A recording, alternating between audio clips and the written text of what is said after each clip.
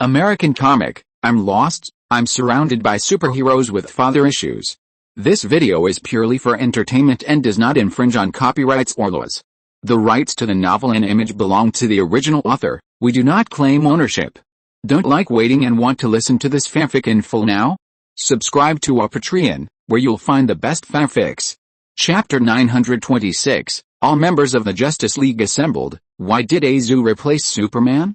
The Flash, who received Bruce's notification, also rushed to the scene. Seeing Azu holding a truck as a baseball bat not far away, Barry's expression was a little strange. This Homelander is really violent. Barry moved in front of Bruce, looking at the demons all over the sky, and said to Green Lantern and Bruce with some doubts, "Did you see it? These demons don't seem to be very keen on killing people. They keep grabbing people and flying somewhere." Green Lantern Hal also nodded, "Yes, I noticed it too. They seem to want to grab people somewhere." The demon shouted Darkseid and grabbed the struggling people and flew away. "Maybe we can follow them and see what these monsters are going to do," Barry made a suggestion to everyone. "I agree," Hal agreed with Barry's opinion. "Although I think we may enter their lair and then get into a hard fight, it's worth a risk. You know, pilots like to take risks." Hal just finished speaking, Azu cleaned up the surrounding demons and flew over. "Hey, Bruce, I thought you were going to collapse just now." Zu came up and laughed at Bruce. Ignoring Zu's sarcasm, Bruce said to Hal and Barry, "Let's follow these monsters and see what they want to do." Half an hour later, Bruce, Zu, Green Lantern, and Flash tracked the demons to the west coast. The waves roared on the coast, and a towering tower stood on the sea not far from the coast. The demons threw the captured people towards the tower. Looking at this spectacular scene in front of them, Zu and his friends looked a little dazed. Bang! A sound of landing sounded behind them. Wonder Woman Diana landed on the ground, shaking the ground slightly. "Hello, warriors," Diana greeted Zu and his friends. "Diana," Bruce looked at Diana in surprise, "when did you get here?" "I just chased these things all the way from the capital to here." "It looks like you need help," Diana said and glanced at Zu. "John, where's your dad?" Zu was a little unhappy when he saw Diana mention Peter. "What? Can't you see that I'm here? Why do you ask where Peter is? I'm not human. I'm here to deal with these monsters on behalf of my father. He also needs to deal with more demon-like troops on the farm. In order to stop us, Darkseid sent most of the demon army to Smallville. Dad sent me here for Bruce's sake," Zu said to Diana, pinching his waist. Diana wanted to say something else, but Hal suddenly pointed at the tower on the sea and said to everyone, "Look, they seem to be scared away." Bruce's face suddenly became serious, and he shook his head and said, "No, they are gathering." Barry swallowed his saliva, pointed at the sea with some fear and said, "They surrounded the water surface, what are they going to do?" The next second, the calm sea surface made a burst. Boom! A huge column of water suddenly rose from the water surface surrounded by demons. The explosion formed by the powerful waves instantly knocked the surrounding demons away. Then, in the shocked eyes of Azu and others, they saw a figure breaking out of the sea. The sea water splashed into the sky, turned into rain, and fell from the sky to Azu and others. Looking at the huge waves surging on the sea surface, Green Lantern asked Bruce in surprise, "What is this?" Boom! Without waiting for Bruce to answer, the figure that broke out of the sea fell in front of everyone. Holding a golden trident and stepping on the corpse of an armored elite demon, Sea King Arthur appeared in front of everyone. Shaking off the water droplets on his head, he asked everyone, "Can anyone tell me what happened here?" He pointed to the demon-like corpse under his feet and said, "There are also these things in the water, and there are quite a few of them." Green Lantern Hal looked at Aquaman, whom he met for the first time, and asked puzzledly, "Who is he?" Bruce explained from the side, "He is Aquaman." Hal showed a surprised expression on his face. "Aquaman? I thought Aquaman was just a joke by Connor O'Brien." Connor O'Brien, famous American talk show host. Aquaman shrugged his shoulders. "I also thought that Green Lantern was just a weird urban legend." As he said that, he squatted in front of the demon-like corpse, and while examining the corpse, he said to Azu and others, "I also found this kind of creature in the sea." They turned on a certain device and tore a big hole in the water, then piles of demons flew out. After Arthur explained to everyone what happened on the seabed, he continued, "You gathered together to fight them, but I didn't find a leader." Bruce raised his head, with a dark face, and complained in his heart, "That's because you didn't see me." Without waiting for the others to answer, Arthur looked at the tower emitting a strange light. I have some experience in leading people. I am the legitimate heir of Atlantis, I am their king, and I think I am qualified to be a leader, Hal said unyieldingly. Then I am the mayor of Seaside City. Arthur pretended not to hear Hal's complaints and continued, the demons are taking people to that tower. We have to go over and see what's going on, but first we have to lead them away. As he said that, he cast his eyes on Hal. Hal asked him unhappily, why are you looking at me? We need a bait, and you're dazzling. I think you can shine as brightly as you can and then lead them down from the tower. Hal, who thought Aquaman was extremely annoying, walked up to him, raised a finger, glared at him and said, hey, listen, I'm not a fish, little water, so don't treat me like a fish. Seeing that Hal seemed to be about to beat Aquaman, the good guy Barry immediately came out to persuade Hal. Hal, we have to put our prejudices aside. It's the end of the world. Don't overreact. Green Lantern thought Barry was a bit of a traitor for not standing on his side. Barry, you should stand on my side. We already have a superhero who gives orders on our side. We don't need a second one. As he spoke, Hal used the Green Lantern to materialize a green arrow pointing at Bruce, fearing that everyone didn't know who he was talking about. Bruce was furious. Hal didn't notice Bruce's resentful face, and said to Arthur angrily, Homelander may look like a villain, but he can not only fly but also throw trucks. He is also the son of Mr. Patrick. The Flash is the fastest man in the world. Wonder Woman can shuttle among the army, and there's me. He pointed at Arthur and his voice became louder and louder. With this ring, I can do everything, so really, is there anything you can't do that we can't do? Azu looked at the Green Lantern who said he looked like a villain, and wanted to cut him in half with his heat vision. Just as he was considering whether to teach Green Lantern a lesson, a large group of demons roared and rushed towards them from the sea. Facing the attack of the demon army, the Sea King responded immediately. As he pointed the trident at the sea, a boom sounded, and the huge sharks made a shocking sound. In the raging waves, they bit the demons rushing over and dragged them into the sea. The demons that emitted a powerful momentum were instantly dragged into the sea by the huge sharks to be eaten. Facing the other demons that escaped the attack of the giant sharks, Arthur jumped down from the 30-meter-high wave. Bang! The trident directly penetrated the monster's chest. The impact carried them into the nearby container yard. Amid the roar of metal distortion, he nailed the demon to the metal wall with his backhand. More demons swooped over. Facing the attack of the monster group, Arthur heavily inserted the trident into the dock planks. The entire base suddenly stopped. The next second, a 20-meter-high seawall rose up, and tons of seawater turned into countless water blades. The demon-like creature was like a moth thrown into a blender, its shell bursting in the high-pressure water flow, and its blood instantly dyed the waves red. Hal stared in amazement at the tattooed man standing on the crest of the wave. Wherever the trident pointed, the entire ocean roared. The tip of the trident burst into blue light, and the high-pressure water flow instantly tore the monster into pieces. Hal, looking at the scene in front of him, his expression was a little dull. After a few seconds, he blinked, coughed, and said to Zu and others, pretend I didn't say anything. Hal, who was flexible, pretended that nothing had happened, and said to Bruce and Zu, I'll lead these monsters away, I'll lead them out and ensure their safety. I don't want to be a good guy like the Flash. I want to leave a good impression on you. You know, I was a little embarrassed when I dealt with a crime syndicate before, so I have to perform better this time so that people will remember me. As Hal spoke, he lowered his head in shock and looked at his arm. It's over. How could he say what was in his heart? Looking down, he saw Wonder Woman's lasso of truth tied to his arm. Obviously, what he said just now was caused by Wonder Woman. No, what did I just say? Wonder Woman. Hal cast an angry look at Diana. Diana looked innocent. It's not my fault, you just touched my rope. Hal felt that this Amazon woman was really sinister. Knowing that he couldn't beat her, Hal had to swallow his anger. But after he saw the smile on Bruce's face, he still exploded.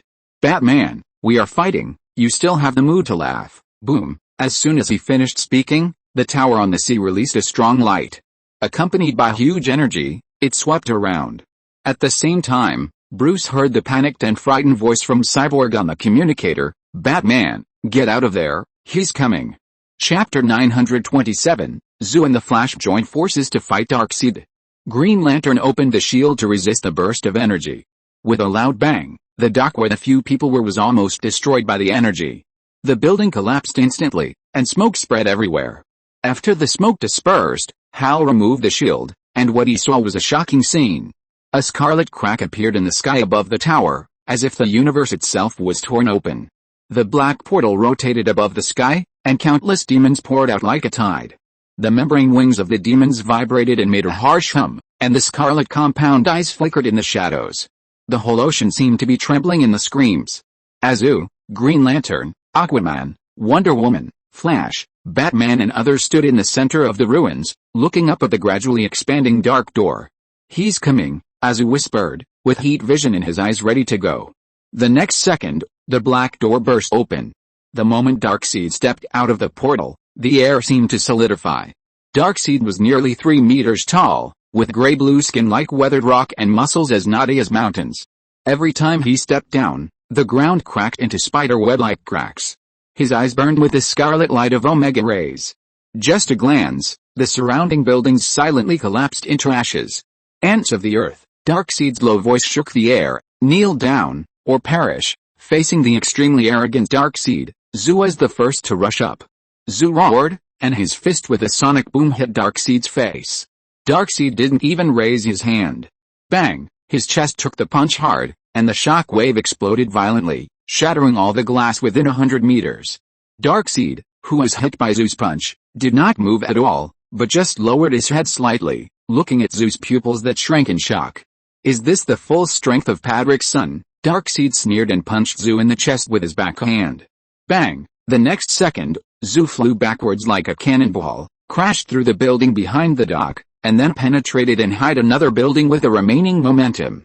John, seeing Zu was knocked away as he came up, Wonder Woman shouted anxiously. Looking at Darkseid angrily, Diana drew out the sword of Vulcan, leaped up, and pointed the sword directly at Darkseid's throat. Facing Diana's attack, Darkseid just raised his eyes. With a bang, Omega rays burst out from his eyes, and the scarlet beams wrapped around Wonder Woman's blade like a venomous snake, instantly melting it.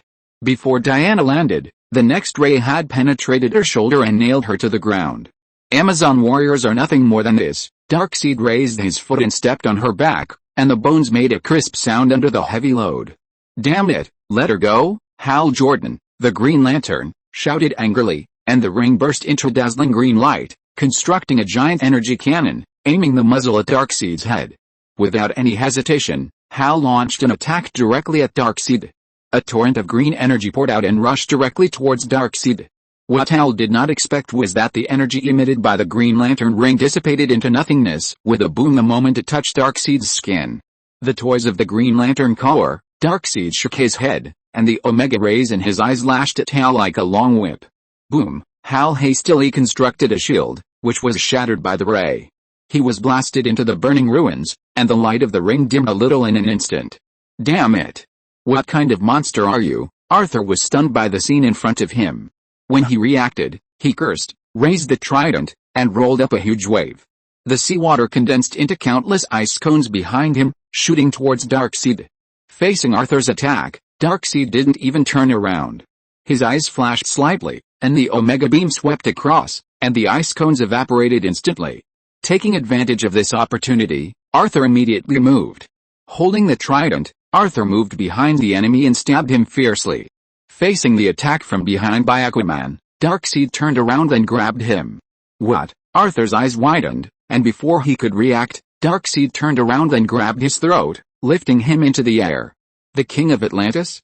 Ridiculous. Darkseid's fingers tightened, and Arthur's neck bones groaned under the heavy burden. "Hey, let him go." Just when Arthur was about to give up, a golden lightning hit Darkseid's arm with a bang. The huge force forced Darkseid to let go. The saved Arthur covered his neck and coughed with a red face. Darkseid glanced at Aquaman on the ground, grabbed him and threw him to the building behind the dock. After dealing with everyone, he turned his eyes to the person who hit him. Barry Allen stood on the burning ruins, the speed force wrapped around him, and the golden arc of electricity surged like a raging wave. Darkseid looked at Barry with an interested look. "Speed? Interesting. It will be more interesting when my fist hits you in the face." Barry didn't waste any words, and instantly accelerated to the maximum speed, and his fists hit Darkseid's whole body like a rainstorm. Facing Barry's attack, Darkseid did not dodge, but let Barry attack. Every time Barry's punch landed, Darkseid's skin was only slightly dented, and then it recovered as before. Your attack can't even break my defense, Darkseid sneered and suddenly reached out to grab Barry. Swish, his fingertips brushed Barry's battlesuit, bringing a string of sparks. Barry staggered back, stopped and looked at his chest in horror. There was a bloody scar on his chest. How could it be possible? This chimpanzee predicted my speed. Barry's face showed a look of shock and disbelief. He swallowed his saliva and looked at the enemy. Darkseid slowly raised his hand, and the energy of destruction gathered in his palm. Barry took a step back and looked at the other superheroes lying on the ground. Diana and Bruce fell to the ground and their lives were unknown. Green Lantern's ring had lost its light, and Aquaman was out of his sight and his life was unknown. Guys, are any of you awake? I'm not good at chatting. Barry retreated and asked for help from others. Bang! The next second, a heavy sound of breaking through the air sounded. Zoo flew back to the scene and landed on the ground behind Barry with his feet. Ahem, Zoo covered his chest and looked at Darkseid in a rather embarrassed manner. I'm awake, but I'm not here to chat. Zoo panted slightly and stretched out his hand to the sky. As he made his move, the sky suddenly emitted a thunderous roar. In Barry's shocked eyes, the trident flashing with lightning fell into his hands. Barry looked at the trident that was exactly the same as Aquaman's and was stunned. Why did two people have tridents that looked almost the same? And now the trident that Zoo held, with lightning lingering on its surface, seemed to exude a more powerful aura than Aquaman's trident. How come you have the same trident as Aquaman? Barry asked stutteringly. Because his trident was given by me, to be exact, I gave it to my father, and then my father gave it to this guy. Zoo pinched his waist with a disdainful expression. He wants to be the boss, but he hasn't asked me if I agree or not. I am the boss here. Zoo waved the trident and faced Darkseid. I didn't expect you to still be standing. Darkseid saw that Zoo could still stand up, and there was a slight surprise on his face. But that's the end. As soon as Darkseid finished speaking, his eyes suddenly shot out Omega rays. As the rays accelerated suddenly, Zuko was not prepared, and by the time he raised the trident, he was already a step too late. Watch out! Homelander, at the critical moment, Barry activated his speed force, rushed over and pushed Zuko forward. Zuko stumbled, and was shocked to see that the Omega Ray actually turned and shot towards him. His own heat vision didn't have this function, and the sight shot from this guy's eyes could actually turn. Run! Homelander, Barry pushed Zuko to run forward quickly, and the rays behind him followed the two of them like a shadow. Zuko reacted, took a step and activated his super speed, running forward. Boom! Zuko flew into the sky and flew towards the clouds at a high speed. But to his surprise, the Omega Ray shot from Darkseid's eyes would also fork. One beam of sight chased Barry, and one beam of heat vision chased Zuko. Flash, their light speed has locked us, Zuko shouted to Barry while flying in the air. The Flash, Zoo looked down without getting a response and found two shadows, one gold and one red, chasing each other on the street. Barry ran at full speed on the joint, swinging his arms and running forward at the fastest speed he could. The red rays behind him, which exuded the smell of death, followed him closely like a maggot on his tarsal bone. Barry gritted his teeth and ran forward, cheering himself up. Come on, you can run faster, Barry. Barry glanced back at the Omega rays and said to himself, not only do you run fast, your brain works faster. Barry found himself running to Metropolis in his rapid thinking. The demons in Metropolis were attacking the police. Looking at the demons attacking the police, Barry instantly had an idea. He just needed to find a target and then highly vibrate through him. And the demon in front of him was his best target. The moment Barry ran in front of the demon, he shook his body and passed through the demon's body. But the Omega rays chasing him would not penetrate the demon's body. The Scarlet Ray instantly hit the body of the demon, and blood burst into the air. Thanks, man, Barry thanked the body of the demon that turned into a pool of blood. Chapter 928, Star-Lord's Outburst and Conflict. Barry used this trick to kill many demons. After he dissipated the power of the Omega Ray, he continued to run forward, ready to meet up with Zoo. He looked up and looked at Zoo in the air. What happened was a shocking scene. Zoo was hit by the Omega Ray and groaned in pain. Homelander, Barry stopped and watched the scene in front of him anxiously. Damn it! I can't fly. Barry, who couldn't fly, could only watch Zoo being hit by the Omega Ray. Before he fell, he was caught by the demon flying over and flew away. Damn it! Damn it! Barry saw Zoo being taken away by the demon, so he could only run to the dock and ask for help from Batman and Wonder Woman. When he ran to the dock, he saw Wonder Woman, Green Lantern, Aquaman, Batman and others had already stood up. There were also Star-Lord, Zatanna and a silver-haired girl with a sword on her back. During the last Syndicate war, Barry knew that the girl who broke into the insane asylum with Batman at night was called Siri. The group was in a tense confrontation with Darkseid on the opposite side. Barry stopped and shouted to Bruce and his group. They took Homelander away. When they heard that Darkseid had taken Zoo away, everyone's faces showed astonishment. Bruce frowned and looked at the expressionless Darkseid. Star-Lord clenched his fists with resentment. He accepted Peter's arrangement and came to support Zoo, but he didn't expect Zoo to be taken away by this guy. Although he has always had some opinions about Zoo, the other party is his relative anyway.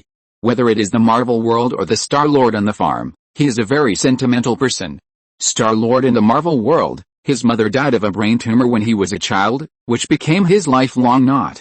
He always carries the old Walkman and Jing Jin Chu tapes left by his mother. When he finds out that his biological father Ego killed his mother, he will not hesitate to give up his divine power, break up with Ego, and even sacrifice himself to stop his father's evil plan. Star-Lord in this life already knows about his past life experience, and can empathize with it, and is unconsciously affected. Usually he will show himself as a gag and cynical image, love to tell jokes, and even do not forget to tease at the critical moment of life and death. He is equally loyal to his friends and family, and is willing to take risks to protect them. Star-Lord in this life grew up under the bondage of the friendship of relatives and friends, and his emotions are richer and more complex than his previous life. This makes him abnormally emotional and impulsive. Now seeing Darkseid taking Zoo away, Star-Lord's anger burst out instantly. "Give him back to me!" Star-Lord's roaring voice, clenched teeth, exploded in the air in an instant. The energy of the gods burst out from his body, and pure white flames burst out. The ruined buildings around him evaporated in an instant. His eyes burned with an unprecedented light, no longer a single smile, but pure, destructive anger. Darkseid stood and looked at Star-Lord, whose aura was surging, with a surprised expression. Star-Lord's feet left the ground, and the elemental gun was thrown away by him. The energy of the gods materialized into a giant blade wrapped in the power of the gods. Now Star-Lord had only one thought in his mind: kill him and save Zoo. Bang! Star-Lord broke through the sound barrier in an instant and punched Darkseid in the chest. The shockwave exploded, and a 1,000-meter-long crack appeared on the surface of the dock. Darkseid was pushed back half a step. There was a burst of pain in his chest. He looked at his chest in surprise. Interesting, although the Dark Lord's eyes flashed with a hint of surprise, he quickly concealed his emotions and his words turned into cold sarcasm. The anger of ants is just ants after all. Before he finished speaking, he punched back and knocked Star-Lord back violently. With a loud bang, Star-Lord was smashed and flew out, plowing backwards along the ground. Facing Star-Lord who could give him pain, Darkseid did not dare to be arrogant. Then he clenched his fists and hammered the ground fiercely. Boom! The ground was wrapped in a powerful shock wave, and a huge earthquake, along with a shock wave, hit the entire space. Aquaman and others were pushed back by the impact, and Star-Lord, who was the main target, was pushed underground. Star-Lord, who was smashed into the ground, used the giant blade transformed by the energy of the gods to split the ground and rushed out. Star-Lord, who broke out of the ground, was quite embarrassed, and the energy of the gods formed armor on his body. His left arm was at an unnatural angle, and his right face was burned by Omega rays, and blood flowed from the corner of his mouth. Although he was very embarrassed at the moment, Star-Lord did not feel any pain. I said, he charged again, and this time the speed made Darkseid unable to raise his hand to block. Hit him, the giant blade of the god chopped down, and with a bang, Darkseid's shoulder armor shattered, and a wound was cut on the gray-blue skin for the first time, and dark golden blood oozed out. Give it back to me. Star-Lord's fists fell like a rainstorm, and each blow had enough power to crush a planet. Darkseid was finally forced to retreat. He loosened his hands that were clasped in front of his chest and blocked Star-Lord's attack with both hands. How dare you, go to hell! Star-Lord hit Darkseid's face with a headbutt, and the dull and huge sound was clearly audible. Star-Lord, surrounded by anger, suppressed Darkseid for a short time. Bruce, Zatanna and others looked at this scene, stunned. It turns out that this little fat guy Star-Lord is so powerful when he explodes. Siri looked at Star-Lord, who was waving his fists in anger to fight Darkseid, and was a little unbelievable. She always thought that Star-Lord was just a child who liked magic and was a little immature. What she didn't expect was that Star-Lord would be so terrifying once he exploded with all his strength. But then she felt that this was not strange. After all, this was Peter's child. Which of his sons and daughters was ordinary? In the shocked eyes of everyone, Star-Lord punched Darkseid back. But anger has its limits after all. Star-Lord's strength gradually became exhausted and the strength of his attack gradually weakened. When his divine energy began to decline, Darkseid's counterattack began. With a bang, he grabbed Star-Lord's throat. The Omega Ray penetrated his face at close range. Facing Darkseid's Omega Ray attack, Star-Lord immediately condensed a divine barrier to resist. Hoolah! The barrier containing the power of the gods was instantly shattered by the Omega Ray. Darkseid, with extremely sharp movements, punched Star-Lord's lower abdomen heavily. Star-Lord, who felt a pain, let out a cry of pain, and was then knocked out by this huge force. Bang! He plowed a long mark on the ground when he hit the ground, and only stopped when he crashed through a wall. After being hit so hard, everyone thought Star-Lord would definitely not be able to stand up. Unexpectedly, he clenched his fists and staggered to his feet, holding on to the wall. I am not done with you yet. I am not done yet. Star-Lord rushed to Darkseid again and punched him. Facing Star-Lord's stubborn attack, Darkseid grabbed his wrist. Looking at him coldly, Darkseid stared at Star-Lord's eyes burning with anger, remembering this opponent who had injured him. Bang! Star-Lord saw his left wrist being grabbed, and his right hand suddenly hit the opponent. Darkseid's movements were faster, carrying a fist with a powerful momentum, and hit Star-Lord's chest. With a burst of energy, Star-Lord was instantly rushed out. With a bang, Star-Lord, who was hit in the chest, fell to the ground, shaking the ground slightly. Looking at Star-Lord lying on the ground, Darkseid did not attack again, but turned around and left. Seeing that the other party was about to leave, Star-Lord staggered to his feet, wiped the blood from the corner of his mouth, and shouted to the other party, "Where are you going? Stop. Damn it, don't run away." Star-Lord, who was standing unsteadily, was about to chase after the other party. Seeing that Star-Lord wanted to chase, Bruce immediately came up and held his arm to prevent him from falling. Bruce shook his head at Star-Lord with a complicated expression. "Stop, Star-Lord, he is aiming at the remaining blocks. We have to stop first, find the Godfather and others to regroup, and then deal with him." At this time, Star-Lord had already lost some of his mind. He looked at Bruce with red eyes. "Don't block my way, Batman." Bruce frowned and said to him unceremoniously, "Your arm is broken. Are you stupid enough to go and die? Not only can you not save a zoo, you will even break yourself in it." Star-Lord looked at his right hand and condensed a little bit of God's energy in his hand. "My right hand can still work, that's enough." Seeing that Star-Lord seemed like a completely different person, impulsive and brainless, Bruce grabbed his collar and pulled him in front of him. "Then you're going to die? Then let me die." Looking at Star-Lord with red eyes, Bruce was slightly stunned and slowly loosened his hand holding his collar. Diana, Suri and Zatanna beside him stared at Star-Lord in a daze. The air fell into silence for a while.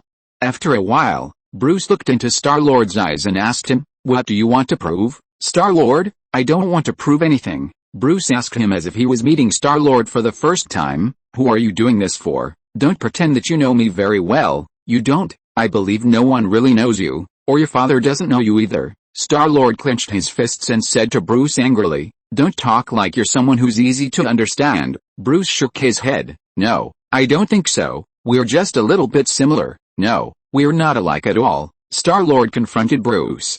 "You're just a perverted guy in a tights." Chapter 929 Horus, for the Emperor Father. March.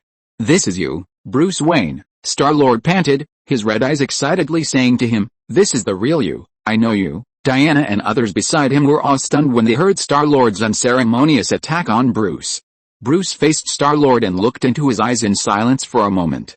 "You're right, I'm Bruce Wayne." In the stunned eyes of others, Bruce slowly took off his mask, revealing a slightly tired face. "When I was 10 years old, my parents were killed in front of me," he said to Star-Lord, who was also stunned. In a tired but firm tone, "I have been training myself all my life to fight against the criminals who took their lives, but this time is different," Bruce said as he cast his eyes towards the ruined building. "But this time is different. This is not just for me," Star-Lord was shocked by the aura that Bruce suddenly revealed, and his intense emotions gradually calmed down. He exhaled, and asked Bruce with a complicated expression, "Why are you telling me this?" "Because these are more important than me personally, and also more important than you personally." Bruce's eyes contained something that Star-Lord didn't know before. Looking into his eyes, Star-Lord's previous impulsive thoughts of wanting to save Zhu gradually disappeared. "Don't work alone, Star-Lord, you should pay attention to more important things, that is, you should also pay attention to all the other people.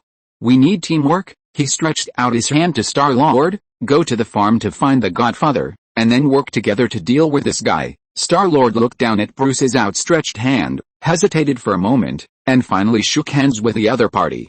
After touching hands with Star-Lord, Bruce turned and left. "Hey, where are you going?" Seeing Bruce leave, Star-Lord shouted to him in confusion. "No comment for now. Protect yourself from being caught by Darkseid. I'll be back soon." Waving to Star-Lord and the others, Bruce shot the hook gun, and his figure instantly disappeared in the alley. Seeing Bruce disappear like that, Star-Lord let out a frustrated breath. Although he was a little impulsive just now, Batman is annoying because he often tells riddles. Also, he will never admit that he often imitates Bruce's hoarse voice, which makes him hate him a little. Smallville. The buildings in the town burned in the sunset, and the thick smoke covered the sky. Clark stood on the scorched earth, and the residual heat of heat vision still remained in his eyes.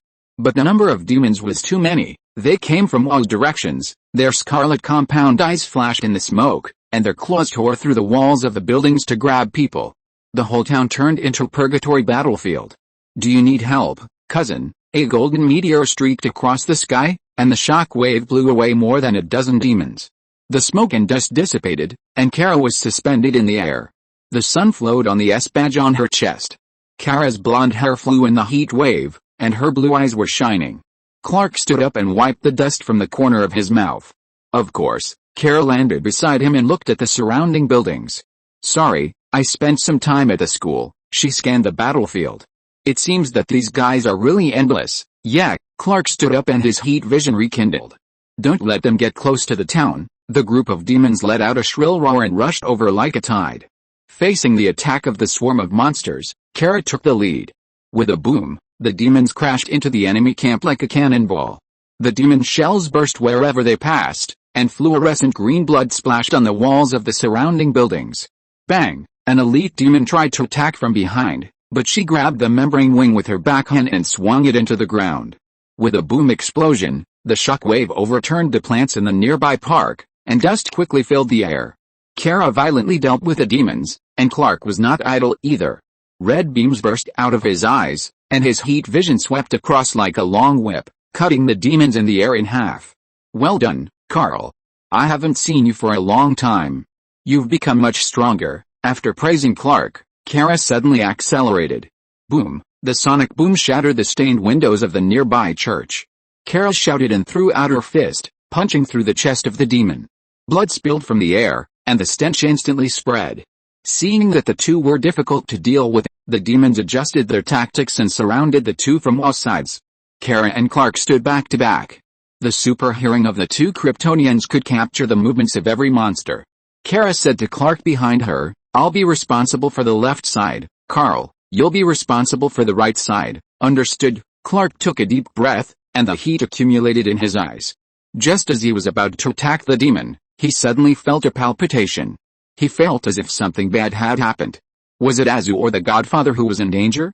Azu, Star-Lord, Siri and Zatanna went to Metropolis to support Bruce and the others. Nothing unexpected would happen, right? Clark immediately became anxious when he thought that Azu and the others might be in danger. This feeling was not the first time he had encountered it. The last time Azu encountered danger in the world of injustice, he also had this bad feeling in his heart. "Are you okay, Carl?" Kara felt that Clark seemed a little uneasy and asked him worriedly. "Yes, I'm fine." Clark calmed down and focused his attention on the demon in front of him. Then the two jumped up at the same time. Kara spun in the air, alternating between heat vision and freezing breath, and the demons were either burned into charcoal or frozen into ice sculptures and fell. Clark flew close to the ground, and his heat vision impacted the monsters around him.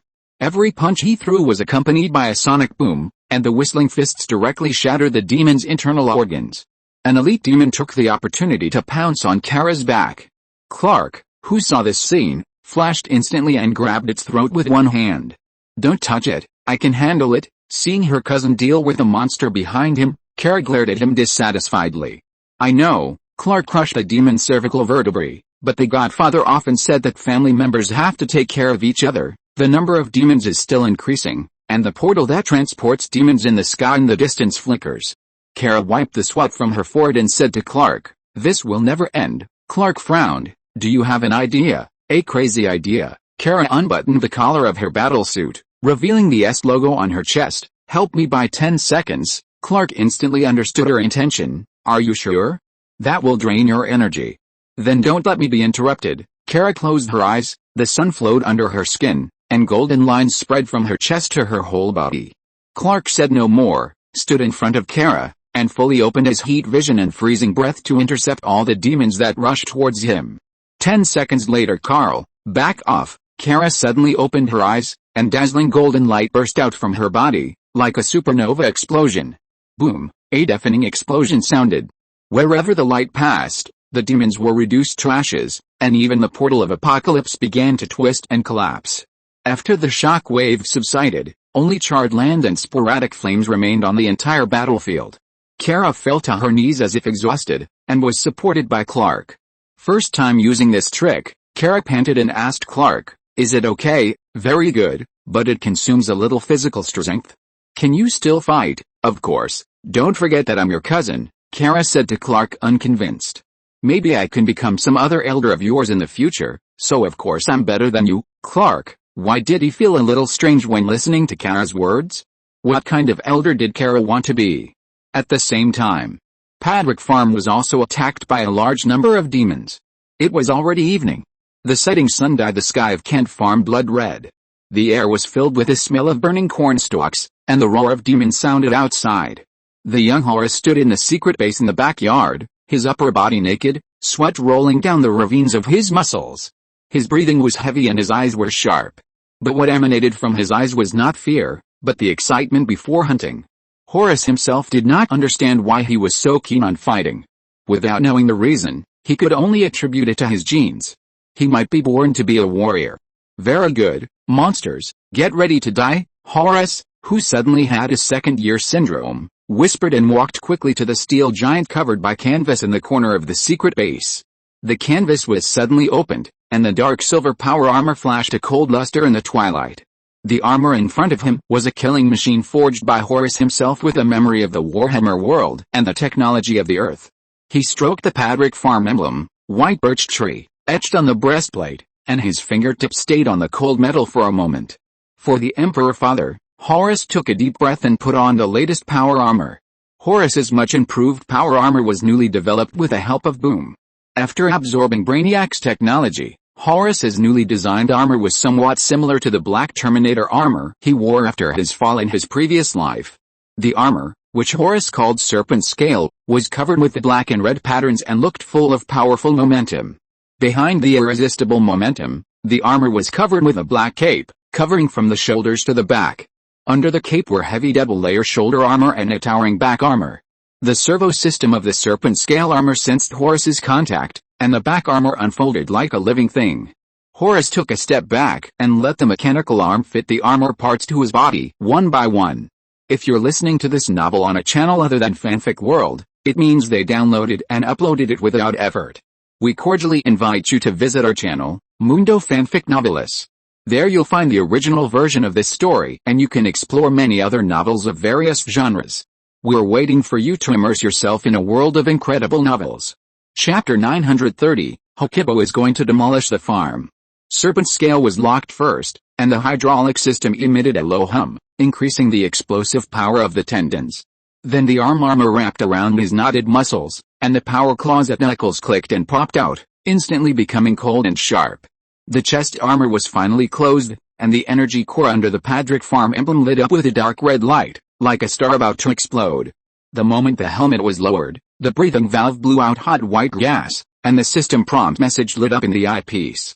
"System activated," a mechanically synthesized voice sounded from the helmet.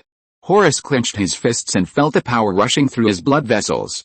Just as Horus put on the power armor, the door of his secret base in the backyard was torn open by the claws of the demon. The moment the demon just reached into his head. Bang! Horus's grenade gun roared, and the .75 caliber armor-piercing bullet directly blew the upper body of the demon into pieces. The fluorescent green blood splashed on the haystack, becoming extremely eye-catching. Without pausing, Horus strode out of the room, his gun spitting out flames.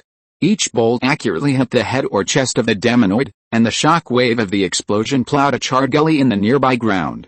With this level of strength, you are no match for the son of Patrick. Horus shook his head and reloaded the bullets in his bolter.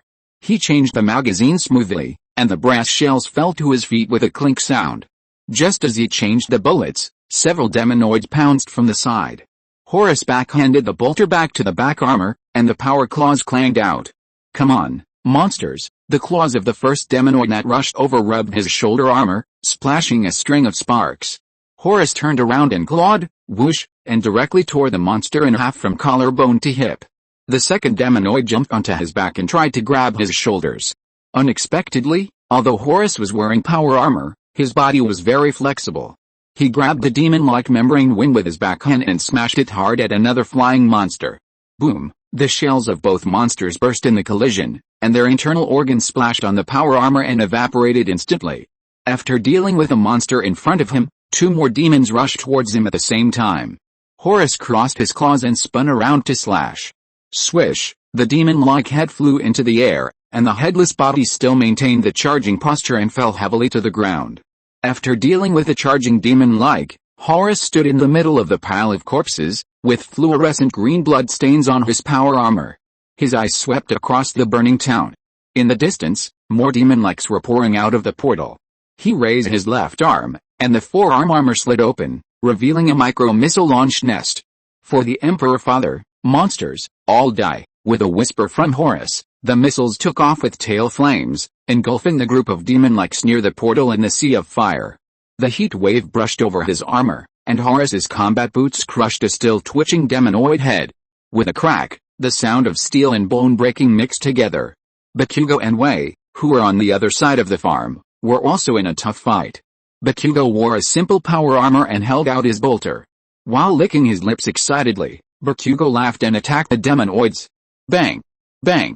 Bang! Every bullet fired accurately shot down the demonoids in the air. Facing the agile Bakugo, the monsters that were whizzing over were completely unable to cause effective damage to them. Turning around and twisting her waist, Bakugo's eyes opened wide and she let out an excited shout. Die, monsters! Cha! Cha! Cha! As the weapons in her hands continued to fire, the demonoids in the sky continued to fall down. Wei, who is not far from Bakugo, shouted angrily and released the restrictions of her gloves. After being modified by Brainiac technology, Wei's gloves were no longer just Hextech technology. After the new modification, the boxing gloves have been integrated with more technology. Not only can they be used as fighting gloves, but they can also release powerful energy pulses.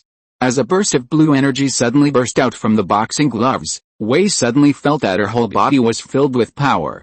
With a shout, she suddenly jumped into the air. With a punch, the powerful blue energy burst out instantly, sweeping away all the demons around. Then Wei grabbed the demon that rushed over with her backhand and punched the opponent's head. Before she could react in time, Wei punched the demon in the head. The demon was killed by her, but Wei also lost support in the air and fell heavily to the ground. Swoosh! At the critical moment, Mark flew over and hugged her. Are you okay, Wei Aole? Yes, I'm fine, thank you, Mark. Wei thanked Mark who caught her in time. You're welcome, be careful, these monsters are stronger than the ones we encountered last time with Steppenwolf. After Mark gave Wei a warning, he put her down to deal with other demons. Wei stood on the ground, glanced at Horus and Teresa who were fighting the demons, and continued to deal with the demons in the sky. With a bang, Wei knocked the demons away, and leaned against an abandoned tractor, panting slightly. The hex gloves on her fists glowed coldly. Wei's red hair was soaked with sweat, and a lot of demon blood was stained on her tight vest. Before she could catch her breath, she found that Boom Boom had rushed over. Boom Boom suddenly jumped off the beam, and the bomb in his hand drew an arc in the air and smashed into the group of demons approaching outside the barn. Boom! The shock wave of the explosion overturned half of the barn, and the remains of the demons flew everywhere. because she didn't notice Boom Boom's built-in exploding teammates' behavior for a while. Wei was instantly overturned by the air wave and rushed backwards. But she quickly rolled to stabilize her body. When she looked up, Boom Boom had already rushed into the smoke and dust, laughing and shooting at the demons. Demonoids came from all directions, their scarlet compound eyes flashing in the smoke and dust, and their membrane wings vibrated with a harsh hum. Wei took a deep breath, and the energy core of her hex gauntlet lit up. She rushed into the group of enemies surrounding Boom and smashed the head of the demonoid with one punch. Left. Boom, Wei shouted to remind her. Boom threw a grenade without looking back, and the explosion engulfed several monsters that rushed over. She grinned, revealing her sharp fangs. I don't need your command? Viola Wei did not respond, but just glared at her fiercely and continued to fight. What Wei did not expect was that Jinx became more and more crazy as the battle went on. Her movements became more and more frantic, and she swung the fishbone rocket launcher and fired randomly when she ran out of bullets. Wei was shocked to find that Boom's pupils had turned abnormal purple. It seemed that something was eroding her sanity. Wei. Look. Do they look like fireworks? Boom laughed and blew up the windmill on the farm with a rocket. With a loud bang, the windmill not far from the farm began to collapse. Amid the deafening sound, burning debris rained down on the farm and fields. Seeing Boom destroy the windmill, Teresa, Mark, and Horace were all stunned. It's over. Boom went crazy and seemed to be ready to tear down the farm. Just when Wei thought that Boom was going to transform into Hacky Boom and tear down the house, a roar sounded in the air. In Wei's stunned eyes, Peter appeared behind Boom, who was bombing wildly, and put his hand on Boom's hair. Behind him, Courtney followed with a star staff. Touched by Peter's hand, Hacky Boom immediately calmed down, and the purple in his eyes faded in an instant. Boom, who regained his clarity, blinked his eyes, pretended to be excited and turned around, and shouted surprise, Dad. With a thump, Boom fell into Peter's arms. Peter glanced at the collapsed windmill not far away, and his lips trembled. Although he used the reinforcement magic on the farm, if he didn't come in time, the farm reinforced by magic might be demolished by her. Peter was about to teach his daughter a lesson for letting herself go, and the next second, a roar came from the air. Peter looked up and found that Star-Lord, Diana, Suri, Zatanna and others had returned. Diana, Peter saw several people appear, frowned slightly and asked them, what happened? Why are you so embarrassed? Where are Zoo and Batman? Diana fell to the ground and showed a guilty look to Peter.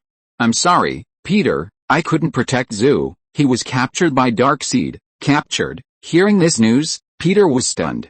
He was shocked, but he quickly adjusted his mood, calmed himself down, and asked Diana and the others, what happened? He was entangled by the elite demons in Smallville, and sent Star-Lord, Zoo, Suri, and Zatanna to Metropolis for support. Unexpectedly, an accident happened. Diana glanced at Peter, who was gloomy and trying his best to control his emotions, and told him everything that happened at the scene. After Mark, Teresa, Horace and others cleared the surrounding demons, they gathered around to listen to Diana's story. In other words, these demons have a specific purpose for taking people away, and Darkseid should have other intentions for taking Zoo away. Peter narrowed his eyes slightly.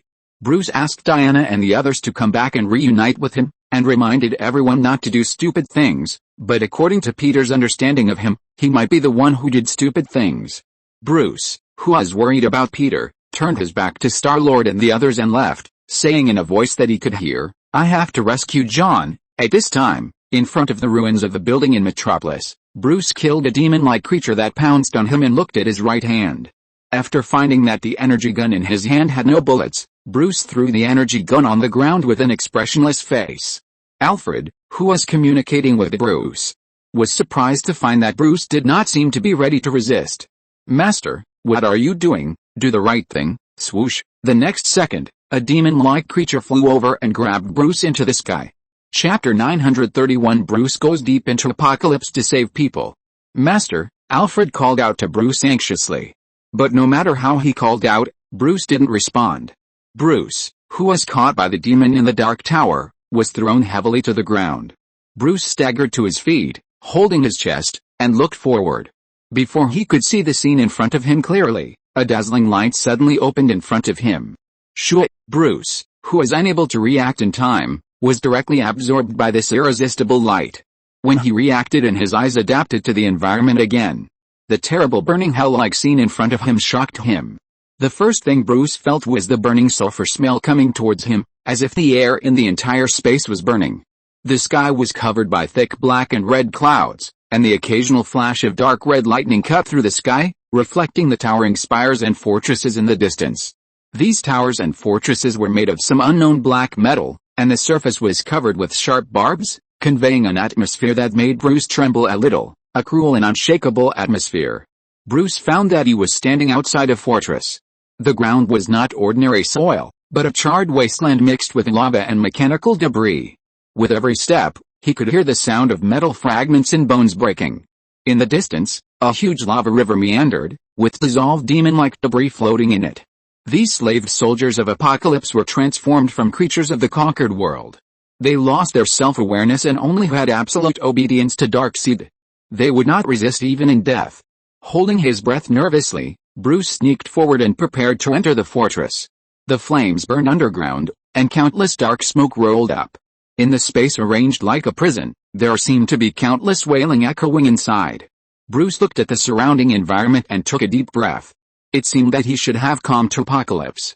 He had heard Peter say that the environment of Apocalypse was extremely harsh, full of huge flame pits and the breath of destruction, symbolizing destruction and the end. Now this world surrounded by flames and smoke should be the planet of Apocalypse. Bruce glanced at the Greek letter Omega symbol of Darkseid on the rock wall not far away, and walked carefully on it. After entering the fortress, the first thing Bruce saw was the enslaved creatures. Apocalypse conquered countless worlds, and their residents were forced to work in furnaces and factories to forge weapons or build Darkseid's war machines. These slaves were ragged, with haggard faces and empty eyes, as if they had lost hope long ago. They were whipped, tortured, and even transformed into demons. Bruce even saw a group of slaves being driven to push huge blocks of metal, and those who were a little slower would be executed on the spot by the supervisor. Although he felt some sympathy for these slaves, he could not stop his steps and could only move forward. The light inside the fortress where Bruce walked was dim, and only the red crystals inlaid on the wall emitted a faint light, reflecting the reliefs on both sides of the corridor. These reliefs should record every world conquered by Darkseid and the civilizations destroyed by his own hands. Just after walking a few steps, Bruce heard a voice coming from the space separated by the wall. The demon army walking on the earth can't handle his body, so our master sent him here. But this guy is not a Kryptonian, although he looks like one. Hearing this voice, Bruce immediately hid his body and quietly approached. Through the crack in the door, he vaguely saw two people talking. Although he is not a Kryptonian, it is a pleasant enjoyment to be able to cut him over and over again. Don't admit the existence of pleasure, Darkseid, it is forbidden. Hearing the name Darkseid, Bruce was shocked. This guy appeared last time when Steppenwolf invaded. According to the Godfather, Darkseid is Darkseid's subordinate and a scientist on Apocalypse. His inventions help Darkseid create chaos and conquer other planets. This guy has the physique of the new gods, which is different from the physique of Earthlings because he comes from a race that can live forever. This makes him very long-lived like other members of the tribe, and he can live forever, unless he is murdered or for some other reason. Darkseid's voice reached Bruce's ears. Lord Darkseid's target is not him, but that Kryptonian. Only with that Kryptonian can we create a new soldier. Kryptonians are a very important part of finding Darkseid's daughter. Our master will not stop until we find her. Bruce's pupils trembled when he heard Darkseid say that Darkseid planned to use Clark to create a new soldier, and the ultimate goal was to find his daughter. He thought Darkseid's goal was to conquer the Earth and find the anti-life equation. Unexpectedly, his ultimate goal was his daughter. What exactly is Darkseid's daughter? Bruce fell into deep thought. Taking a deep breath, Bruce forced himself to put these things aside for the time being. The most important thing now is to rescue Zu. He looked inside through the gap with the help of a little light. In the shadows of the room, Bruce saw Darkseid's confidant, Darkseid, the torture master of Apocalypse, holding a torture device and wearing a hood, smiling and watching Zu tied to the bed. On the other side, he saw an old woman with silver hair. In Bruce's mind, he quickly called up the information he knew about Apocalypse. This old woman should be the kind grandmother mentioned by the Godfather. This old woman is a native of Apocalypse. She is not a natural leader, but a person who has worked her way up from the bottom. Her usual job is to train children from Apocalypse to become warriors. Darkseid looked at Zu, who was glaring at him with gritted teeth, and released a beam of energy from his hand. Zhu screamed in pain. "I will kill you two beasts," Zhu roared and threatened Desid and the kind grandmother. "You can't do it now." With a cold smile on his face, Desid continued to release energy attacks towards Zhu. Seeing this scene, Bruce wanted to step forward to stop it. But he knew that doing so would be tantamount to committing suicide. Bruce frowned as he watched Zhu being tortured. Padrick Farm. The demon army outside had been cleared out. Father Sorrow had basically returned, and Clark and Kara also returned to the farm. In addition, all the members of the original Justice League also gathered at the farm. Queen Mara, Zatanna, Sari and others also participated. Courtney, who had never experienced such a scene, was shocked to see the superheroes she had only seen on TV appear on the farm. She originally wanted to restore the glory of the Justice Society of America. But now it seems that this Justice League of Padrick Farm in front of her is more powerful than the Justice Society of America with Starman. "I just don't know if Mr. Padrick will agree if I apply to join." Standing next to Courtney, who was thinking wildly, was Mara, who had not appeared for a long time. Mara, who had matured a lot, did not develop according to the original world line and become a couple with Aquaman. But in this world, she still became the temporary leader of Atlantis when Aquaman was away. When Aquaman was away, Mara, as the temporary queen of Atlantis, shouldered the responsibility of maintaining peace between the outside world and Atlantis. The return of the Ocean Lord Orm, as Aquaman's younger brother, undoubtedly added more variables to this journey of peace. Orm, the former prince of Atlantis, resolutely gave up everything in the outside world after learning the fate of his motherland and returned to the underwater kingdom that he was familiar with and unfamiliar with. There was a blazing fire in his heart. He not only wanted to become the king of Atlantis, but also wanted to be the savior who could lead his people to a new future. And during this period, Aquaman, who got the trident, also returned. So the three-way confrontation between Orm, Mara and Aquaman unfolded on the seabed.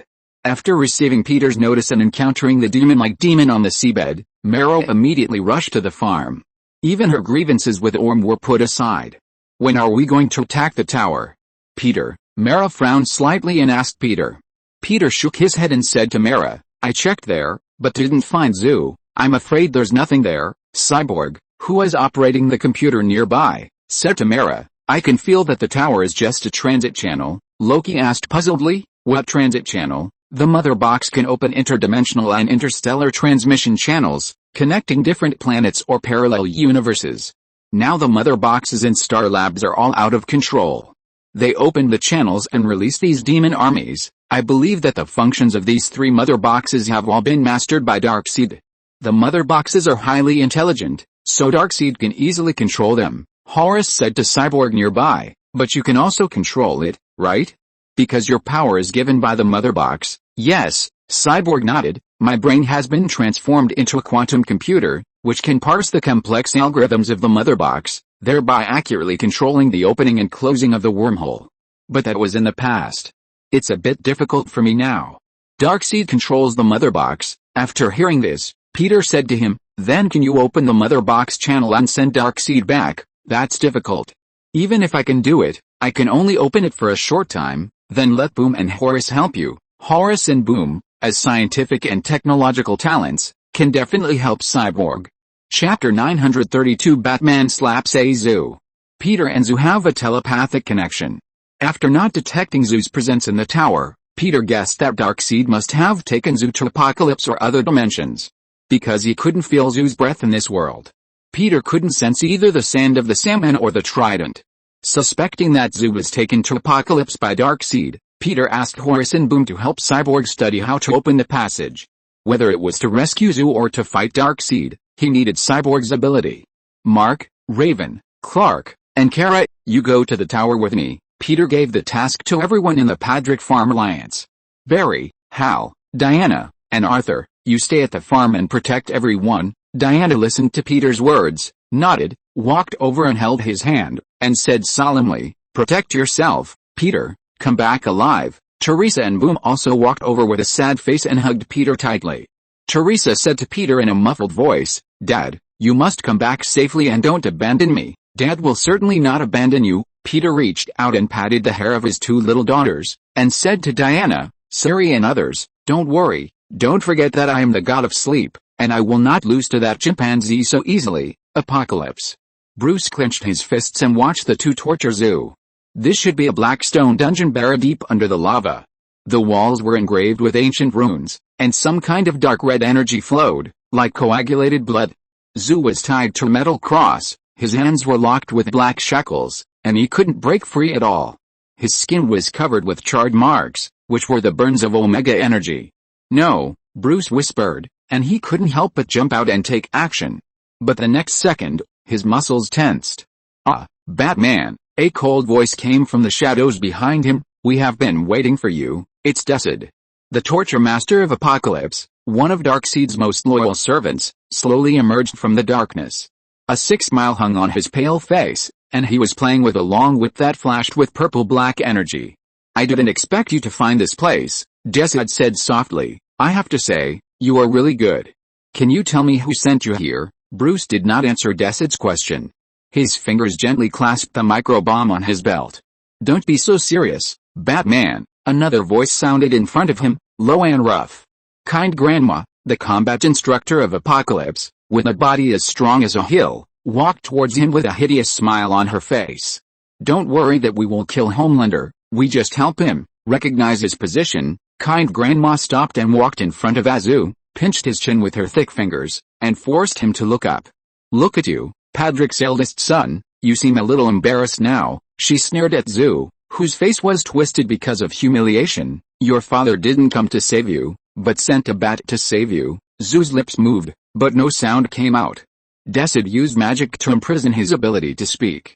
Zhu looked at Bruce with complicated eyes. No matter what, he didn't expect that this guy who had always been at odds with him since he was a child would come to save him. Since he followed Peter to Metropolis and met Bruce for the first time, he didn't like this guy, and even had more than one conflict with him. Unexpectedly, the guy who came to save him in the end would be the guy he hated the most. Zhu's emotions were surging, and Bruce's knuckles on the other side were already white. Taking advantage of the other party's inattention, Bruce took the lead in launching an attack. With a bang, the smoke bomb exploded, and the dungeon was instantly shrouded in thick fog. Bruce rushed forward like a ghost, and his fist blade popped out, piercing Desid's throat. "Naive," Desid sneered, and swung out his long whip like a venomous snake, and purple-black energy exploded in the air. With a boom sound, Bruce dodged sideways. But he was still hit by the aftermath, and his right arm instantly felt a burning pain. Desid's whip was not only a physical attack, but also eroded his nerves. "Hey!" The next moment, the kind grandmother roared and rushed over, punching the ground. The whole dungeon trembled and gravel flew. Bruce, who was standing unsteadily, immediately rolled to avoid it, and at the same time threw out several bat darts, all hitting her shoulders. Contrary to Bruce's expectations, these sharp metal pieces did not even pierce her skin. "Mortal," the kind grandmother grinned at Bruce, "your toys can't hurt the new gods." Bruce saw that the attack did not work, and took a step back. He quickly used the grappling gun to swing to a high place and pulled out a short knife from his cloak. The short knife was forged from magic metal and could hurt divine creatures. Bruce swooped down quickly, the blade pointed directly at the eyes of the kind grandmother. The kind grandmother roared and raised her hand to block. But the blade still cut her cheek, and dark golden blood oozed out. "You are looking for death," the furious old woman punched him in the chest. Bruce barely raised his arm to block, but was still knocked away by the huge force. With a bang, he hit the wall heavily and spurted out a mouthful of blood. Swish, Desid's long whip attacked again, this time it tangled his ankle, and the purple-black energy penetrated into his blood vessels like venom. Bruce gritted his teeth and pressed the button on his belt. The electric current along the long whip back to the enemy, forcing Desid to let go. Although he repelled Desid, the kind grandmother was already approaching, and her fist smashed down like a warhammer. Boom! Just when Bruce couldn't hold on any longer, the whole dungeon shook violently. The ceiling suddenly exploded, and a blazing white light penetrated through, blowing the kind grandmother and Desid away directly. Bruce looked up, and in the smoke and dust, a familiar virtual figure was suspended in the air. Cyborg. Was it Cyborg who opened the wormhole? Dazzling light burst out in the space, and a virtual hole opened around it, accompanied by a whistling wind and energy pouring out. Looking at this scene, Desid, who was lying on the ground, showed a look of shock on his face. "No. It's her mother box, they've been activated," He quickly realized that someone on Earth had used the power of the mother box to open the passage. Bruce was also blasted out by the energy that suddenly opened the wormhole.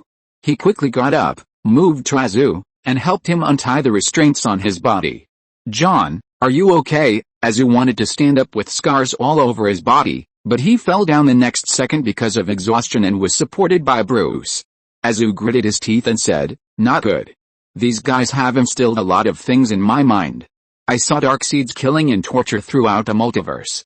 And I even saw myself." Seeing that Azu seemed to be mentally a little bit off, Bruce frowned. "You need to wake up, John, a farm that recycles bodies," Zu still muttered to himself. "The children are screaming." Seeing Zu's spirit was depressed and he seemed unable to recover, Bruce said to him anxiously, "John, you need to wake up. We must go back before the wormhole closes." Bruce looked at the shaky passage in front of him, which seemed to be about to collapse, and gritted his teeth. "Pa!" He slapped Zu hard. "John, look at me. We need you, and your father needs you even more." Zu, who was slapped by Bruce, was a little confused. Hearing the other party say your father needs you, Zu's eyes instantly regained their brilliance. "You're right, my father needs me." Zu's eyes regained their fighting spirit, and a red light accumulated in them. He hugged Bruce and activated his flying ability. Boom! With a wave of air, Zu flew to the wormhole in an instant. After he flew into the wormhole portal closed directly. Looking at Zu and Bruce escaping, Jessup and the others were stunned. Meanwhile, Gotham. Constantine, who had not been seen for a long time, was investigating in a single-family room. There were not many demons in Gotham at this time, and most of them were concentrated in the urban area, so he could investigate his own affairs leisurely without being affected by the demons. With a creak, Constantine pushed open the creaking door and stepped into the room. The air was filled with a smell of rusty blood, mixed with a kind of sweet smell of corruption, the residual smell of blood. The windows of the room were nailed shut with wooden boards, and the only light came from a swaying electric lamp, casting a distorted shadow on the wall. In the middle of the floor lay the body of a young girl, her throat cut open. But strangely, not a drop of blood flowed from the wound, as if it had been sucked dry by some force. He squatted down, gently touched the girl's forehead with his gloved fingers, and whispered a detection spell. The girl's pupils suddenly contracted, as if she still had the fear before death. He took out a silver knife from the pocket of his windbreaker and cut open her palm. There was no blood in his palm, only black viscous liquid oozing out. It was obvious that the girl died after being sucked dry of blood by the flying demons. It was exactly the same as the other dead people he had investigated before. He walked to the cabinet, opened the drawer, and found the driver's license of the deceased. Looking at the name on the driver's license, Marina Black, he fell into deep thought. It was just as he expected. Several girls who were killed that he investigated before were also named Marina Black. Obviously, these flying demons in the sky are hunting a girl named Marina Black. Why are they doing this? Could it be that the master behind these demon armies is driving them to hunt a girl named Marina Black? What is the relationship between this girl and the master of the demon army? Chapter 933, Darkseid's Children, the Devil's Daughter. After leaving the murderous mansion, Constantine left Gotham. He used the portal to enter Boston and walked quickly in the slightly cold night. Most of the demons in Boston had been killed by Diana, and the sporadic invasion of demons was no longer a threat. The streets were under curfew, and peacekeeping troops driving chariots were traveling on the streets. But this tense atmosphere was much better than Gotham and Metropolis. After passing through several winding alleys, Constantine stopped in front of an old brick house. The doorplate was rusted, but a faint candlelight shone through the crack of the door, and the air was filled with a scent of lavender and myrrh. He took a deep breath, raised his hand and knocked on the door, and his knuckles made a dull sound on the wooden board. The door opened silently. "John Constantine," a soft but unquestionable female voice came from the shadows. "I knew you would come." Mrs. Xanadu stood in the door, a dark purple dress outlining her elegant figure, and her long silver hair fell like moonlight. Her eyes, the eyes that could see through the past and the future, were quietly looking at Constantine, with a kind of compassion and understanding. "I'm sorry to bother you at this time, Mrs. Xanadu." Constantine pulled the corner of his mouth and walked straight into the house, and the windbreaker brought a gust of cold wind. "But you and I both know that I don't come to you for no reason. If I come to see you, it must be something important. You know I'm not here for tea." As he spoke, he looked at the furnishings in the surrounding rooms. The furnishings in the room were ancient and exquisite, with tarot cards scattered on the velvet tablecloth and crystal balls glowing blue under the candlelight. Mrs. Xanadu waved gently, and the door closed silently behind him. "You came here for the death of a woman, right?" she said directly, as if she had already seen through his intentions. Constantine's brows frowned slightly. He hated being seen through, especially by her. "Who did it?" he asked in a low voice. Mrs. Xanadu did not answer immediately. She walked towards the crystal ball, her fingertips lightly touching the surface, and rippling images emerged in it, twisted shadows, whispering demons. "I knew you would come, John." Mrs. Xanadu's voice seemed to come from far away, but this time, "the answer you want may scare even you." Constantine grinned, pulled away the carved chair and sat down, and his windbreaker brought in a cold wind wrapped in raindrops. "Honestly, there are not many things that can scare me. I'm a person who is being chased by demons for debts." He took out a wrinkled cigarette case. "What else can scare me? Those overwhelming demons outside now don't scare me. I don't think there's anything more terrifying than that." Mrs. Shangdu saw Constantine's indifferent expression and asked him, "Why do you want to investigate this? Even if the earth is conquered by demons, there are still people in the Padrick family to hold on. You are not someone who is willing to save the world." "I'm not interested in saving the world, but I owe someone a favor." Constantine shrugged. "Zatanna is now working under Peter Padrick to fight against a demon army. In order to prevent her from sacrificing inexplicably, I have to work harder. She regards that farm man as her father. She might do something like taking a bullet for her father." He was quite unhappy with the fact that Zatanna regarded Peter as her father and ran to the farm every few days. Mrs. Xanadu nodded and continued to ask Constantine, "Do you think the death of the woman in Gotham is related to the demon-like army outside?" "Yes, there must be some connection that we don't know about. I found out, John, you always drag the people around you into danger." Mrs. Xanadu complained and walked towards the crystal ball. Sitting at the table, she took a deep breath and placed her hand on the crystal ball. White mist gradually appeared on the surface of the crystal ball. Mrs. Xanadu's fingertips hovered over it, and 3 obsidian dice automatically arranged into a triangle on the velvet cloth. When her nails scratched the dice, Constantine saw a flash of red light in her pupils that made his heart palpitate. "It's not humans who are killing people." Mrs. Xanadu suddenly grabbed his wrist with amazing strength. "The deaths of those girls are proofreading, like a gardener pruning extra branches." Her nails dug into Constantine's skin, piercing him painfully. "Someone is erasing all individuals named Marina Black, because the real Marina will bring the end." With a boom, the crystal ball suddenly exploded. Countless fragments were suspended in the air, reflecting a shocking picture to Constantine. In the flashing fragments, he saw an Amazon warrior giving birth in pain on Paradise Island. With a scream of pain, a baby girl was born. The 2 Amazon warriors near the woman in labor took a look at the baby and screamed in panic.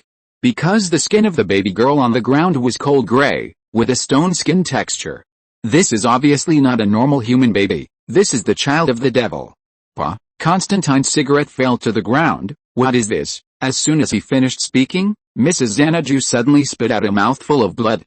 She trembled and pulled out the tower and death cards and stacked them together, and the cards began to spontaneously combust. "Go." Mrs. Xanadu immediately tore off the burning tarot card and slapped him on the chest. "They have smelled it." The roof collapsed. 3 demons tore through space and descended, and the smell of sulfur instantly filled the room. "Fuck." Constantine immediately threw out the holy water dagger hidden in his sleeve, and the liquid splashed on the demon's face, making a hissing sound like a branding iron. "Nimu." Passage. Lady Xanadu bit her finger and drew a bloody symbol in the void. The antique mirror behind her suddenly turned into a vortex leading to a dark alley. "Damn it. Go." With a swish, the demon's bone spur pierced her shoulder. Lady Xanadu groaned in pain. Constantine cursed and threw the burning tarot card. The flames suddenly expanded and attacked the demon's face. After temporarily forcing the demon back, he took the opportunity to grab Lady Xanadu and jumped into the mirror. Bang! A few seconds later, Constantine supported Lady Xanadu and walked quickly to a nearby church. With a bang, he kicked open the church door and placed the injured Lady Xanadu on the church bench. "It's really strange, John. I thought you would sell me out and run away alone." Covering her injured shoulder, Mrs. Xanadu panted slightly and said to him, "Don't make me sound so mean. Most of the time, I just have to do it when I have no choice." After simply stopping the bleeding from Mrs. Xanadu, Constantine took out a cigarette and lit it. After exhaling a puff of smoke, he asked Mrs. Xanadu, "What happened to the picture I just saw? Why did I see an Amazon woman?" Mrs. Xanadu thought about the picture she saw in the divination just now and fell silent. After a while, she said to Constantine, "The Amazon woman you saw should be the real Marina Black." "The real Marina Black?" "Yes, Marina Black is the Amazon god-chosen assassin from Paradise Island. The sacred mission given to her by the Greek gods is to kill the new god Darkseid, which is a nearly impossible task, and Marina did something unexpected to complete the mission. She chose to get pregnant and give birth to Darkseid's daughter." Mrs. Xanadu said something that stunned Constantine. He asked Madame Xanadu in disbelief, "You said that the master of the devil, Darkseid, combined with an earthling to give birth to a daughter. It's not impossible. Darkseid once invaded the earth, but at that time the gods and heroes of the earth fought together. The god of war Ares chopped him down, and he eventually failed and left the earth." Madame Xanadu told a secret that Constantine didn't know.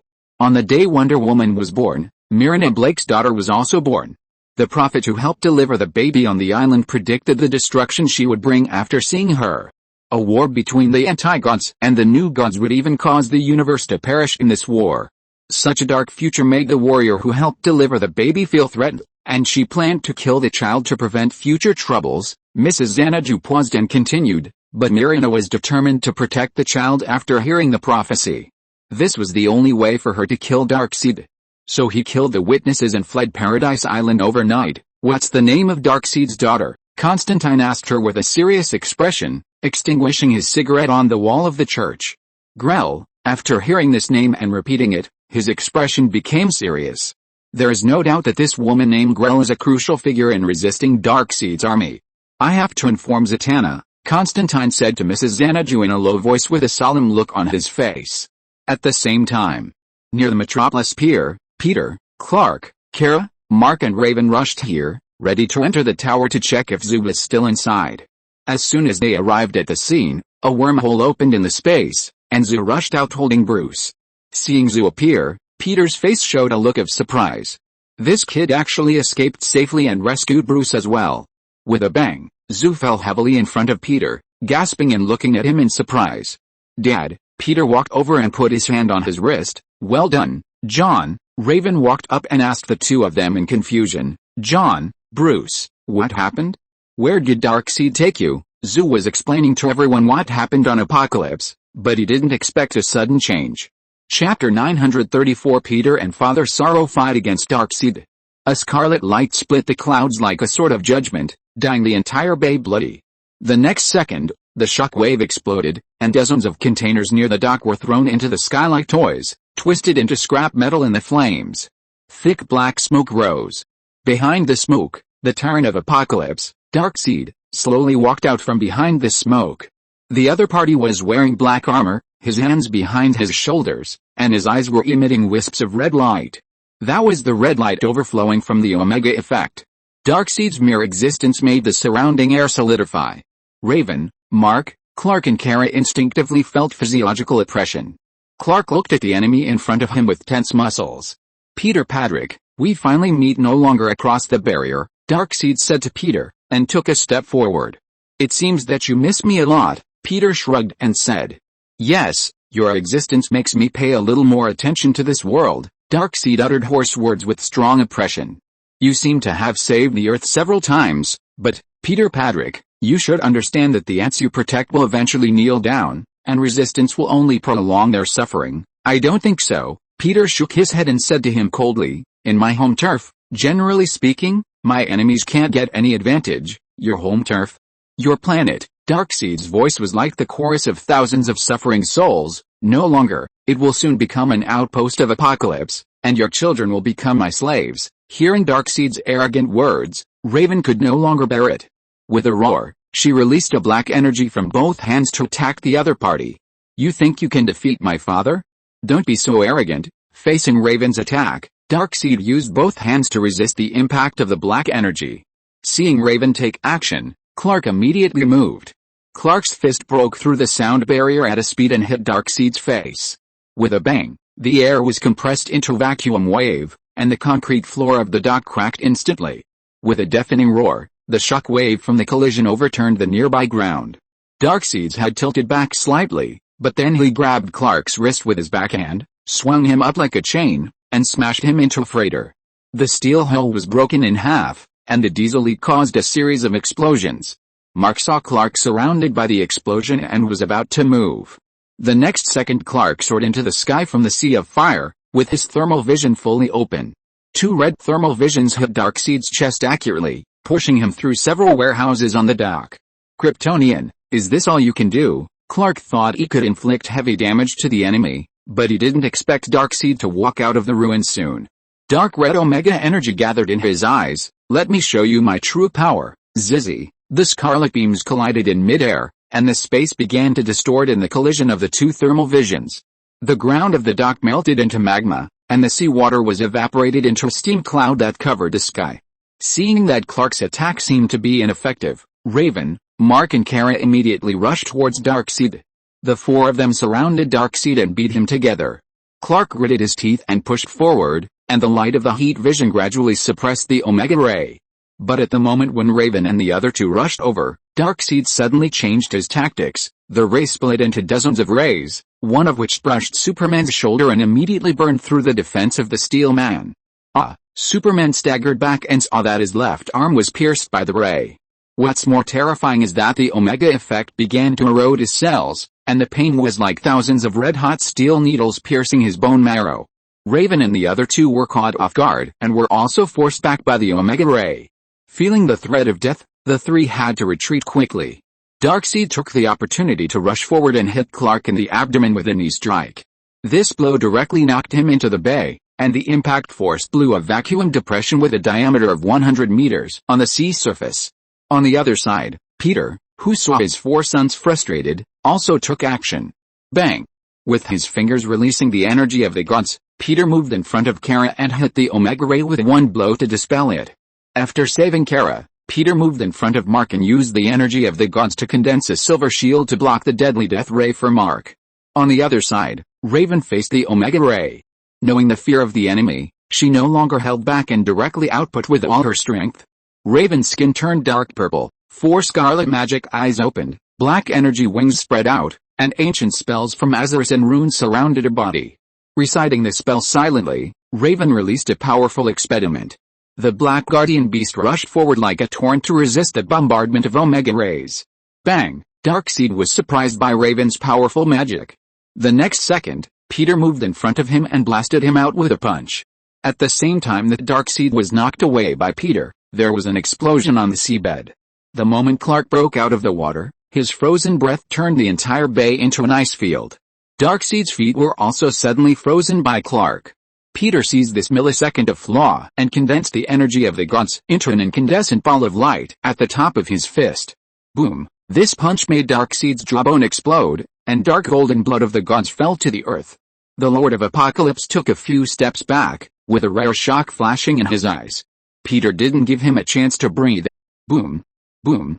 Boom! Thousands of supersonic punches poured down like a rainstorm, and each punch was powerful enough to crush a mountain. The dock collapsed completely, and the two fell into the underground pipe network, and rushed back to the ground in a series of explosions. When Darkseid hit the ground, Mark's speed broke through the sonic boom, and with a bang, his fist knocked Darkseid back heavily. Kara moved to the front of the flying Darkseid at lightning speed, raised her fist and prepared to give him a fatal blow. But Darkseid's movements were faster, and he stabilized his body and knocked Kara out with an Omega Ray. Kara, whose shoulder was nearly pierced, rolled to the ground. Raven immediately released a black magic grid to wrap Kara, who was falling. Clark turned into a meteor and rushed towards Darkseid in the sonic boom. Darkseid, with red eyes, blocked Clark's attack with his arms, but the next second, Peter, who was coming up, swung him away with a whip made of divine energy. Bang! The air exploded, and the torn air was turbulent. At the same time that Darkseid was knocked away, Mark flew over and punched him in the air. Peter and the four Supermen burst out with all their strength, suppressing Darkseid in all directions. The more he hit Darkseid, the more surprised he was. The strength of Peter's sons and daughters greatly exceeded his expectations. Almost every one of them has the strength of a Kryptonian. Resisting Mark's attack that was rushing at high speed, his eyes released a dark red ray. The forked Omega Rays shot at Peter and his companions from all directions. Pulling back a distance, Darkseid said to Peter in a calm tone, "Your strength is beyond my expectation, Peter Patrick, but you can't defeat me with just this." As he spoke, his eyes shot out Omega rays, and while forcing Peter back again, he moved in front of Mark and punched Mark in the cheek, knocking him down from the air. Then he moved in front of Clark and punched him back. At the same time, his eyes shot out rays at Raven again. Omega rays burst out. Raven's wings quickly closed. The ray narrowly brushed past her wings, evaporating a distant watchtower into dust. After forcing Raven and his companions back, Darkseid clenched his fists. With a boom, the sonic boom channel of the mother box opened instantly. The powerful energy burst caused the matter near the channel to be annihilated into dust in an instant. Clark was shocked by the opening of the sonic boom channel, and a bang shot came. The bullets fired from the sonic boom channel sucked Clark into the sonic boom channel. Peter saw that Darkseid was going to take Clark away, so he naturally would not let him do so. Peter casually released a rope transformed from Silver God energy, and grabbed Clark, who was about to be pulled into the mother box channel. At the same time, Peter shot silver energy from his eyes and rushed towards Darkseid. Mark, Raven and Kara, who were shocked by the scene, immediately attacked Darkseid in anger. Bruce, who was holding Azu on the side, was shocked to see the energy released by both sides collide with each other. Boom, the red and silver death rays intersected in the air, and the powerful energy almost annihilated the space. All the surrounding matter disappeared and dissolved in this destructive force. Just when Bruce could hardly hold on, a deafening explosion sounded. Boom. The sonic boom channel also disappeared in an instant. When the smoke and dust caused by the explosion disappeared, Bruce was shocked to find that Peter and Darkseid in the center of the battlefield were gone. Damn. What happened? Covering his wound, Zu asked Bruce in shock and confusion. Where are Dad and the others? Bruce shook his head solemnly. I don't know. I guess they were all taken to Apocalypse by the sonic boom tunnel. At the same time, Zatanna at Patrick's farm felt uneasy. She paced anxiously in the living room and took out the key to the secret room from her. Peter had given her the key before he left, asking her to keep it for him in case something unexpected happened and he couldn't return it to her. This was the first time Peter gave her the key. This showed that he had no confidence in this battle against Darkseid. I just hope Peter won't have any accidents. Just as Zatanna was praying, she suddenly received a message from Constantine. Be careful of Greer. In the living room, the Flash Barry suddenly stood up. Something is wrong. Barry knelt on the ground, groaning in pain, and his body trembled. Zatanna looked at Barry, and an unbelievable scene happened. She saw a pair of hands sticking out of Barry's mouth. Chapter 935, The Daughter of Darkness Destroys the Justice League. Seeing Barry's abnormal behavior, everyone was stunned. Zatanna was about to ask Constantine who Gray was, but she was stunned when she saw Barry's painful appearance. Siri looked at him with a stunned face. Are you okay, Barry? Siri wanted to move forward, but Loki on the side reached out to stop her. No, don't go over there, Siri. Loki looked at Barry, who was groaning in pain, with a serious expression. He is in danger now. Under the gaze of everyone, Barry Allen looked down at his hands, his fingertips trembling slightly. His pupils suddenly contracted, and a gurgling sound that was not human came out of his throat. He said to everyone with all his strength, No, she has locked my position, Barry. Seeing Barry's miserable condition, Diana wanted to come over to help her, but it was too late. The Flash's mouth suddenly tore open in a way that violated the laws of physics, and the corners of his mouth split to the roots of his ears, revealing a black hole-like abyss. Then she crawled out from inside. A black shadow opened his mouth. The appearance of the mysterious creature was accompanied by a creepy wet sound, as if some ancient creature had broken out of its cocoon. In the eyes of shock and disbelief, a woman opened Barry's mouth and slowly crawled out. Her skin was the dark gray of Apocalypse, her scarlet eyes slowly opened in the shadows, and her long black hair squirmed like a living thing. The woman with amazing momentum, holding a huge axe, and her armor was engraved with runes that no one could understand. With every step she took, the ground cracked like a spider web. Hello, heroes, her voice was like the whisper of millions of dead souls. Diana and others looked at the woman who came out of the Flash's mouth, their faces full of horror. Barry next to him knelt on the ground, holding his throat with both hands, and something was squirming under his skin. The woman raised the huge axe and just swung it casually, and blood splattered on Barry's chest in an instant. Barry, whose chest was cut open, groaned and fell to the ground. Your speed is interesting, she whispered to Barry, but you are the only speedster in this group. You will cause me the most trouble, so I can only let you leave first. Seeing that the other party dealt with Barry so easily, the enraged Aquaman roared and rushed towards her. Facing the attack of Aquaman's trident, the woman in the gray cloak just waved her hand lightly. Bang! A dark energy barrier appeared out of thin air. The moment Arthur hit it, the Omega symbol exploded on his chest, blasting him out, smashing through the wall of the room and plowing out on the ground.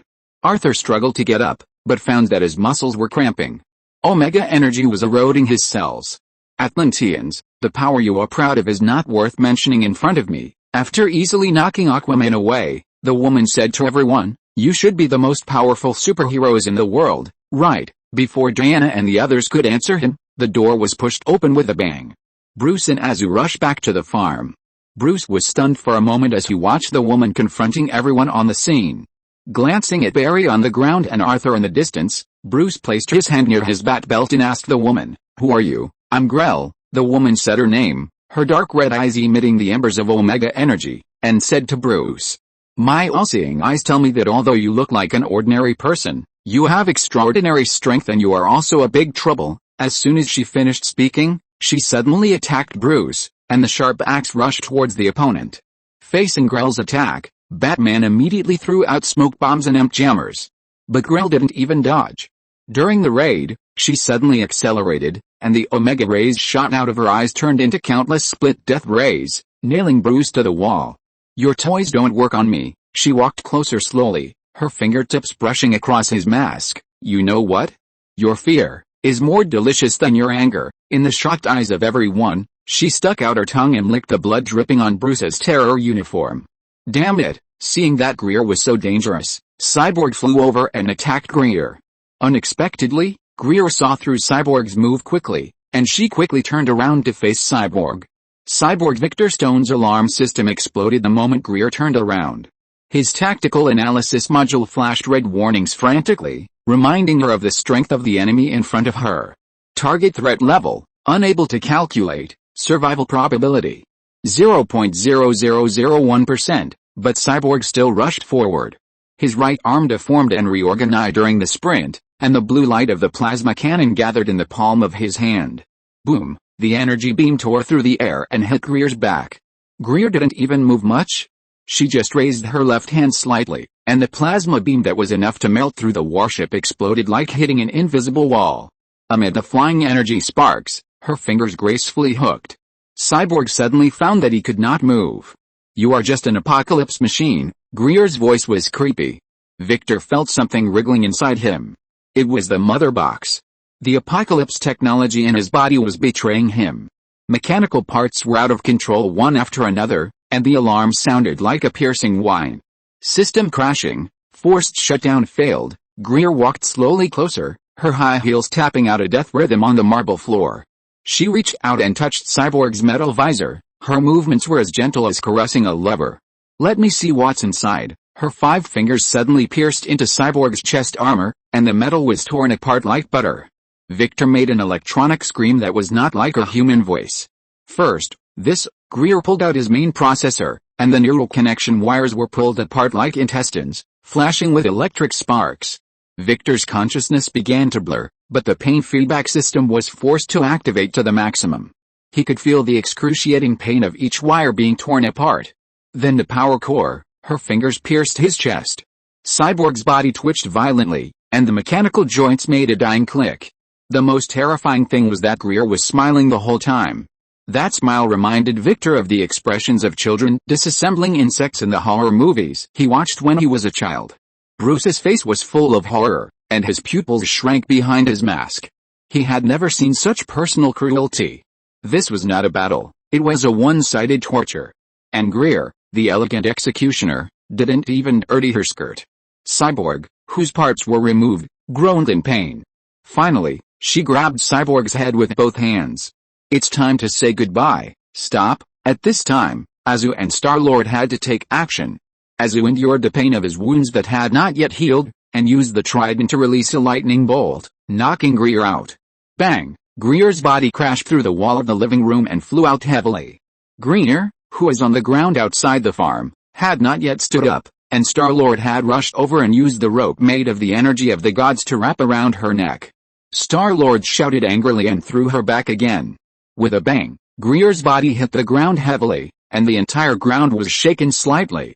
After throwing Greer out, Star-Lord flew to Cyborg on the ground and stretched out his hand to pull him up. "Are you okay? Be careful." Cyborg saw a lightning bolt coming from behind Star-Lord and immediately reminded him loudly. But Star-Lord was still a step too slow. Although he turned his head subconsciously to avoid being beheaded, the sharp axe still hit his shoulder. Star-Lord, who was hit on the shoulder, screamed in pain. The huge pain made the energy in his body pour out continuously. Plop! Star-Lord, who was hit on the shoulder, fell to his knees with a plop. Greer, who had returned, raised the axe and prepared to behead Star-Lord. "Stop!" Diana roared, moved over in an instant, and hugged Greer. The two Amazon women had their first fateful confrontation. Diana, who was behind Greer, released the lasso of truth and wrapped it around Greer's arm like lightning. She tried to torture the other party with the lasso of truth. But the next second, the golden light on the lasso was swallowed by some kind of darkness, and it became a shackle to bind Diana.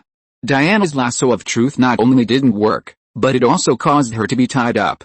The princess of the Amazon is nothing more than this. Greer grabbed her neck with one hand and lifted Diana up. Diana's skin began to fade, and her power receded like a tide. She raised her right hand, broke free from the control of the truth lasso, and hit the opponent fiercely. Greer took a step back, and the omega rays in her eyes suddenly shut out. Diana stretched out her arm to block it. As a result, the protective silver bracelet on her wrist was shattered with a crash. Diana looked at her broken protective silver bracelet with disbelief. With a bang, Greer moved over and pushed Diana to the ground. At this time, apart from the injured, the Green Lantern Hal was the only one left in the Farm Guardian Alliance.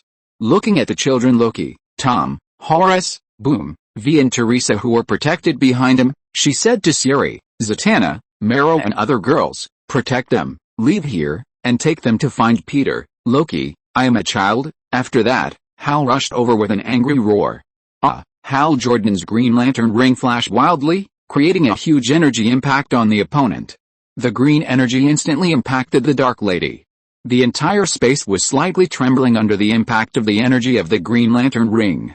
Facing the impact of the Green Lantern energy, Greer stretched out her hand to resist the deadly energy.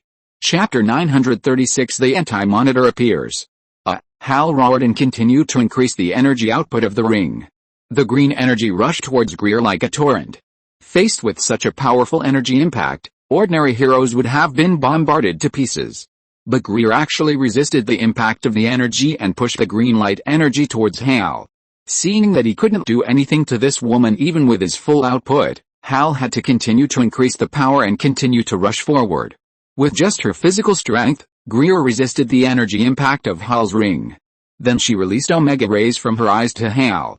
Hal was shocked and wanted to retreat, but he didn't expect the system to fail, and he was instantly backfired by the power of the light ring. Bang! Hal fell heavily to the ground, and the green light ring on his finger instantly became dim and irrelevant. Seeing that Hal was also defeated instantly, Zatanna, who knew that the enemy in front of her was extremely powerful, immediately created a portal to take Bomb and others away. "No. I can't leave." Seeing Zoo, Batman, Diana, Flash, Green Lantern, Star-Lord, Cyborg and Aquaman lying on the ground, their lives unknown, Teresa, with tears in her eyes, was determined not to leave. "We are no match for her, Teresa. Only by finding your father can we have a chance." Zatanna gritted her teeth, grabbed Teresa's arm, and said to her sternly, "Your father." Hearing Zatanna's words, Greer's eyes showed a trace of solemnity. "Who is your father?" Zatanna blocked Teresa and others behind her, and said to Greer in a stern voice, "Peter Patrick, he took our elite forces to deal with Darkseid, otherwise you would not succeed here." Peter Patrick. After repeating the name, Greer shook her head. "I have never heard of it, but he will definitely not succeed, because in this world, no one can defeat him." As she said that, she walked towards the Green Lantern Hal who was lying on the ground. She took the ring from the dying Hal and poured dark power into it. As the dark power was poured in, the Green Lantern ring emitted a faint green light. Finally, the ring released a black light pointing in a certain direction. Holding the Green Lantern ring, Greer threw it to the ground. She had used Hal's ring to find the Green Lantern she was looking for, Jessica Cruz. Jessica Cruz was also a Green Lantern from Earth. The ring in her hand had an important ability, which was to break the limitations of parallel universes and connect different parallel worlds. This was also the reason why she appeared here and attacked Hal and everyone else. Knowing that this woman would definitely not give up today, Zatanna immediately took action. She had to cover Teresa and the others to leave. Loki, take your brother and sister away, Zatanna said as she attacked Greer. The magic circle burned in the air, and the ancient spell wrapped around Greer like a chain, trying to restrain her actions. As with Metrian Zinthus, with a boom, the energy exploded like thunder, but Greer just raised her hand and instantly corroded the spell into black smoke. Magic, she chuckled, this level of magic can't defeat me. At the same time, Mara also took action. Seawater gathered from all directions, and under Mara's control, it condensed into countless sharp water blades, piercing Greer like a rainstorm. Greer didn't even move, letting the water blades hide her body. To Mara's surprise, the water attacking her suddenly stopped, and turned into a dark corrosive liquid, attacking Mara. Your water is mine now. With a bang, Mara groaned and was blown away by her own attack. Her body smashed the wall, and the water around her quickly evaporated into mist. At the same time, the demon hunter Siri flashed from the void, and her long sword slashed at Greer's neck. Facing Siri's attack, Greer turned sideways and grabbed the blade with one hand. Siri's arm was instantly numbed by the recoil. The next second, she pulled hard, and Siri lost her balance. With a swish, Greer's other hand directly pierced her abdomen. Ugh! Siri coughed up a mouthful of blood, and the power of time and space ran wild around her. But she was in great pain and could not break free from Greer's control. Zatanna looked at Siri, who was seriously injured, gritted her teeth, and chanted a more powerful spell again. Facing the powerful magic attack, Greer just glanced at her, and the Omega Ray suddenly shot through her shoulder. Zatanna felt an evil force invading her body. Her throat was suddenly strangled by an invisible force, and the spell was stuck in her chest and could not be uttered. Her magic was completely blocked. Mara struggled to get up and tried to summon the seawater again, but her power was gradually disappearing, and the water flow collapsed at her fingertips. Siri fell to her knees, groaning in pain, and blood oozed from the gaps between her fingers covering her abdomen. Her ability to jump through time and space was suppressed by some higher dimensional power and could not be used. Greer stood in the middle of the three people, and her scarlet eyes slowly scanned them. You think you can change something by joining forces, she whispered, with Siri's blood dripping from her fingertips. Your struggles just add to the fun. As she spoke, she raised her hand, and a dark torrent of energy burst out, blowing the three away at the same time. Zatanna smashed the runes of the magic circle. Mara was overturned into the ruins. Siri's sword flew out of her hand and stuck in the ground far away, with cracks all over the blade. Teresa, Boom, V and others saw that they were about to collapse in order to protect themselves, so they naturally would not leave like this. Courtney held the star staff tightly and took a deep breath. Although she was very scared now, she would not be a turtle. She couldn't leave others alone. Peter and Star-Lord had saved her more than once, and this time she would also fight to the end to fight against evil like Starman did. She was not afraid even of death. Several people left the passage, ready to fight to the death with this powerful woman. Just as Teresa and the others were preparing to attack Greer, a crack suddenly opened in the air. A vast and powerful, irresistible force descended here. Bruce, who was lying on the ground, looked up at the crack above his head in shock. The next second, with a swish, a strong light flashed. Bruce, Azu, Boom and others who were unable to react were swept away by the strong light energy and disappeared in an instant. After the crack disappeared, Greer looked at the empty farm at this time, and an ugly expression appeared on her face. Who is it? How could they rescue all these people in an instant? She clenched her fists, and the red light in her eyes became stronger. Knowing that she couldn't track who rescued these people, she didn't waste time here. With a boom, her body turned into a meteor and flew away. She needed to find the Green Lantern Jessica Cruz.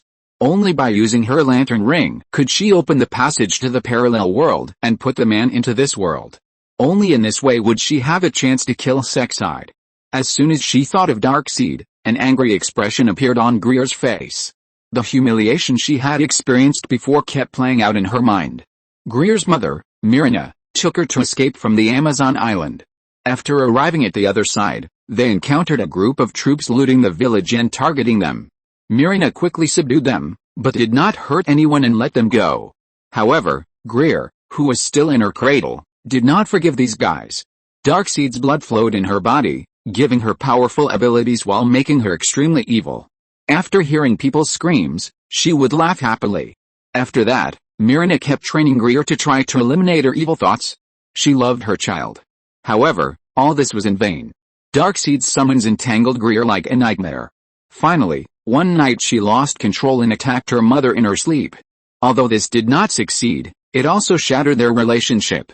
While comforting her, Mirina found a griffin to protect her from everyone, which also made the last bit of warmth in Greer's heart disappear. She blamed everything on Darkseid, and for this reason he spent years looking for a way to destroy him at all costs, and now she has found it. An existence as powerful as Darkseid, the Anti-Monitor. As the prophecy said, she will bring the war between the new gods and the anti-gods, and all this has just begun. Now, as long as she finds Jessica Cruz, she can summon the Anti-Monitor. Now that Darkseid has invaded the Earth, she will bring the Anti-Monitor and the two of them will kill each other. Then she can kill Darkseid. This man who gave her life but made him hate him so much?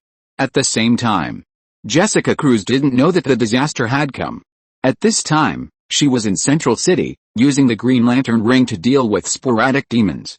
Curled up in the corner, she said to the power ring, "I'm a little scared, otherwise I can hide first and wait until there are fewer demons before taking action." The power ring looked at her trembling, sighed and said, "You wanted to do this, I didn't let you do it." The ring in her hand was the one that flew away during the crime syndicate invasion. The timid power ring was killed by Sinestro, and his ring of fear also started the program to find the next host. And the one he chose was Jessica Cruz. Jessica once went out with her friends and encountered a group of criminals dealing with corpses. Her friends were all killed, but she survived. As a result, she suffered from anxiety, refused to communicate with people, and hoarded a lot of food and water in the house. It was this cowardice and panic that made her be targeted by the Ring of Fear, which feeds on fear. If you're listening to this novel on a channel other than Fanfic World, it means they downloaded and uploaded it without effort. We cordially invite you to visit our channel, Mundo Fanfic Novelis. There you'll find the original version of this story and you can explore many other novels of various genres. We're waiting for you to immerse yourself in a world of incredible novels. Chapter 937, The Fathers Who Covet the Mobius Chair. But I can't do it. I watched them die in front of me, and I chose to hide behind the counter and be a coward, Jessica said with a trembling body. The divine power ring said to her speechlessly, "Then don't choose to be a superhero, do what I say, be a bad guy and destroy the planet." "No, I can't do that. I have done something wrong. Now I should stand up and make up for the mistakes I made in the past." After taking a deep breath, Jessica finally decided to stand up. After looking at the demon-like demons outside, she carefully stuck her head out. As a result, as soon as she stuck her head out, a woman with black hair and dark red eyes fell to the ground in front of her with a bang. Greer landed in front of the stunned Jessica, walked up directly, grabbed Jessica's neck, and lifted her up in the air. Ugh! Jessica, who felt pain in her throat, raised her left hand desperately, trying to use the divine power ring in her hand to repel the woman in front of her who was moving fiercely and exuding a terrifying aura. Unexpectedly, Greer's movements were faster and she grabbed her wrist. Then she infused the evil power into the power ring on Jessica's wrist. After the power ring was infused with evil power, the power in the ring burst out instantly. Jessica's power ring is the key to connect the two universes, and it contains powerful energy that is enough to tear the barrier of reality. In fact, Greer is indeed from Paradise Island as seen by Mrs. Shangdu. But she is not from this universe. She is from Earth 3, just like the members of the crime syndicate, Superman, Night Owl, Super Queen and others. After the destruction of Earth 3, she has been wandering in the universe, looking for ways to defeat Darkseid and looking for the existence that can defeat Darkseid. After realizing that Darkseid's body has come to this world, she immediately uses the body of the Flash as an anchor point to locate and cross to this world. Now all she has to do is to open up the channel between Earth 3 and this world and bring in the Anti-Monitor. With a bang, Greer snatched the ring and threw Jessica out. At this time, the ring bursting with energy kept struggling in her hand, as if it had life. Greer could feel the huge energy contained in it. This was not just an ordinary energy ring, it was transformed by some power and became the key to connect the two universes. And her bloodline, she inherited the blood of both the Proteus and the new god, was the key to activating this key. Her divine power had resonated with a ring. As countless dazzling green lights burst out from the ring, illuminating the entire space. Jessica, who fell to the ground and covered her throat, looked at the scene in front of her in shock. The energy wave spread out from Greer as the center, and the surrounding space began to twist and tear. Jessica looked at the scene in front of her in horror. Reality itself was being torn open, and through the crack, she could see the scene of another universe, an inverted sky, a blood-red sun in the sky. "What is that?" Jessica murmured. The cracks were getting bigger and bigger, and the energy fluctuations were getting more and more intense. Greer used her own power to open the channel, and her divine power became a catalyst, constantly accelerating the expansion of the channel. The laws of the two universes began to collide, producing a chain reaction. Jessica looked at the scene in horror. At this moment, she felt something more terrifying than the woman in front of her noticed the newly opened passage. The space shook violently, and black cracks appeared on the edge of the crack, which was a sign of the collapse of the reality structure. Jessica felt an unprecedented fear crawling up her spine, and her intuition frantically warned her to escape from here. But at this time, her legs seemed to have taken root and she couldn't move at all. Then, it appeared. First, a hand, huge, pale, covered with a metal-like exoskeleton, stretched out from the crack and grabbed the edge of the passage. The hand exerted a little force, and the entire crack was torn wider. Then came the helmet, a black metal helmet covering the entire head, with scarlet light flashing in the eyes. When the figure completely passed through the passage, Jessica felt her heart almost stopped beating. The anti-monitor finally appeared. Its existence itself distorted the surrounding reality, and space wailed at its feet. It was larger and more terrifying than the existence in Greer's memory. Its 3-meter-tall body was covered in black armor, which was engraved with ancient runes, each of which emitted a darkness that devoured light. Its cloak was not made of cloth, but of pure antimatter energy. Wherever it passed, even space itself was corroded with black marks. Finally, the anti-monitor's voice was like the wailing of thousands of souls superimposed together, a passage that is large enough. It turned its head to look at Jessica, and its scarlet eyes seemed to be able to see through her soul. Just by being stared at, Jessica felt her strength draining away, as if she was about to be sucked dry by that gaze. On the other side, the strong light in front of Diana and others who were rescued slowly disappeared. Diana raised her head and looked around, and found that the group was taken to a palace. In front of the steps, a man covered in metal armor sat on a chair emitting mysterious energy. Bombshell covered his aching forehead, pulled out his bolter, and pointed it at the man on the chair. "Who are you? You brought us here?" The other party nodded and said, "Yes, I brought you here. I am Metron, the god of knowledge." Boom continued to ask the other party, "Why did you save us?" "Because you are the sparks. Your existence is vital to this universe, but this time, you are powerless to turn the tide, so don't try to resist. You have no chance to stop them. The anti-monitor has arrived." Green Lantern Hal covered the wound on his shoulder and whispered to everyone, "I've heard of this guy's name in the Green Lantern Corps. It is said that the chair under him is very powerful." Tom frowned slightly and asked Green Lantern, "Is it more powerful than Father's golden throne?" "Well, I don't know. It is said that this chair was built by Mobius, the anti-monitor, on the planet Covator. It is a space-time dimension medium and transportation worker. Anyone who sits on this chair becomes a nearly omniscient being and can know any truth. Also, the Mobius chair itself is powered by an energy source called X-electrons. It has interstellar travel and can even drag an entire planet easily. Therefore, almost anyone who sits on this chair can be on par with the gods." After hearing Green Lantern's explanation, everyone had different expressions. Can you become a god by sitting on it? Even Peter's golden seat probably doesn't have this ability, right? Loki's eyes were already darting around at this time, wanting to snatch the chair and give it to Peter. Tom, on the side, lowered his eyes and stared at the Mobius chair under Metron, wanting to see if he could really see the truth of all the universes after becoming the god of knowledge. Teresa bit her lip gently. She remembered that the last time she fought the crime syndicate, a crack had appeared in the sky. At that time, Daddy said that the anti-monitor had discovered them.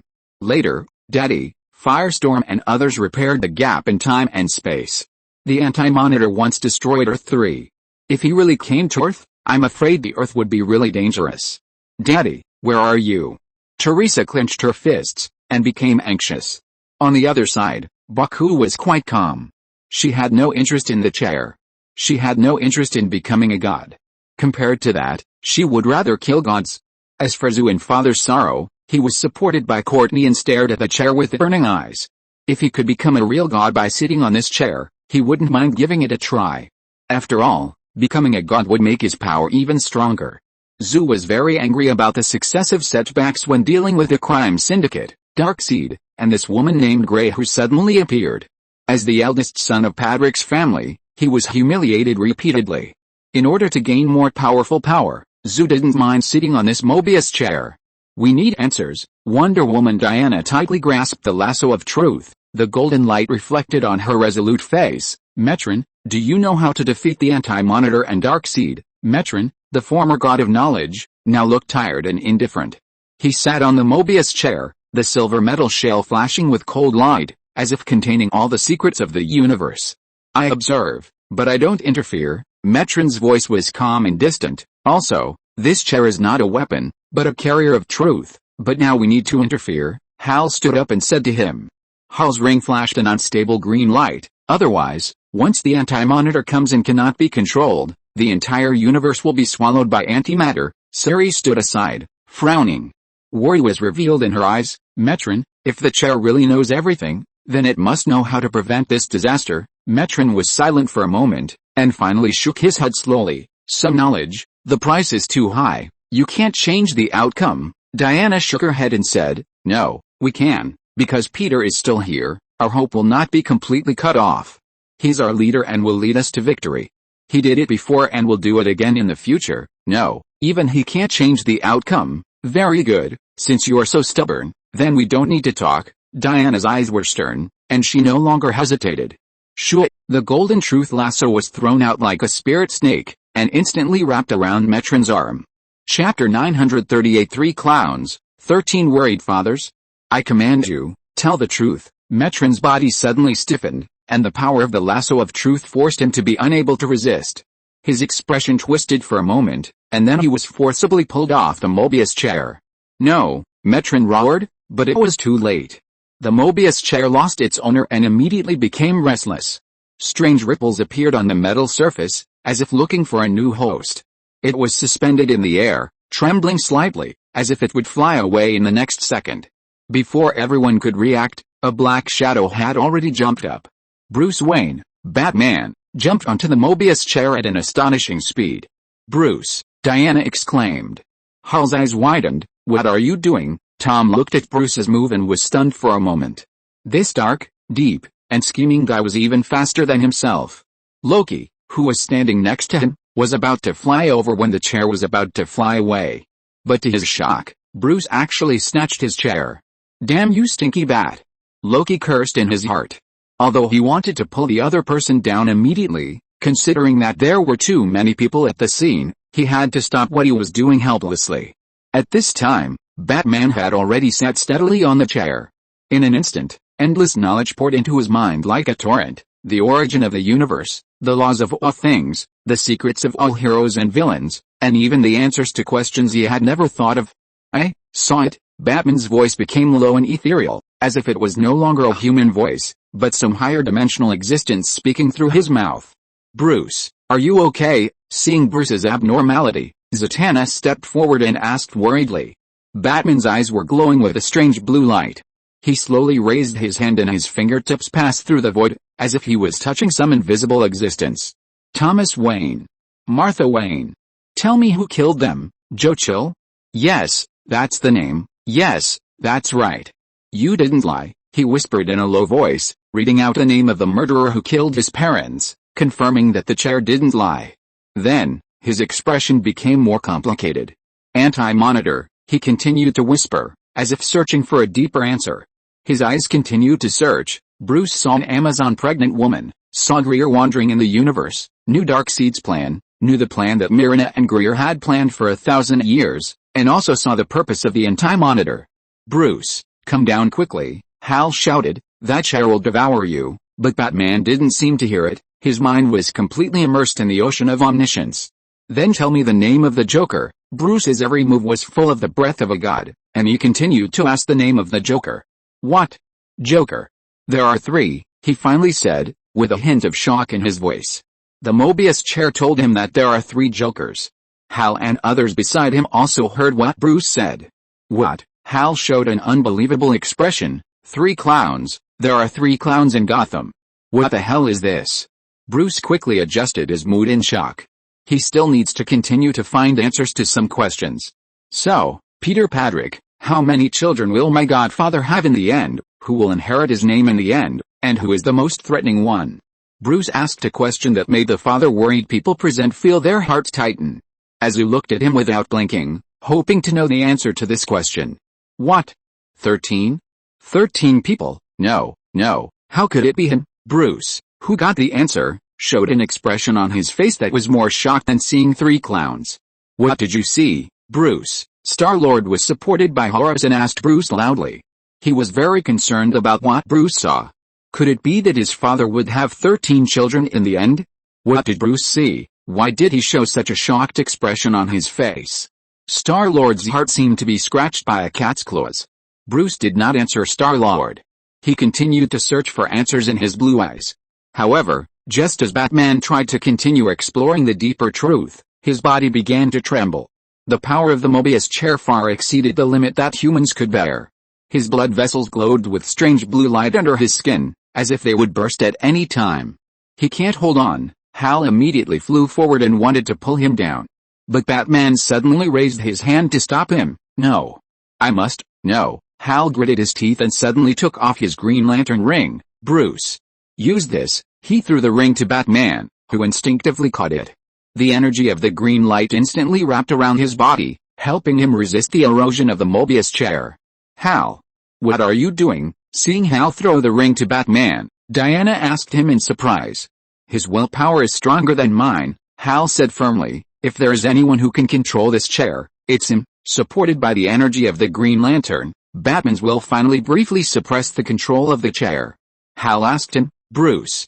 Are you okay? Batman's breathing was rapid, and the blue light in his eyes gradually faded.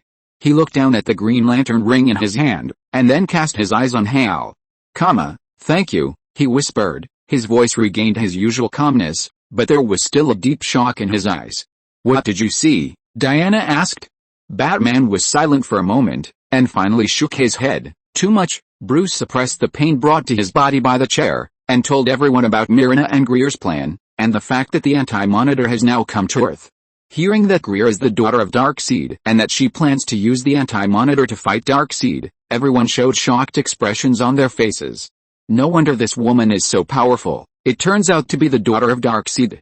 Where is Dad? And Mark, Zoo, Raven, and Kara? Wei asked Bruce the question she wanted to know the answer to the most. The situation is critical now. The Anti-Monitor has arrived.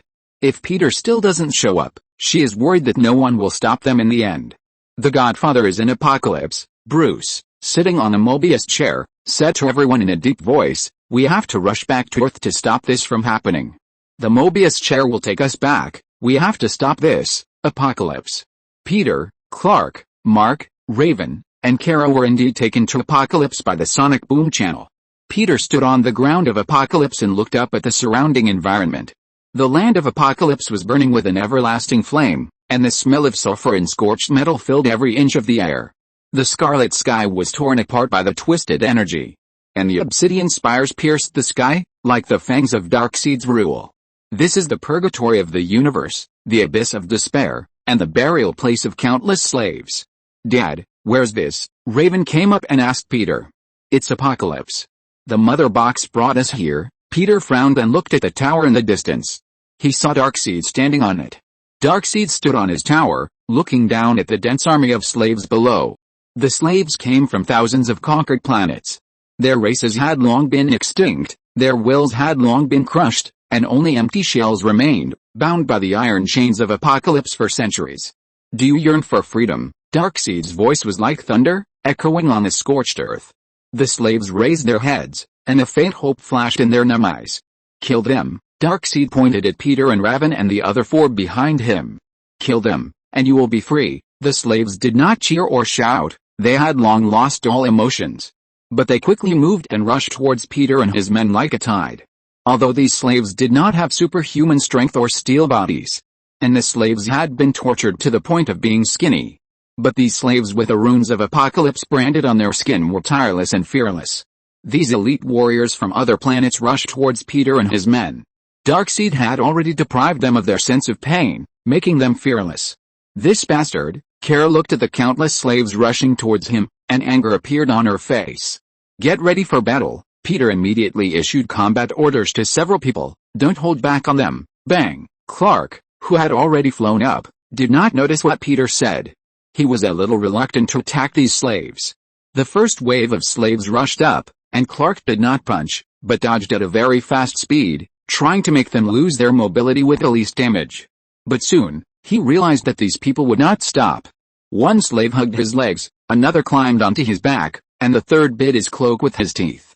Clark shook them lightly and bounced them away, but they immediately got up and rushed again. Mark, whose glasses were a little cracked, immediately flew to Clark and punched the slave in the chest, knocking him back. The slave with a sunken chest was obviously dead.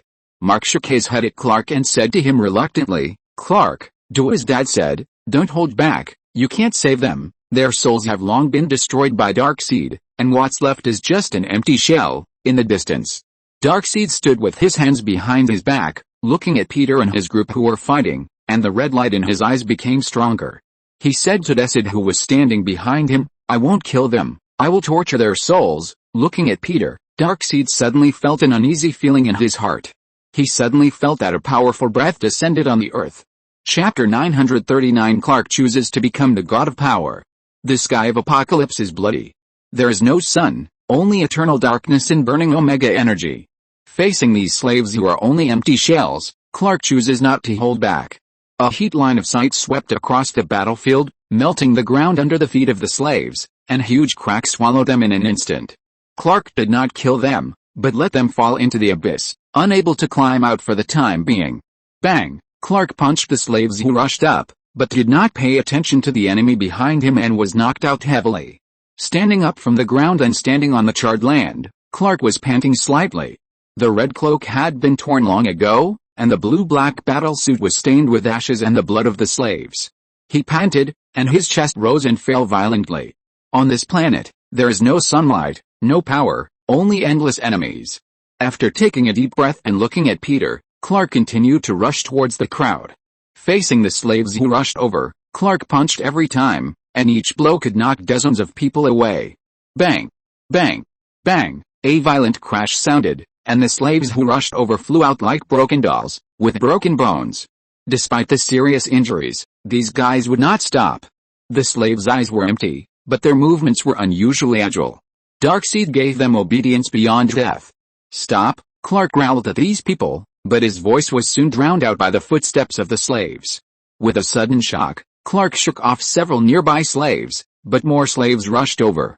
These guys covered him layer by layer like ants gnawing at a giant beast, and soon Clark was trapped in an endless crowd. I don't know how long it took. Clark's thermal vision had long been extinguished, and the darkness of Apocalypse devoured his energy. His perspective eyes could not penetrate this endless wall of flesh, and all he saw was blurry flesh and distorted faces. Bang! Using all his strength, Clark punched the ground, trying to shake them away, but the ground of Apocalypse was as hard as iron, and only a few tiny cracks appeared. The slaves were not repelled, but rushed forward more frantically. Because there was no sunlight on Apocalypse, Clark's strength was severely weakened. His fists gradually became sluggish, and his breathing became heavier. One slave strangled Clark's neck with an iron chain, and another stabbed his eyes with a spike.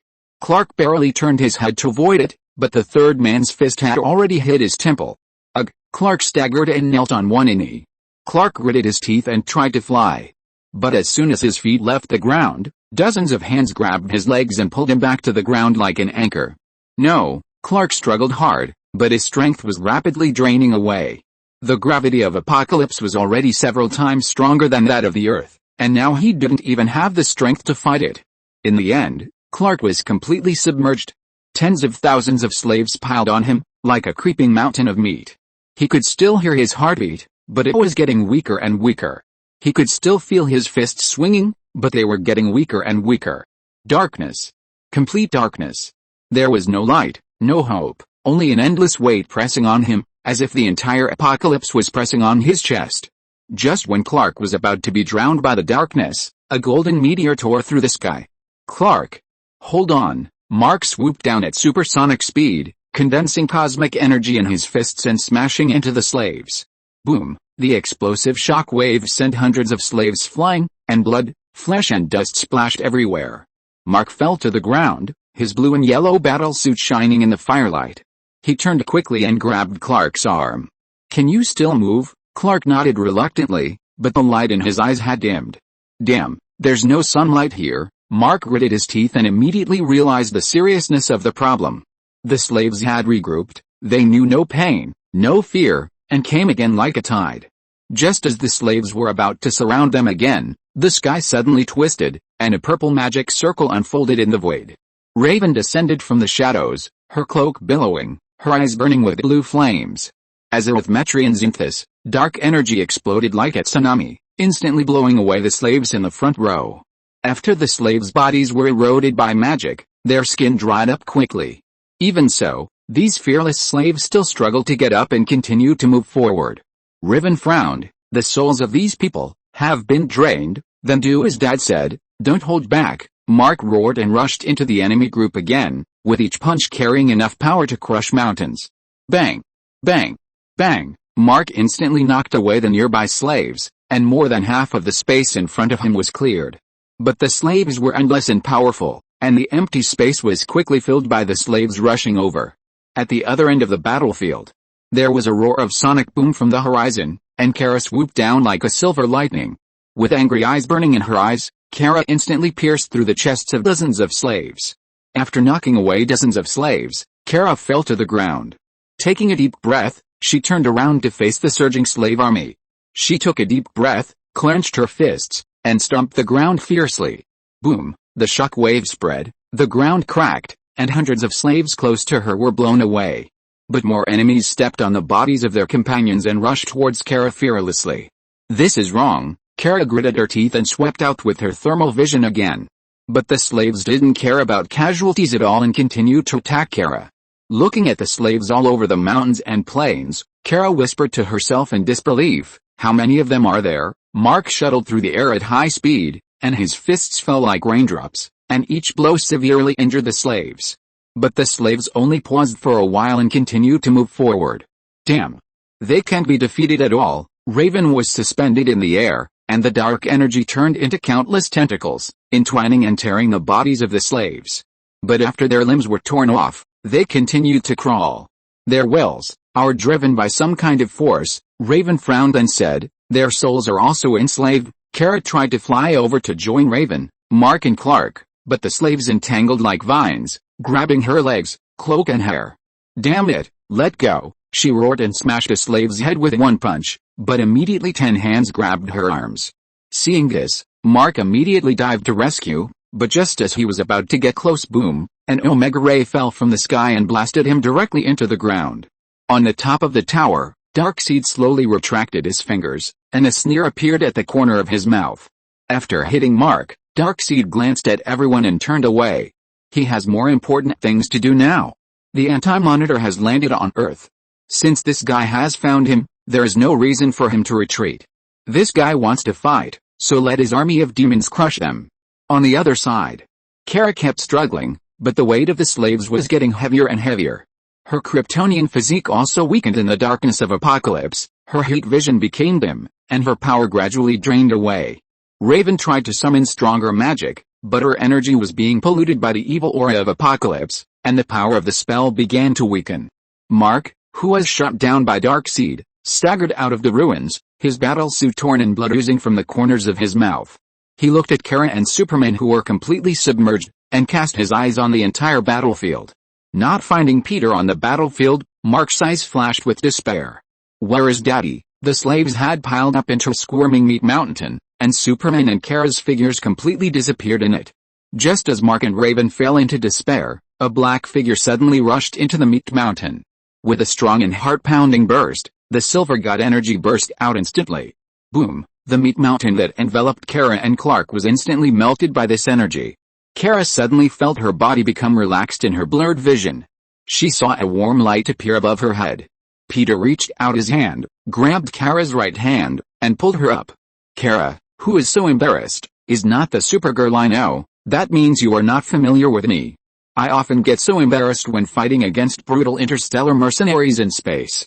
Do you think everyone is like Wonder Woman, who wants to show off her long legs in front of you every day? After Kara complained about Diana, she asked Peter unhappily, "Where did you go just now?"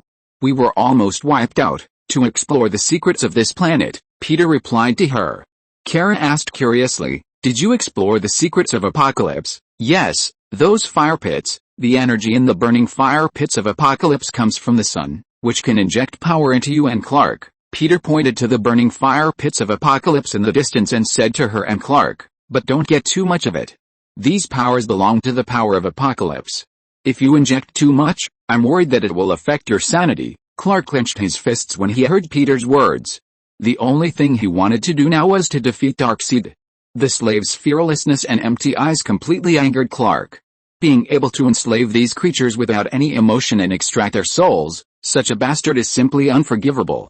Filled with anger, after hearing Peter say that the flames of the fire pit can inject energy into him, Clark used all his strength and moved towards the fire pit at super speed. With a bang, in the astonished eyes of Peter, Kara, Raven, and Mark, Clark jumped directly into the fire pit. Chapter 940 Darkseid vs. Anti-Monitor, Peter's Worries. Peter was stunned when he saw Clark jumping into the fire pit. Is this kid so impulsive? He didn't even wait for him to finish his words. Clark jumped into the fire pit, and the burning flames instantly engulfed him. Waves of severe pain came over him. This pain was beyond kryptonite, beyond magic, and beyond all the pain he had ever experienced. The hellfire of Apocalypse is not an ordinary flame. It contains the energy of Apocalypse and is the source of Darkseid's rule. The flames burned not only Clark's body, but also his soul. Clark groaned, but the sound was instantly drowned out by the burning flames. His skin was carbonite, his muscle fibers broke and reorganized, and Kryptonian cells mutated and evolved in extreme pain. Clark, who absorbed the flames, suddenly opened his eyes a few minutes later. The flames no longer hurt him, but became a part of him. The dark energy rushed through his blood vessels, his muscles became more knotted, and his skin was covered with a layer of stratum corneum like obsidian. His eyes were no longer blue, but burned with a dark red light, like two extinguishing stars. Clark slowly rose from the fire pit, lava dripping from his body, but it could not leave the slightest scar. His existence itself distorted the surrounding air, and an unprecedented sense of oppression made the entire battlefield fall into dead silence. The slave stopped. Peter, who was watching the scene from a distance, stood up straight with a serious expression. "This is impossible." Looking at her cousin who walked out of the flames with his whole body bathed in black, Kara widened her eyes in shock. Why did she feel that Clark was now stronger than before, and in an evil way? Is this still her cousin? Clark flew over and landed in front of Peter. The moment he landed, the ground cracked, and black and red energy ripples spread out. He did not swing his fist, nor did he have heat vision. His mere existence was enough to make the enemy collapse. "Godfather," Superman's voice was as low as the abyss, "I now have the power to defeat Darkseid." He raised his hand, and a ball of dark energy condensed in his palm, rolling with the power of the Apocalypse flame. Clark felt that every inch of his muscles contained powerful energy, and with a slight fist, the air could make a bang. And he is no longer the Kryptonian who relies on sunlight. Dark energy makes him faster than lightning. Just standing on the ground makes the slaves around him instinctively retreat, as if facing a god from the abyss. Peter looked at Clark, who had transformed into a dark form in front of him, with some disbelief in his eyes.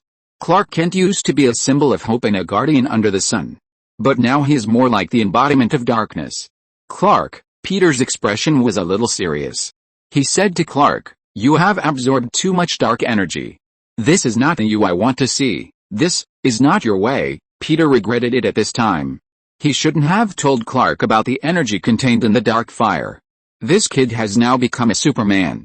Although his power is extremely powerful, Peter even doubts that he can compete with Darkseid. But Clark's spirit will undoubtedly be affected. "I know, Godfather, I know my body, I won't get lost, I won't be controlled by Darkseid, because my existence is to protect you and Azu from harm. Now, I will use this power to defeat Darkseid." Clark, who was surrounded by darkness, said to Peter firmly, "I will defeat him. I will never let him succeed. I will not let him destroy the Earth and our home. Peter looked at Clark, who had become a power Superman, and then looked at the trembling slaves who were stunned, and said to everyone, "Let's go back to Earth first." He had an ominous feeling that something seemed to have happened on Earth. Worried about the fathers on the farm, Peter didn't bother to explore Clark's black form and planned to go back to Earth first. At the same time, Teresa and others have returned to Earth under the leadership of Bruce, the god of knowledge. At this time, under the conspiracy of Greys, Darkseid and the Anti-Monitor finally met. Earth, the ruins of Metropolis. The sky was torn apart. Not a metaphor, but a literal tear. Dark cracks ran across the sky, as if the universe was being torn apart by a pair of invisible giant hands. The clouds disintegrated in the wailing, the atmosphere was distorted, and the sunlight was swallowed by some higher dimensional darkness. The whole city was shaking, skyscrapers collapsed like building blocks, and countless people were running, screaming, and praying. In the center of this doomsday scene, two gods were fighting. Grey stood in the ruins, watching the two people fighting, with a cold smile on her face. "Very good, just die like this, Darkseid." The Anti-Monitor's body was covered with the black exoskeleton armor, and his eyes under the helmet burned with scarlet light. Every step he took caused the ground to crack. The cloak behind him was not made of cloth, but pure antimatter. Wherever he passed, space itself was corroded with dark cracks. "Darkseid," the Anti-Monitor's voice was like the wailing of thousands of universes superimposed. "You have been hiding long enough." In response to him, there was an omega beam that pierced through the sky and the earth. Boom! The beam hit the Anti-Monitor's chest, knocking him back hundreds of meters and plowing a canyon-like gully. But the next second, the Anti-Monitor stood up, without even a scorch mark on his armor. "Is that all you can do?" the Anti-Monitor sneered. Darkseid fell from the sky, and the ground beneath his feet instantly collapsed into a crater. The Dark Lord's body was more burly than the Anti-Monitor, and the energy of Apocalypse flowed under his gray skin, and Omega rays burned in his eyes. "You shouldn't come to my territory, Mobius." "Your territory? You are wrong, this is not your territory, it does not belong to anyone, and you, Darkseid, your existence must be erased, because only by killing you can I be reborn," the Anti-Monitor said as he raised his hand. A dark ball of energy condensed in his palm. It was not an ordinary attack, but compressed antimatter energy. He threw it out, and the space on the flight path of the energy ball directly disappeared. Darkseid didn't dodge. He roared, and the Omega energy gathered in the front of his fist, and blasted the black ball head-on. Crack! The impact point burst into a flash that transcended the laws of physics. Within a radius of dozens of kilometers, all matter was instantly decomposed into elementary particles. The wreckage of nearby buildings and the water in the metropolitan river all turned into nothingness in an instant. The shock wave spread in a spherical shape, and the nearby ground made a loud cracking sound. The next second, the Anti-Monitor suddenly disappeared and suddenly appeared behind Darkseid. His arm turned into a black light and stabbed the back of the Dark Lord. But Darkseid turned around as if he knew the future, crossing his hands to block. Bang! The Anti-Monitor's hand knife cut through the space. The space between the two shattered like glass, revealing the twisted dimensional turbulence behind it. Darkseid grinned, suddenly grabbed the Anti-Monitor's wrist, and threw him to the ground with an over-the-shoulder throw. Boom boom boom, the ground shook violently, as if it had encountered a major earthquake. Space cracked with every punch from the two new gods, and the air trembled with every energy collision. Greer stood on a piece of concrete wreckage, watching the two gods fight. Then she turned her gaze to Darkseid's army not far away. Soon she locked her sights on her target, Darkseid's son Kalibak. Kalibak is the eldest son of Darkseid and Shuri. His mother Shuri was killed by Desid, reportedly on the orders of Kalibak's grandmother Queen Hegra. Since then, Kalibak has become a legendary warrior, often serving as Darkseid's second-in-command. After Darkseid's peace agreement with his rival Neo-Genesis was broken, Kalibak began to fight for the fate of his home planet of Apocalypse. The gorilla-like Kalibak possesses incredible superhuman strength levels, almost on par with Superman, Orion, Kalibak's half-brother, and even Darkseid himself. Swoosh! Greer rushed over like lightning, slashing at Kalibak with his giant axe. Although his body seemed bulky, Kalibak was very fast and agile, and could move and react at speeds beyond the natural limits of any of the best human athletes.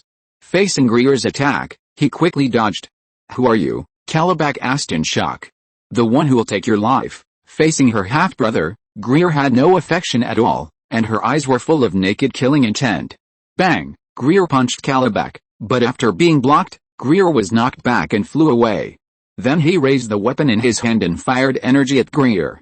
The weapon in Calabac's hand was the Beta Trophy, a deadly weapon that could fire neural laser waves at the enemy.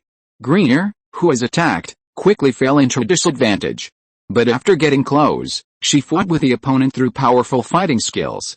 Taking advantage of the opponent's unfamiliarity with her, Grey's eyes suddenly shot out Omega rays. Calabac, who didn't expect the enemy to have this trick, was shot through the eye instantly and roared in pain. The screams of Calabac, whose eyes were blinded, distracted Darkseid on the battlefield. With a bang, he was knocked to the ground by the anti-monitor. On the other side, Bruce, who was riding on a Mobius chair, finally joined the battlefield with everyone. Looking at the aftermath caused by the two, everyone took a deep breath. Chapter 941 The Death of Darkseid. The Earth's atmosphere is burning. The antimatter energy of the anti-monitor and Darkseid's Omega rays have turned the entire metropolis into a purgatory-like scene. The nearby debris is constantly melting and solidifying in the distorted space and time. The flowing water, under the impact of the two supreme energies, is evaporated into mist and disappears in an instant. No. They are too powerful. If they continue to fight, several Earths will not be enough for them to destroy. Diana saw this scene and said to everyone in shock. Then stop them. The sound of high heels hitting the ground echoed crisply on the battlefield. In the astonished eyes of everyone, Teresa changed from a Lolita form to a queen form and walked out.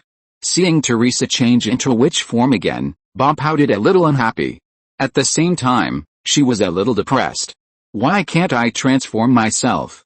Although I can become Jinx. But this self is not considered a transformation. Although she said she hated witches, she also wanted to be as cool as Teresa. Bayonetta, who entered this world in the form of a soul and resided in the body of Teresa, walked in front of the crowd with a cat-like step. Let me stop them. Bayonetta licked her lips, and her long black magic hair stretched behind her. She said to Darkseid and the anti-monitor, the Earth is not something you can infect. Hey, I think you'd better stop. Darkseid stood up from the ground, and looked at Bayonetta, who stood up with his Omega eyes flickering. Mortal, the armor of the anti-monitor on the other side made a dangerous buzz. He could feel that the strange woman in front of him was definitely not an ordinary person. I am Bayonetta. In this world, you can also say that I am Teresa, the daughter of Peter Patrick. As soon as Bayonetta finished speaking, she loaded her double guns love and hate at the same time. What I love to do most is to kill gods. Bang! The bullets suddenly shot at the two. Then she attacked the two people with extremely fast movements. Bayonetta's attack was like a death tango. Bang! Bang! Bang! She drew scarlet tracks in the solidified time and space, and each bullet accurately hit the seam of the anti-monitor's armor. During the attack, Bayonetta summoned Madame Butterfly across time and space. Madame Butterfly exuded a terrifying momentum and attacked the two fiercely. While Madame Butterfly was attacking, Bayonetta's magic hair wrapped around the Dark Lord's ankle. Taste this, dear. The witch pulled the trigger while standing upside down in the air. Bang! Bang! Bang! The magic bullet hit Darkseid's left shoulder, and blood spurted out. The Dark Lord roared angrily because of the pain after being injured by Bayonetta, who had the powerful power of a witch. Seeing that Teresa took the initiative to attack the anti-monitor and Darkseid, everyone was stunned for a moment. Seeing Teresa take action, Horus no longer hesitated and immediately attacked the two. He pulled the trigger of the grenade launcher and attacked the two new gods repeatedly.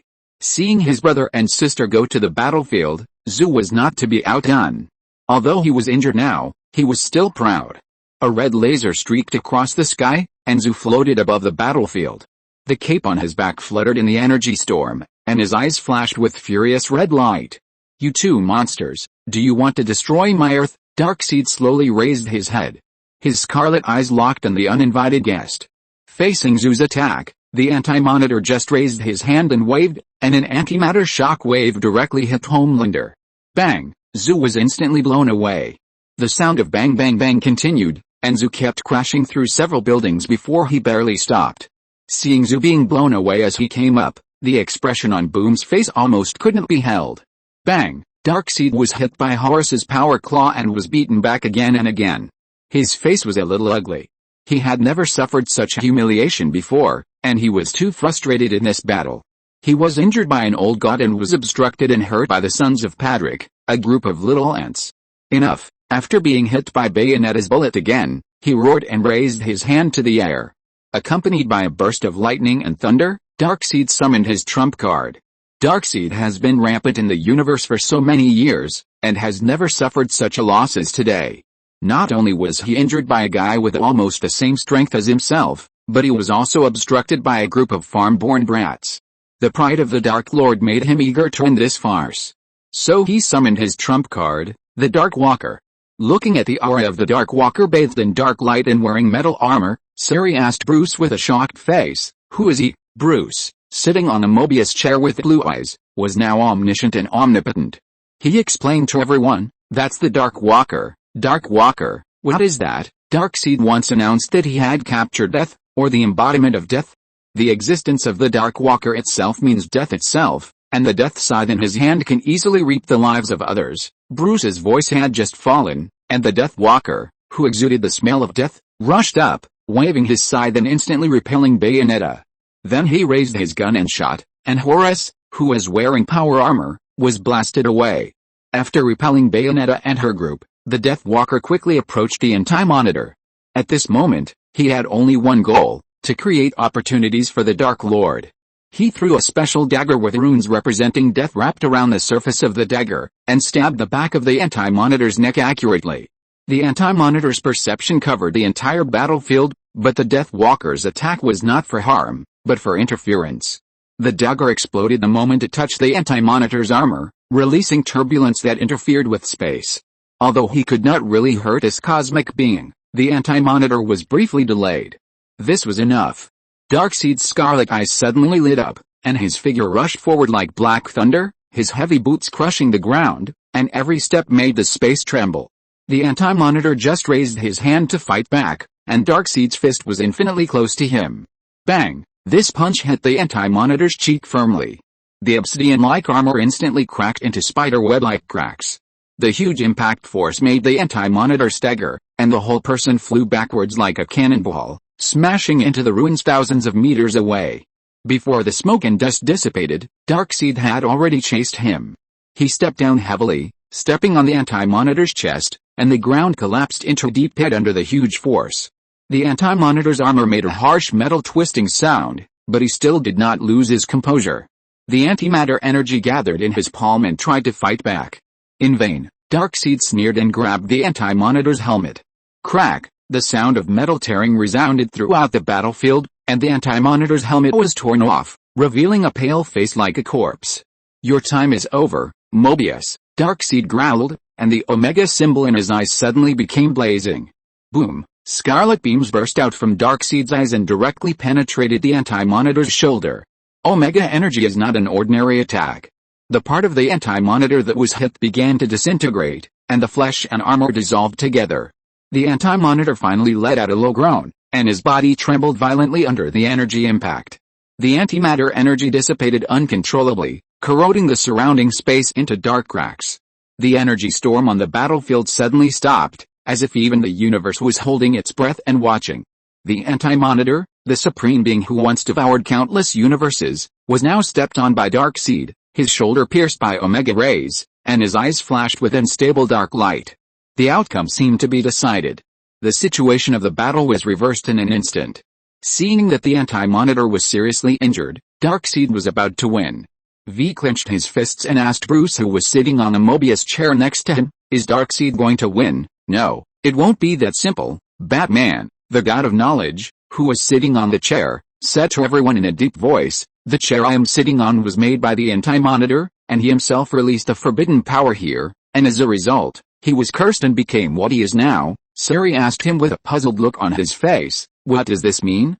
"What do you want to say, Bruce?" "The origin of the main universe is free will, so what is the center of the antimatter universe that is opposite to it?" Without waiting for Siri and others to answer, he said directly, "The answer is the anti-life equation, which is what Darkseid has always dreamed of. This equation can manipulate people's free will and destroy everything. Now, in the Anti-Monitor's blood, the anti-life equation is here." Siri was shocked when he heard this. "You mean the anti-life equation? It's in his blood?" She had heard Peter talk about the existence of the anti-life equation. It is said that the anti-life equation is a superpower that will corrode and engulf anything it touches. When hearing this anti-life equation, humans will lose their free will and be controlled by the owner of the anti-life equation. Just as Siri finished speaking, the anti-monitor raised his hand. The surrounding space seemed to be solidified in an instant. In the astonished eyes of everyone, the anti-monitor directly controlled Horus on the side, and his body rushed forward uncontrollably. Bang! Horus, wearing power armor, was controlled by the anti-monitor and directly hit the Death Walker. Horus directly absorbed the body of the Death Walker and instantly became a being wearing black armor and full of death. Seeing Horus merge with a Death Walker, everyone was stunned for a moment. Then Horus, under the control of the anti-life equation, shot out the lightning claw in his hand. Chapter 942 Azu becomes a new god. Lightning claw, this killing weapon designed by Horus himself and forged with the help of Boom Boom, is now emitting a sharp buzzing sound. Its blade is made of adamantium and vibranium from the Marvel world, with ancient runes etched on the surface and a micro-engine embedded inside. Once activated, the blade will spin wildly at a speed of tens of thousands of revolutions per second, enough to tear apart the toughest armor. Horus has used it to kill countless demons before. And now, it has been given even more terrifying power. Horus' body is shrouded in the dark Terminator armor, and the soul of the Death Walker is perfectly integrated with his body. Darkseid, his voice is as low as the abyss, your rule ends here. The Dark Lord's scarlet eyes narrowed slightly, and the Omega energy jumped at his fingertips. He never regarded Horus as a real threat. Your father is not my opponent. Even if you become a Death Walker, you will not be my opponent. Wow. As soon as the voice fell, Horus's lightning claw suddenly started, the sharp scream of the rotating blade tore through the air, and the dark energy formed a twisted force field like a miniature black hole on the blade edge. Horus' figure rushed forward like a ghost, and the power claw went straight to Darkseid's heart. Darkseid raised his hand to block, and the Omega Ray was ready to go. But it was too late. The rotating blade of the lightning claw easily cut through his body protection energy, and the adamantine teeth bit into the body of the so-called indestructible new god. Darkseid's muscle fibers broke like thin paper at the ultra-high speed. The bones were instantly ground into powder, and the dark blood splashed out, corroding the lightning claw with hissing white smoke. No. This is impossible. The next second, Darkseid's roar stopped abruptly. The maximum power of the lightning claw was activated at this moment. The built-in engine was overloaded, and the blade covered with the concept of death itself was spinning at a speed that broke the physical limit. The entire power claw turned into a whirlwind of death that devoured matter. With a bang, Darkseid's chest was torn apart like a rag, his heart was minced into pieces in an instant, and his spine burst out from his back. Omega energy burst out uncontrollably, melting the ground for several kilometers. Tom and Green Lantern instantly created a barrier in front of everyone to help resist the energy. Darkseid staggered back in disbelief. He looked down at his empty chest. There should have been a source of power that ruled the universe, but now there was only a circular gap with neat edges. With a bang, Darkseid's knees slammed heavily on the ground, shaking up a bloody mist. The Overlord of Apocalypse, the Dark Monarch who made countless civilizations tremble, now knelt in front of the Conqueror like an ordinary thing. Horus looked down at him, his lightning claws dripping with divine blood. Darkseid raised his bloody face, the Omega light flickering in his eyes. His eyes were a mixture of shock, anger, and a complex emotion of relief. You, exactly. Before he finished speaking, his pupils completely dimmed. As the last trace of Omega energy dissipated, the once invincible body fell forward, raising a cloud of dust at Horus' feet. Horus, controlled by the anti-monitor, killed Darkseid. The battlefield fell into silence. The anti-monitor's energy field fluctuated. And he stared at Darkseid's body and fell into deep thought. Seeing Darkseid fall powerlessly, everyone was stunned. Courtney's eyes flashed with disbelief. She never thought that Darkseid, who led thousands of demons to attack the Earth and easily defeated the Justice League on Patrick's farm, would be killed by Horus. Tom's eyes were full of disbelief. He raised his wand and pointed it at the god-killer Horus. Bayonetta was also shocked and unbelievable. Diana opened her eyes wide, looking at the collapsed building and the burst of Omega energy. She had not yet recovered from the shock. Green Lantern Hal was stunned, looking at the anti-monitor and Horus with complicated eyes. Horus should have become the god of death now, right? Seeing Darkseid fall to the ground, he murmured weakly, "Will God die? If God dies, what will happen after he dies?" On the other side, Zu covered his wound, feeling both resentful and regretful. This guy died like this. It was really a bargain for him. Looking at Darkseid's body on the ground, he suddenly felt a pain in his head. Darkseid is dead, and the captured divine power in his body is also looking for a new host at this time. Zu, who was found by the divine power, has become the host of some of Darkseid's divine power. With a thump, Zu suddenly fell to the ground powerlessly. The new six guts power echoed in his body, and Zu heard countless voices echoing in his mind. Damn it! Damn it! The newly inherited six guts power similar to Shazam's was suddenly lodged in his body, and Zu felt waves of pain. As a new god, Darkseid had also captured a lot of guts power. At this time, the power of the gods in his body automatically searched for a host and chose Zu. Now most of the guts power in the dead Darkseid's body has been inherited by Zu. In other words, Zu has already possessed most of Darkseid's guts power. Seeing Zu fell to the ground, Suri, Wei, and Zatanna hurried over to check on him. On the other side, Greer witnessed Darkseid's death with her own eyes. With a complicated expression, she whispered, "It's really a bargain for him to let him die like this." Looking at Zu kneeling on the ground, she shook her head and ignored him. Because there are more important things to do now. In her sight, the anti-life equation came out of the anti-monitor.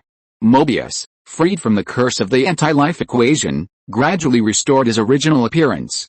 And this was the opportunity that Greer had been waiting for. Taking advantage of the moment when the anti-life equation came out of the anti-monitor, she immediately flew over and grabbed the anti-life equation at a speed that no one expected. No, the anti-monitor roared and tried to stop him. But Greer was faster and grabbed the equation. A ball of black antimatter quickly spread to her body. After holding the anti-life equation, her body's surface was quickly surrounded by black light. A powerful and heart-pounding force quickly spread around. Knowing that her body would be cursed after obtaining the anti-life equation, Greer did not waste any more time here and turned into a black lightning and left. The anti-monitor, who regained his freedom, did not waste any more time here. After seeing Greer disappear, he also disappeared from the battlefield in an instant with gritted teeth. After the two left, the scene fell into silence. What should we do? Courtney took a deep breath, came back to her senses from what happened just now, and asked Bruce. She still hasn't recovered from what happened just now. First, Darkseid was killed by Horus, then Azu's body seemed to be injected with new power, and then Gray's body snatched the anti-life equation. The development of things was completely beyond her expectations. Boom! Just as Courtney's voice fell, the air made a loud bang. In the astonished eyes of everyone, they saw that Peter and his friends had returned. Chapter 943 Peter teaches the sons of the new god. After Peter, Clark, Raven, Mark, and Kara appeared, they were surprised to see the tragic scene in Darkseid's body on the ground. Especially Peter, he didn't expect Darkseid to be dead. The most powerful guy in the multiverse died just like that. Peter took a deep breath and looked around. Seeing Bruce sitting on a Mobius chair and Horus, who was all black and exuded the smell of death, he was stunned. He had only been in Apocalypse for less than a day, and so many things happened on Earth. Bruce and Horus became gods.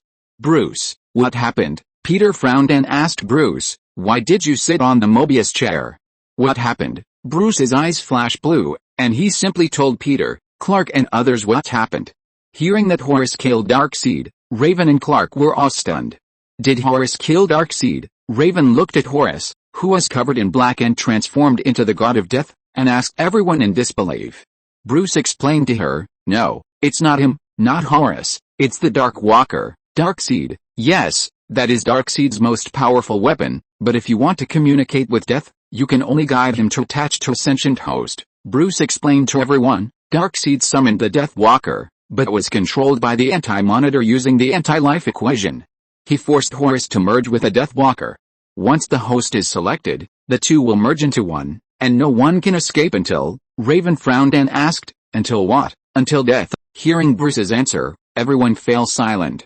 Peter walked towards Horus, who was bathed in black, and asked him, are you okay? Horus, yes, I'm fine, Emperor Dad. Horus made a voice that seemed to come from the netherworld. Are you sure, Horus? Although the other party said so, Peter was a little worried. He faintly felt a hint of chaos and evil power. Thinking of this kid, he had launched the Horus Rebellion in his previous life. Horus, invaded by the power of chaos, could easily fall into darkness. Now, this kid has completely merged with darkness, so Peter would naturally worry whether the other party would directly rebel against him like in his previous life. Perhaps seeing Peter's inner worry, Horus smiled at him. "Don't worry, Emperor Dad, I'm not like other hosts, and I don't want to escape death. I will control it. I am death." Horus clenched his fist and said loudly to Peter. Looking at the somewhat abnormal Horus, Peter frowned. It's over. This kid really became the rebel Horus. This crazy energy is really a bit like the Horus who set the galaxy on fire in his previous life. Raven, the sweet and caring girl at the side, became Peter's mouthpiece and walked up to him and said sternly, "You are talking nonsense, Horus. The Death Walker is in your brain, and he is exerting influence on you." Horus shook his head. "Don't be afraid, Raven. If death did not exist, we would not be here today, and we would not cherish life so much, don't you think?" He continued to say to Raven in a loud voice, "Death will not stop chasing, and none of us can escape." Seeing Horus' abnormality, Raven was too lazy to continue talking to him. She stared at Horus intently, and if this guy did anything dangerous to his father, he would immediately attack Horus. On the other side, Peter put Horus's affairs aside for the time being, and he walked towards his eldest son, Azu, who was kneeling on the ground. "Are you okay, John?" Peter stretched out his hand and placed it on Azu's shoulder. At this time, Azu held his head and groaned in pain. He heard countless voices ringing in his head. "I will not teach him the power, wizard. He will become our vessel. The origin wall will not stand for long. He will burn to ash, like all Martians." These voices kept echoing in Zu's mind. The tortured Zu flew into the sky with a boom and flew quickly into the distance. Peter was about to chase him when a roar came out. "Where is the anti-monitor?" Calabac roared and rushed towards Peter and others. Looking at the chimpanzee who was furious because of the loss of his father, Peter said to Raven and others, "You guys deal with him here, I'll go see Zu." Then he turned his eyes to Diana. "Diana, about the anti-monitor, you can take people to ask the Super Queen and Superman of the Crime Syndicate, as well as the Night Owl." Peter instructed Diana. Their world was destroyed by the anti-monitor. The Crime League and the anti-monitor have fought. They should know more about the anti-monitor than us. Go find them. After that, Peter turned into a flash of lightning and went to chase Zu. At the same time, Calabac also rushed over. Mark and Kara went to fight Calabac. Boom, V, Hal, and Star-Lord also rushed up to beat each other. As for the others, they were just spectators. Watching Peter disappear like lightning, Bayonetta folded her arms over her chest and stared at Peter's figure as he disappeared. Bayonetta, who came from another world and occupied Teresa's body, had not spoken to Peter yet. This made her quite regretful. The intensity of the battle just now made her, the Bayonetta who often dealt with demons and angels, feel a little frightened. Bayonetta cast her eyes on Diana standing on her left and asked her, "You look worried?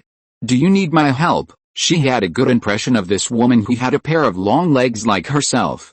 Speaking of this Amazon woman, she looked a bit like her good friend Jean. Diana sighed slightly. "An Amazon started all this, an Amazon I've never heard of. She actually had Darkseid's child. She used this child to start this war, and we don't know what Darkseid's death has released in this world. I rarely worry, and I'm never afraid, but now I have both," Diana said to Bayonetta worriedly. She sighed slightly at Raven and Horus who were wary of each other, Clark who was obviously abnormal, and the strange and distrustful atmosphere in the air. Now the entire Padric Justice League is also in danger. On the other side, Loki is persuading Bruce to leave the chair. "No, I won't leave the chair, Loki. Bruce won't fall for his trick. I can read your mind, Loki." Loki's expression remained very calm when he heard Bruce say that he could read his mind. He smiled and said to Bruce, "Hey, listen to me, Bruce. The chair has changed your heart. Anything related to Darkseid, or his friends and family, is not ordinary dangerous." Loki had a sincere expression that was completely for Bruce's good. "You have to get rid of that chair before it causes permanent damage to you, Bruce. Don't let desire blind your eyes." Bruce looked at Loki speechlessly, shook his head and said, "No, I see all the evil in Gotham now, and now I am planning to stop crime. Sitting on this chair, I can do things that I couldn't do in the past month and one night." Seeing that the other party couldn't be persuaded, Loki could only sigh slightly. It seems that Batman can't persuade him to get off the chair for the time being. Clark glanced at Horus, who is obviously not normal, and Loki felt a little overwhelmed. Is the farm going to split now? Dad said that he didn't want anyone to regard him as a god, and now his sons have become gods. The Rock of Eternity, Shazam's secret place. Azu, who was a little confused, entered the fortress. After taking a look at the surrounding buildings, he covered his head and knelt on the ground weakly. Bang! The next second, a figure fell heavily behind him. Peter appeared behind Zu. John, Peter stretched out his hand to his eldest son. Are you okay? Zu turned around, with a trace of pain in his eyes, and said to Peter, Dad, I feel a strong power in my body, but this power also makes me feel mentally tortured. Countless people are talking in my mind, I know. Peter walked over slowly and put his hand on Zu's head, who was kneeling in front of him. You are filled with the power of Shazam's 6 gods, because your trident contains the power of thunder, which is the power related to the Eternal Stone, so you will be chosen. After listening to Bruce's story, Peter had roughly understood what was going on. You know, John, gods are not born, some are created. Peter stared at the many statues in the temple and said slowly, there was once a legend about a woman named Ino of Thebes. One night, in a thunderous and stormy night, Ino's sister gave birth to a child, but she could not raise the child, so Ino adopted him as her own, but she didn't know that it was Zeus's child. Later, the jealous hero learned about this. She was furious and took revenge. Peter paused and continued, she first drove Ino's husband crazy and committed suicide, and then made Ino fall into the same madness. Crazy Ino threw the child into the oil pan. When she woke up, she regretted it very much. She fell off the cliff holding her child's body, but she did not die. There was a gleam in Peter's eyes. Because of her kindness to the son of Zeus, Zeus turned him into the god of the sea. If it weren't for her, Odysseus would not have crossed the ocean, which means that the Odyssey epic would not have unfolded. If you're listening to this novel on a channel other than Fanfic World, it means they downloaded and uploaded it without effort. We cordially invite you to visit our channel, Mundo Fanfic Novelis. There you'll find the original version of this story and you can explore many other novels of various genres. We're waiting for you to immerse yourself in a world of incredible novels. Chapter 944 Peter vs. Anti-Life Equation. Now that Darkseid is dead, you, Clark, and Horace have become gods, just like I know, Peter slowly said to Zu, new gods are born, and a new Odyssey epic has begun. And we also have a vast ocean to cross, Odyssey, an ancient Greek epic that tells the story of how the hero Odysseus, after the end of the Trojan War, wandered on the sea for 10 years on his way home, overcame many hardships, and finally returned to his hometown of Ithaca and reunited with his family. Zu gradually calmed down when he heard Peter's words. He stood up, lowered his head and let Peter put his hand on his head. I understand, Dad, whether I am a god or a man. I will not be unable to control myself like Clark and Horace, Zeus said confidently. I will protect you and the farm, and if they have any bad intentions, I will deal with them. Peter, although this kid has become the god of gods, he still has this arrogant and conceited habit. On the other side, after leaving Metropolis, Greer obtained the anti-rebirth equation and entered a secret base in Gotham. At this time, her mother, Miranda Black, joined her in the secret base. Greer stretched out her hand, and a ball of energy with a bright glow in the black stretched across the air, emitting a power that made the two of them palpitate. This is the most powerful force in the universe, Mother. Greer looked at the anti-life equation and said to her mother, now, she is ours. Father's ultimate weapon finally belongs to us. Miranda Black looked at her daughter with hesitation. She did not approve of her daughter's reckless impulse for revenge. The anti-life equation is what you have been pursuing, but why? After a while, Miranda Black asked her daughter Greer. Greer, whose eyes were emitting red and whose temperament became full of murderous color, replied to her mother, because I will not let Darkseid die so easily. Looking at her daughter's somewhat unfamiliar face, Miranda Black's face showed a worried look. She said to her daughter, have you forgotten how the crime syndicate was destroyed here? Without waiting for Greer to answer, she said directly, Greer, you forgot the most important person here, that is Peter Patrick. He is a person that Darkseid is afraid of. Your plan has been going smoothly, but Peter Patrick has not shown up. Perhaps you should be careful enough with him. Listening to her mother's words, she shook her head. I have fought with her daughter and son. They are not my opponents, and Peter Patrick himself is even less so. She did not take Peter seriously. I'm going to take a rest. There are more important things to do next, Greer said to her mother and turned to leave the hall. Looking at her daughter's back as she left, Miranda Blake sighed deeply. Standing by the window in the room, Greer closed her eyes and took a deep breath. When she opened her eyes, she suddenly found that the environment in front of her had changed. Looking down, She found that her feet were stuck in the charred soil of apocalypse. The sky of apocalypse began to twist, and the clouds spun as if being stirred by an invisible hand. Darkseid's demon-like army was gathering in the distance. The Omega energy that was still burning in the distance also solidified in the air, as if time itself was afraid of this power. Just as she was wondering why she came here, the dust in the air suddenly began to flicker. Then the dust particles turned into stars, and the burning ruins turned into a flowing galaxy. Then, in Greer's astonished eyes, a figure with a well-proportioned figure and a mysterious aura walked out of nothingness.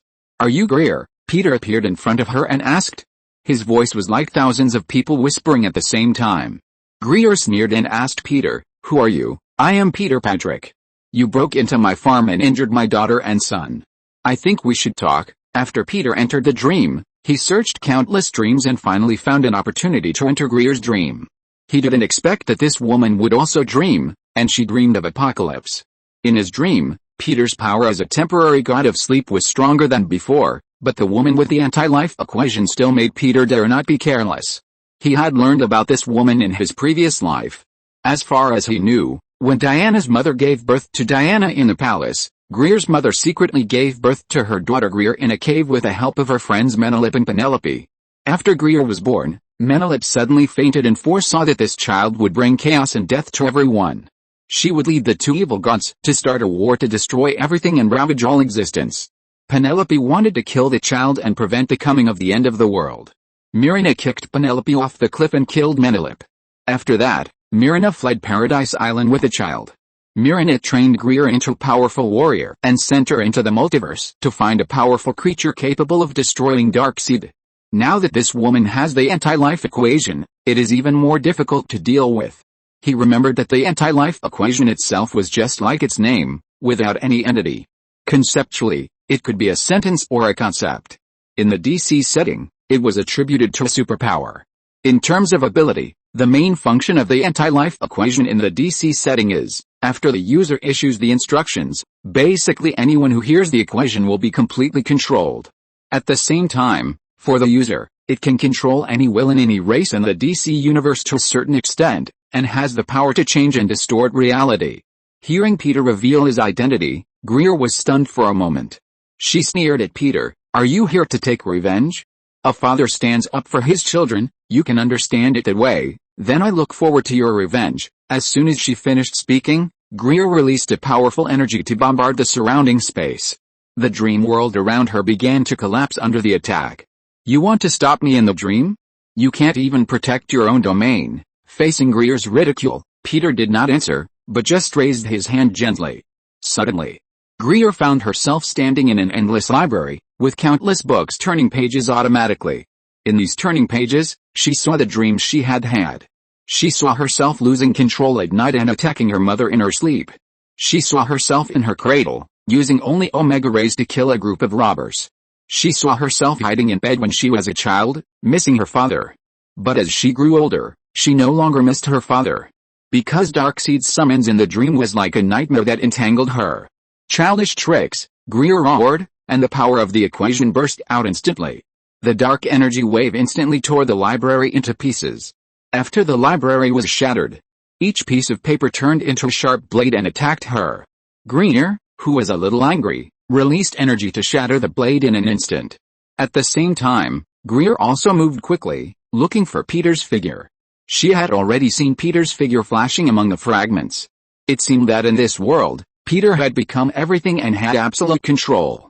Greer felt Peter turn into a raven, pecking at the light in her eyes. Or Peter turned into a cloud of dust, blocking her breathing. Or he turned into a mirror, reflecting her future completely devoured by the equation. Greer's soul in the dream world was attacked by Peter's mind and was at a disadvantage for a moment. Greer covered her head in pain. But then she grinned. "You forgot, Lord of Dreams, the anti-life equation can also modify reality." She suddenly inserted her hand into her chest and pulled out a beating heart. It was not a real heart that was beating, but the material energy condensed by the anti-life equation. Snap! The moment Greer crushed the heart, the entire dream dimension began to collapse. The boundary between reality and dream was completely blurred.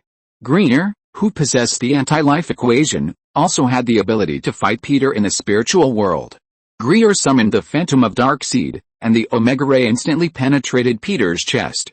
Peter was shocked and immediately turned back time to change the ray back to its unfired state. Greer used the anti-life equation to rewrite the dream, turning Peter's existence into a fairy tale book. Peter also changed the ending to give the characters in the book free will. The battlefield kept changing, and the two continued to use their respective abilities to fight in the dream world. At first, the two fought in the core of a star that was about to explode into a supernova, and soon they were chasing each other in a tear of a baby. Finally, they came to the nothingness before the birth of time. After a fight, just when Greer was about to continue to rewrite the dream reality with the equation, Peter suddenly showed a mysterious smile. "Are you sure you want to do this, Greer? Look at what you have in your hand." Greer looked down and found that the anti-life equation turned into countless venomous snakes, and the heads of the snakes turned into Darkseid's heads. Greer shouted angrily and tried to shake it off, but the snakes had already wrapped around her arms and began to gnaw on her body. "Asshole!" Cursing angrily, Greer immediately used the power of the anti-life equation to turn these snakes into nothingness. As the battle between the two continued to expand, the dream gradually collapsed. Peter and Greer returned to the real world. Boom! A deafening roar occurred in the secret base. Chapter 945 Peter fights Darkseid's daughter, Goddess helps me. At this time, Greer's mother, Mirna, was awakened by the powerful force in the secret base. She was shocked and immediately left the room and rushed to the place where the battle took place. What she saw was her daughter Greer, whose eyes were emitting dark red, confronting Peter. There was a complex look in her eyes. Greer had never thought that Peter was so difficult to deal with. Even now that she had the anti-life equation, she could not suppress Peter in the dream world. Even in the dream world, she was attacked by Peter's mental power many times, and the other party saw her shameful past. Realizing that she had underestimated Peter, Greer's eyes gradually became fierce. "You can't defeat me, Peter. Padrick, after leaving the dream, you will not be my opponent." Although she understood Peter's strength and knew that Peter's strength was by no means comparable to those of his children, she didn't think she would lose to him now. Peter looked at Greer, who was emitting a terrifying aura, and his brows gradually frowned. He didn't expect that this woman could break the dream world. This was the first time he encountered such a situation. Originally, his strength was not much inferior to Darkseid. Now that Greer had the anti-life equation, and in the real world, he was afraid that he was no match for her. Although he knew that he was not as strong as the other party, Peter's expression did not change. Peter looked at Greer on the opposite side. The runes of the anti-life equation flowed on her skin, reflecting her cold face. Peter slowly said to her, "I don't think so, Greer. You are not familiar with the use of the anti-life equation now. You have not fully mastered it, and it is a curse that is affecting your heart." He felt that compared to Darkseid, this woman's rationality and madness should not be as great as her father, so they could negotiate. "My heart." Greer looked at her mother, who was looking at her worriedly, and said to Peter with a sneer, "Don't think that you know my heart just because you saw my dream, or do you think that just because you are a father, you are qualified to tell me something?" "Yes, I am a father, and I think I understand a little about girls and boys who lack fatherly love." "Shut up," Greer roared when she heard Peter say that she lacked fatherly love. "You think I lack family affection? No, I hate family affection. Do you think you understand my heart? You only saw the part one wanted you to see. My heart is full of hatred for revenge, and I don't have any desire for family affection." Gray looked at Peter angrily and said, "Do you know why the anti-monitor knows Darkseid? It's me. I am the one who controls everything." Without waiting for Peter to speak, she continued, "In order to get rid of the pain of infinite reincarnation, Mobius has been looking for a solution. It's me.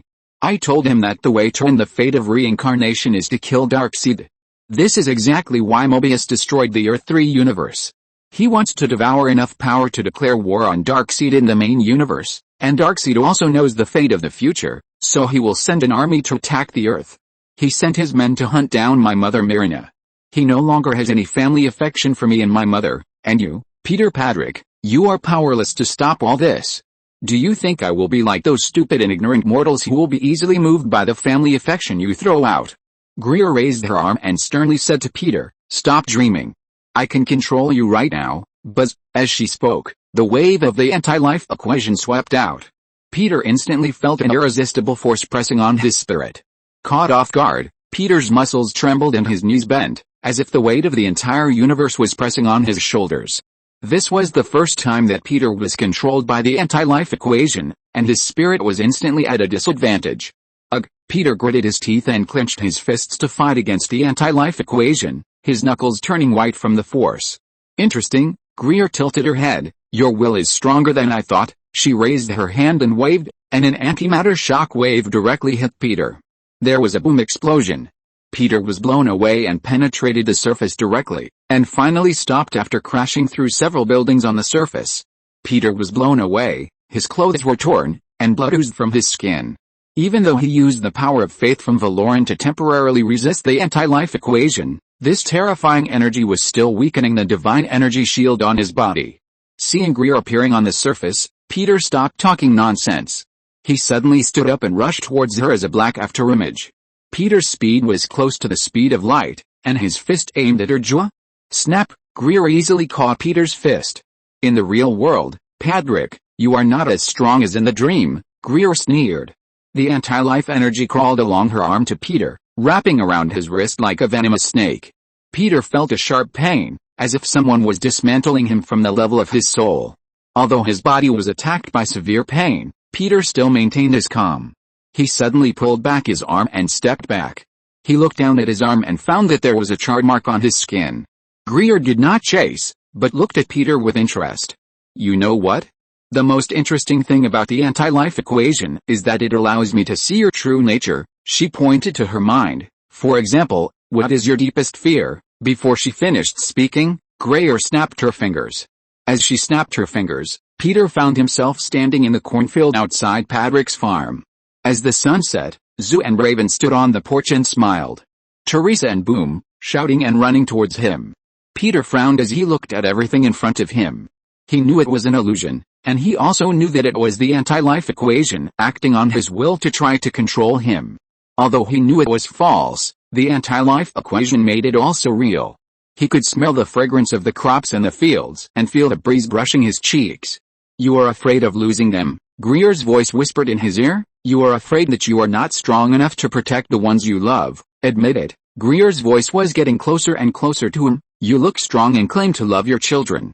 You stand behind and watch everything. You can wantonly use this so-called love to involve others, but in fact, all this is just a mask to cover up fear. You are afraid of losing them. It's not that I am afraid of losing the affection of my children, but I am afraid of losing their power as tools. Listening to Greer's words in his ear, Peter frowned tightly.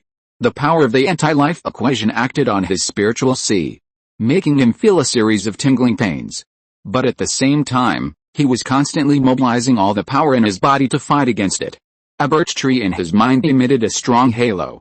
The world tree in Patrick's farm emitted a soft light that spread around the town. At the same time, Zon, Father Vander in the dark alley was talking to the customers in the tavern while looking at Milo and Ike playing outside. Several people chased each other on the dilapidated roof, jumped over the rusty pipes, and cheered.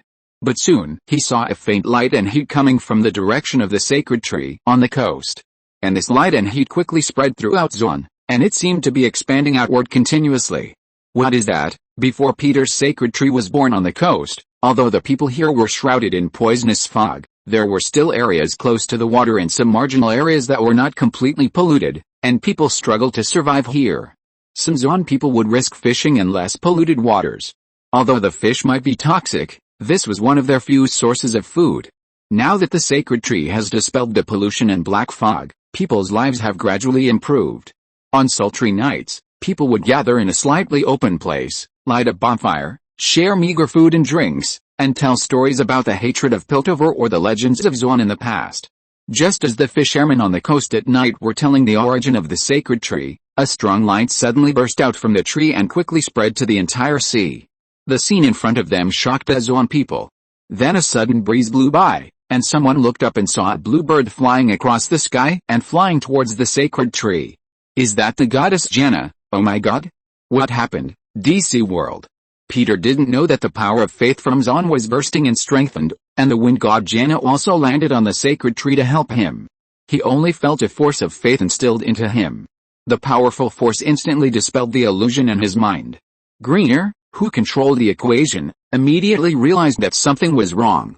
In Greer's shocked eyes, Peter suddenly opened his eyes and his heat vision burst out. Boom, the illusion was torn apart and he returned to the ruins. Greer stepped back slightly, and for the first time, an expression of disbelief appeared on her face. You resisted the equation? This was the first time she saw someone resist the anti-life equation. Who is this Peter Patrick? Is he more powerful than the anti-monitor? No. Impossible. Peter stood up with a slight breath, the light in his eyes rekindled. Yes, you think the anti-life equation is the most powerful? No, you are wrong, Greer. In this universe, love is the most powerful. Although Peter didn't quite understand how the power of his faith could break through the control of the anti-life. But now that he has the upper hand, he will definitely talk back. What? You think you hate love, but in fact you are seeking the farthest away. The most powerful force has always been by your side. Chapter 946, Female Green Lantern's Betrayal. Greer's expression darkened. Then let me see how long your love can last. She put her hands together, and the anti-life energy condensed into a dark sphere, in which countless screaming faces rolled. Let's end it. The black ball whizzed out and threw it at Peter. Wherever it passed, the space itself began to collapse. Facing such an attack, Peter naturally would not take it head-on. He shook his head at Greer. We will meet again. After saying that, his figure also made a flash of lightning and left the place in an instant. With a boom, the antimatter energy hit the ground, and the space near the ground collapsed and melted. Watching Peter's back as he left, she clenched her fists tightly. Her mother walked behind her and watched Peter leave. After a while, she said to her, You have seen that Peter Patrick's power should not be underestimated. Even if you have the anti-life equation, you can't easily defeat him. No, I can. He just resisted for a while. If I want, I can control him at any time. Greer shook her head with a cold expression on her face. Just now, she hesitated for a moment and did not kill him completely. In Peter's spiritual world, she saw Peter as a father, and the scenes of him getting along with his children, which made her heart fluctuate slightly. Soon, Greer threw this inappropriate thought out of her mind, and her face became serious again. What do you want to do? Mirana asked her worriedly. Greer turned her back to her mother, and a dark red omega light flashed in her eyes, and a cold smile appeared at the corner of her mouth. I will make you very proud, my mother. The war is far from over. I will let the world know the secret of the anti-life equation soon. At the same time, Wonder Woman, Loki and Courtney, according to Peter's instructions, have arrived at the prison where Superman is imprisoned. Superman and Super Queen were imprisoned in the ice hell in the World Tree by Peter. Squeak, the underground prison was opened, and a bright light shone in. Courtney followed Diana and Loki to the prison room and saw a man squatting on the ground in the corner, curled up. Looking at the man with a haggard face and shivering body, Courtney never thought that the man in front of him would be the leader of the crime syndicate who almost conquered the world before. You are Superman? Courtney asked him in shock. Superman from a parallel world. Superman, who is as thin as a stick and coughed and stood up with the help of the wall, asked the three people weakly, What do you want to do? Without waiting for the three people to reply, he covered his chest and said to the three people, You don't need to answer, I also know what you have encountered. You came here, it must be because it followed us to this world. Even if I have lost my power, I can still feel it. Superman saw at a glance that Diana and the others came to fight against a monitor. Courtney clenched the star staff in her hand and asked Superman, How did he destroy your world? Superman's eyes revealed painful memories. He releases antimatter waves. This invisible energy wall will gradually devour the entire universe and turn it into nothingness. Superman said to the three people with a trembling voice, Do you know what a desperate doomsday we have seen? He remembered the scene of the destruction of Earth 3. Superman stood on the spire of the Syndicate Tower, and his scarlet cloak fluttered in the sudden strong wind. He looked up at the sky that was distorting and deforming. The originally azure sky now looked like it was splashed with blood, showing a sickly dark red. The clouds were spinning under the influence of some invisible force, forming countless vortices. This is not normal. Super Queen landed beside Superman. Her long golden hair was blown messy by the strong wind. I can feel something in the air. It's devouring everything. Superman did not answer.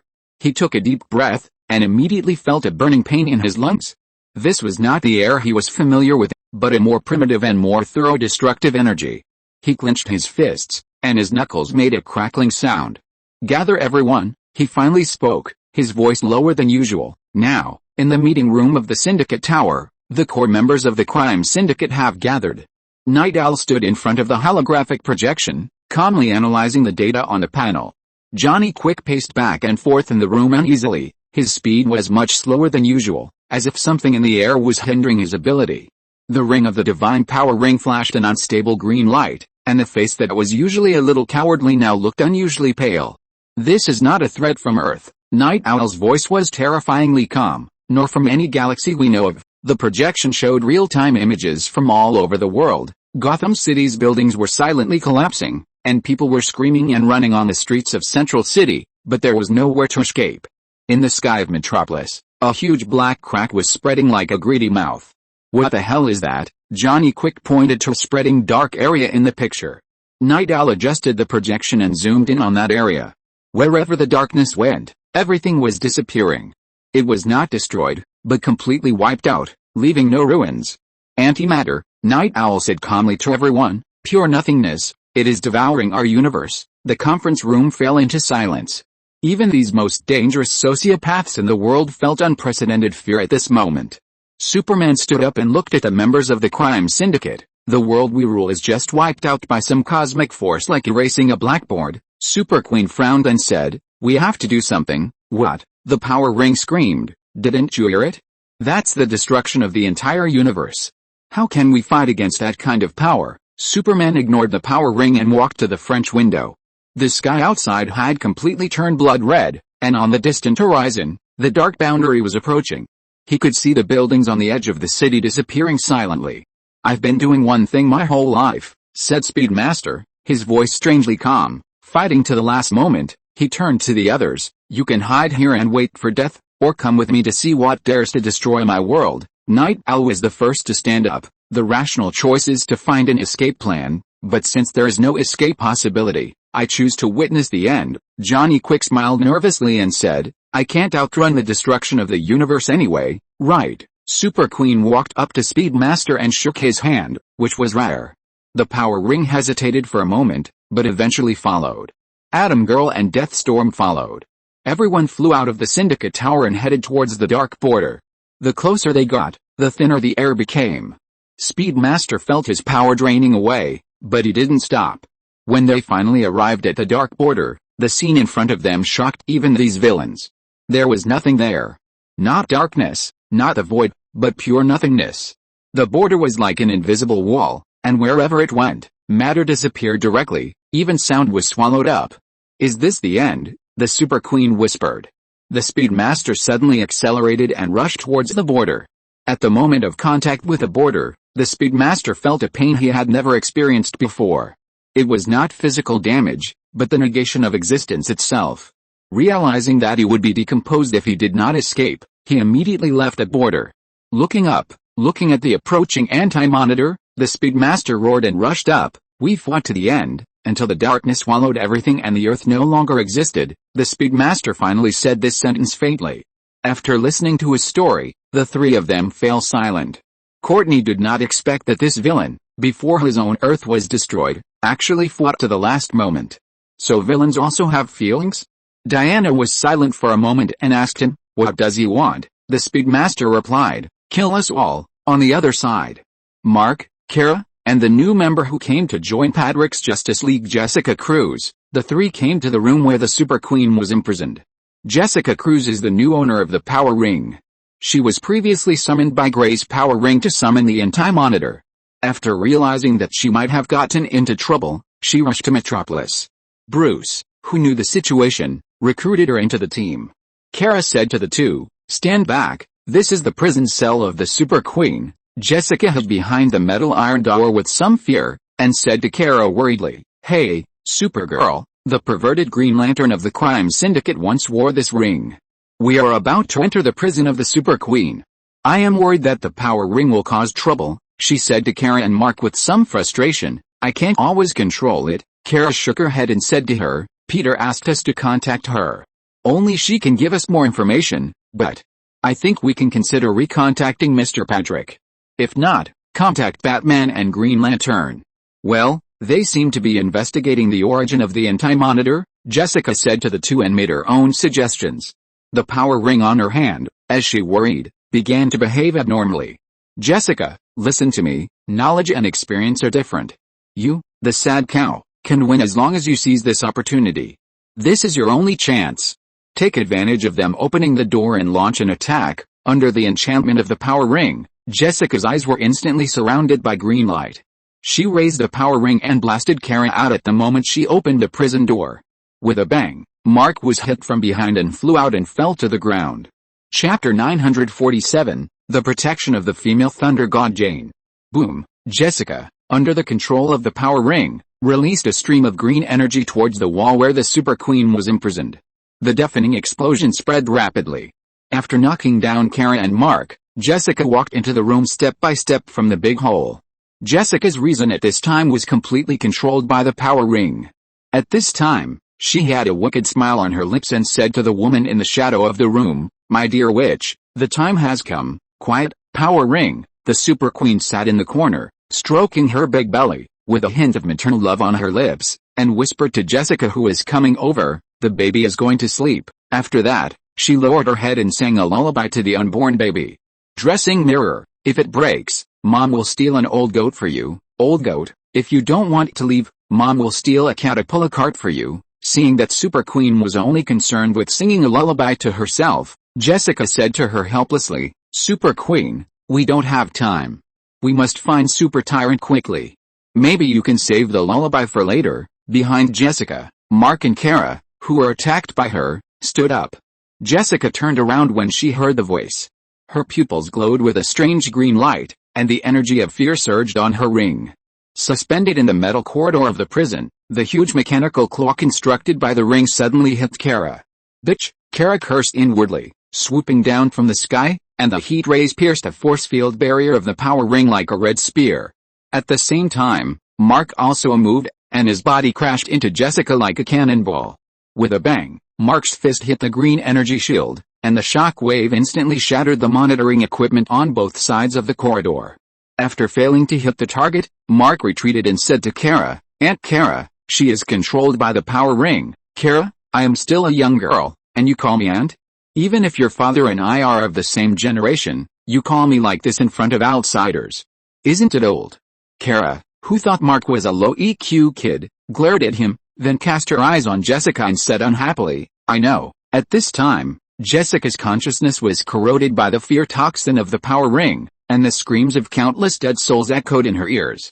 The ring greedily absorbed her fear and transformed into a twisted nightmare creature. Dark tentacles sprang out from the ground and wrapped around Mark's ankles.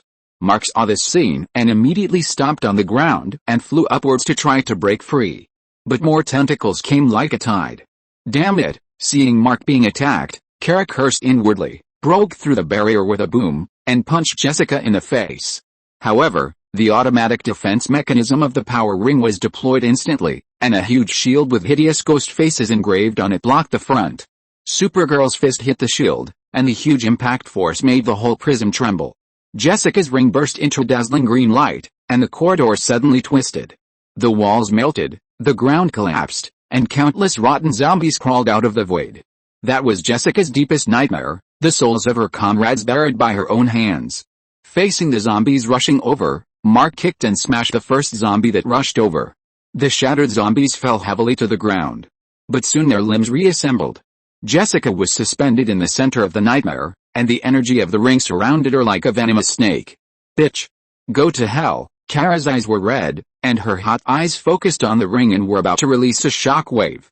But Jessica raised her hand suddenly, and a torrent of green energy rushed over.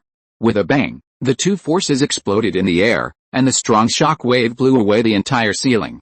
Mark took the opportunity to charge forward, his fist wrapped in a sonic boom, and went straight to Jessica's chest. However, the power ring predicted his action, and a green wall covered with thorns suddenly rose up. Mark couldn't stop in time, and his fist went through the wall with a bang. Although it penetrated a wall, his arm was pierced by the barbs. "Ugh!" Mark groaned, and blood dripped along the green energy thorns. Seeing Mark being stabbed, Kara was furious, and rushed towards Jessica with hot eyes. Mark took the opportunity to break free from the thorns, regardless of the blood on his arm, and rushed over with a roar, grabbing the ring. "Let me, let go!" Being grabbed by Mark, the power ring trembled wildly, and the fear energy radiated outward was backfired on Mark. His skin began to fester, and his body was washed by the powerful force of fear. Although his skin was festering and his body was surrounded by huge pain, Mark still gritted his teeth and didn't make any sound, holding the ring tightly. In the distance, the Super Queen in the cage watched all this coldly. Her fingertips tapped the ground lightly, and a sly smile appeared on the corner of her mouth. Kara didn't notice the Super Queen's sneer, and wanted to step forward to help Mark, but was instantly knocked out by the Super Queen's thermal vision. After knocking Kara out, the Super Queen was about to use thermal vision to deal with Mark, and heard a voice coming from outside. "Enough, Super Queen." Hearing this voice, the Super Queen looked outside in shock. In the shadows, a pair of sharp metal wing blades cut through the darkness, like the wings of a giant owl. Night Owl, Thomas Wayne II, wearing a black and blue armored suit, the goggles on the mask glowed with a cold blue light. In the astonished eyes of the crowd, Night Owl landed silently between the two groups of people, and the ground under his feet didn't even raise a trace of dust. Night Owl, the Super Queen looked at the Night Owl who appeared at the scene in shock. Night Owl looked at everyone and said in a hoarse voice, "Although I don't want to say this, if we want to continue to live, Patrick's Justice League must join forces with the Crime League." Super Queen looked at her bulging belly and finally nodded. "I will not forget your betrayal, Night Owl," Super Queen said hatefully. Night Owl shook his head and replied to her, "Whatever you want." Seeing Night Owl appear, the power ring no longer bewitched and influenced Jessica. Jessica, who had regained her consciousness, looked at the mess on the ground, swallowed her saliva, and asked Kara, "What happened?" Kara walked to Mark, who was covered in injuries, supported Mark, who was a little weak, and glared at Jessica. She had long felt that these guys from the crime syndicate should not be trusted.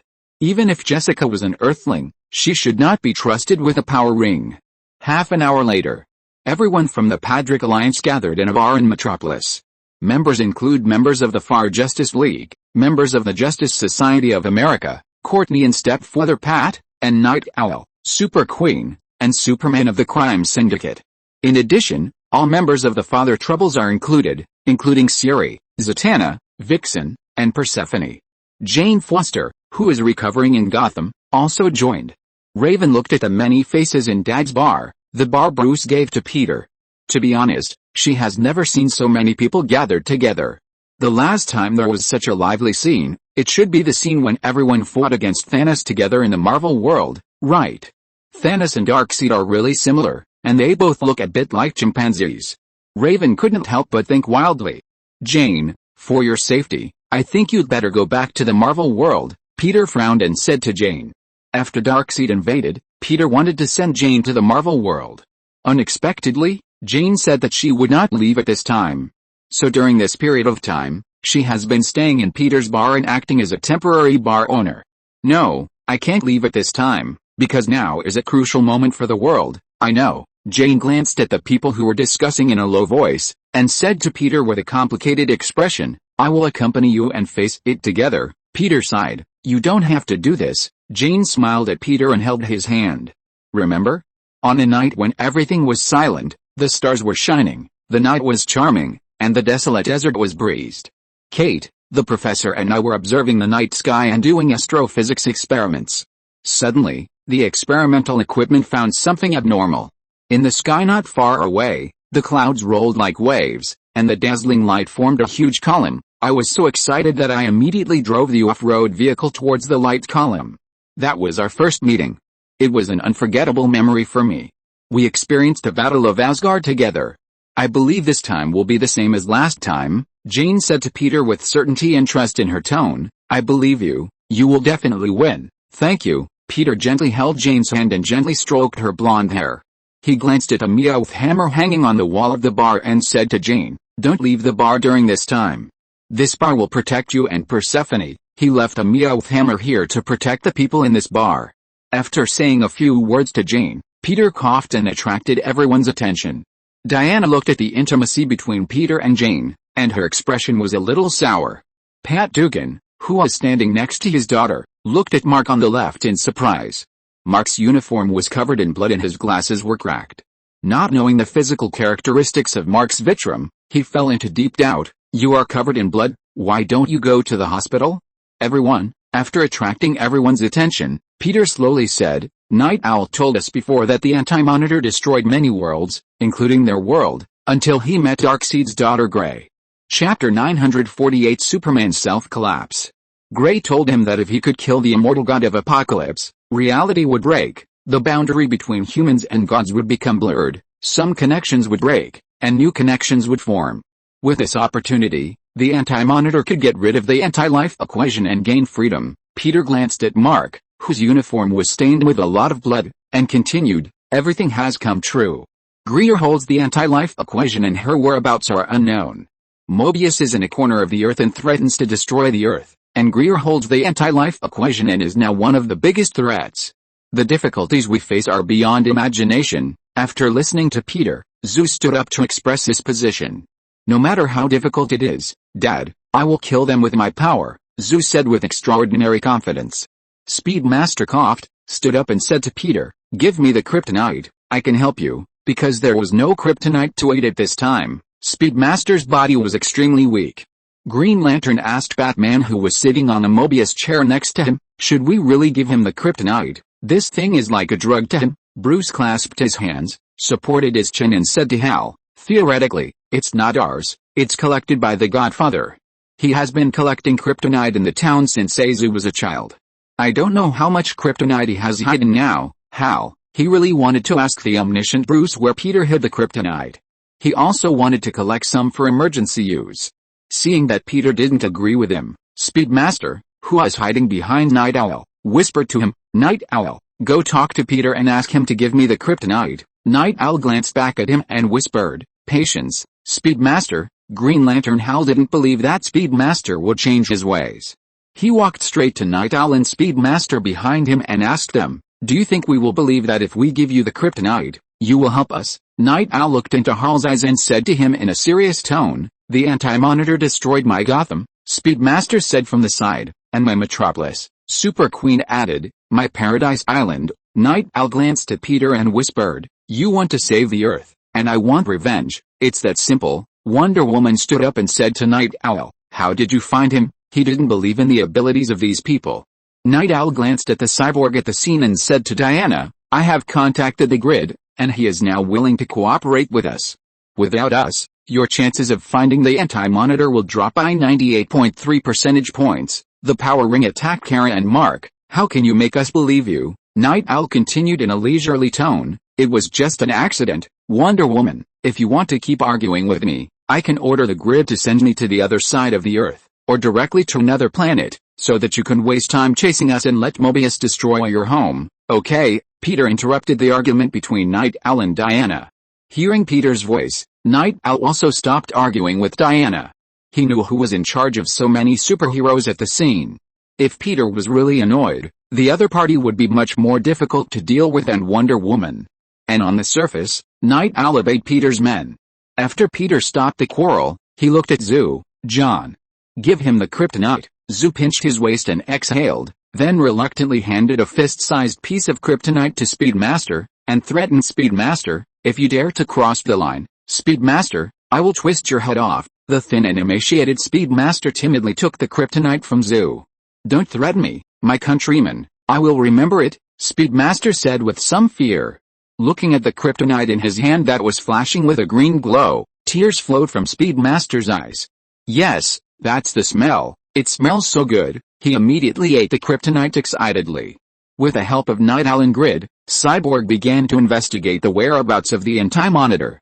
Using the data transmitted by Grid, Cyborg first established communication between him and Grid's data computer, then transmitted the data to the satellite and began scanning. Not long after, Cyborg stood up and said to Peter, we have locked the location of the Anti-Monitor. At this time, Speedmaster had completely eaten the kryptonite. The skinny body of the Speedmaster suddenly arched up, and his spine made a popping sound as if it was broken by a hammer. The blood vessels under his skin bulged, as if magma was flowing under his skin. Then the Speedmaster's muscles began to swell, his bones grew, and his skinny body bulged like a blown-up balloon, and every inch of his skin was stretched to the limit. His body was much stronger, and the cowardice, hesitation, and humility he had once had were all burned away by kryptonite. Now the Speedmaster even felt oppressive when breathing. The corners of his mouth slowly opened, revealing his white teeth. There was no madness in his smile, only a cold, absolute sense of control. Very good, He clenched his fists and slowly said to everyone, "I've finished eating too. Gotham, the dock. The location of the anti-monitor found by the grid search is located here." Peter brought everyone from Patrick's Justice League to the final decisive battle. The night sky of Gotham was torn apart, and the scarlet clouds rolled, as if the whole world was shaking. Speedmaster, the Tyrant of Earth 3, was now steaming with dark green energy. His muscles were knotted like steel, and blood vessels were bulging under his skin. He had just swallowed a whole block of high-purity kryptonite crystal, and his strength had soared to an unprecedented peak. "Anti-monitor," Speedmaster's voice exploded like thunder, and the sound waves shattered the glass for miles around. He was suspended above the Gotham dock, his mouth wide open, revealing his white teeth. "You think you can destroy my world? I am the real god." The anti-monitor was standing at the dock at this time, quietly confronting everyone. The anti-monitor, who had returned to normal and freed from the curse, was no longer corrupted by the anti-life equation, but returned to the original form of a god. He looked coldly at Speedmaster, who was the first to stand up. With a roar, Speedmaster rushed forward at superluminal speed, and his fist wrapped in destructive energy, smashed into the anti-monitor's face. The air was squeezed and then exploded, and the shock wave instantly flattened half of the dock. Boom! The anti-monitor's helmet was slightly tilted, but that was all. He slowly raised his head. Under the visor was endless darkness, as if connected to the abyss of the antimatter universe. And his voice did not come from his throat, but exploded directly in Speedmaster's mind, like the screams of billions of dead souls. The anti-monitor did not even use too much force. He just raised his hand and hit him, and Speedmaster's chest sank. The sound of bones breaking was clearly audible. Ugh! Speedmaster spit out a mouthful of blood. But the violent energy of kryptonite made him ignore the pain and rushed up again with a roar. He gathered all his strength and tried to penetrate the core of the anti-monitor with his heat vision. However, the red beam was twisted and swallowed the moment it touched the anti-monitor, and turned into a wisp of black smoke and dissipated. "You are just a pathetic bug." He raised his hand, a vortex of antimatter appeared in his palm, and he pushed it gently. Boom! Speedmaster's body was instantly blown away, crashing through several buildings behind him, and finally embedded in the ruins of the dock building. His skin began to disintegrate, and the kryptonite energy leaked out crazily, like a deflated ball. Speedmaster struggled to climb out of the rubble, his muscles atrophying and his strength draining away. The side effects of the kryptonite began to bite him back, his body was collapsing, and more frighteningly, his fear returned. No. Impossible. Speedmaster looked down at his shaking hands, his strength slowly fading away. The anti-monitor slowly approached, distorting space with every step. His very existence was devouring reality, and the ruins of the dock buildings turned into nothingness under his feet, leaving not even dust. The anti-monitor's voice was icy and piercing. "Without kryptonite, you are nothing." Speedmaster's pupils contracted. At this moment, he finally realized a sad fact, that he had never been truly strong. Kryptonite only covered up his cowardice, and now, he has once again become the drug addict curled up in the Syndicate Tower. "Please. Please." Speedmaster slammed his knees to the ground and begged for mercy in fear. The anti-monitor looked down at him as if he were looking at a dying ant. At this moment, the anti-monitor was no longer a puppet bound by the anti-life equation. He is the pure embodiment of destruction, the end of the universe. His existence distorted reality, and the sky of Gotham cracked, revealing the chaotic storm of the antimatter universe. His power is unlimited, and every time he devours a bit of positive matter, his energy increases by 1 point. Superman collapsed to the ground, completely collapsed. He once thought that kryptonite could make him invincible, but in front of the real gods, he was still a cowardly tyrant. I don't want to die." He curled up like an abandoned wild dog. The anti-monitor did not answer, but just raised his hand, ready to give the final annihilation. At this moment, Azu finally couldn't bear it anymore. He turned into a flash of lightning and rushed up. Azu, who has the power of 6 gods and is the god of gods, has the confidence to fight even if the enemy is strong. Seeing Azu coming forward, Clark, who has become the god of strength, and Horus, who has become the god of death, also rushed over. The 3 fathers of sorrow, who have just become new gods, rushed up to fight with the anti-monitor. On the other side, the Super Queen, who was watching the game, covered her belly and said to Diana beside her in pain, "I'm giving birth." "What?" Diana, who was holding her, had a look of shock on her face. Chapter 949. Peter and his children transform into 6 gods to fight the Anti-Monitor. She's about to give birth. We have to get her to a safe place. Diana supported the Super Queen, who was making painful sounds, and shouted to Night Owl.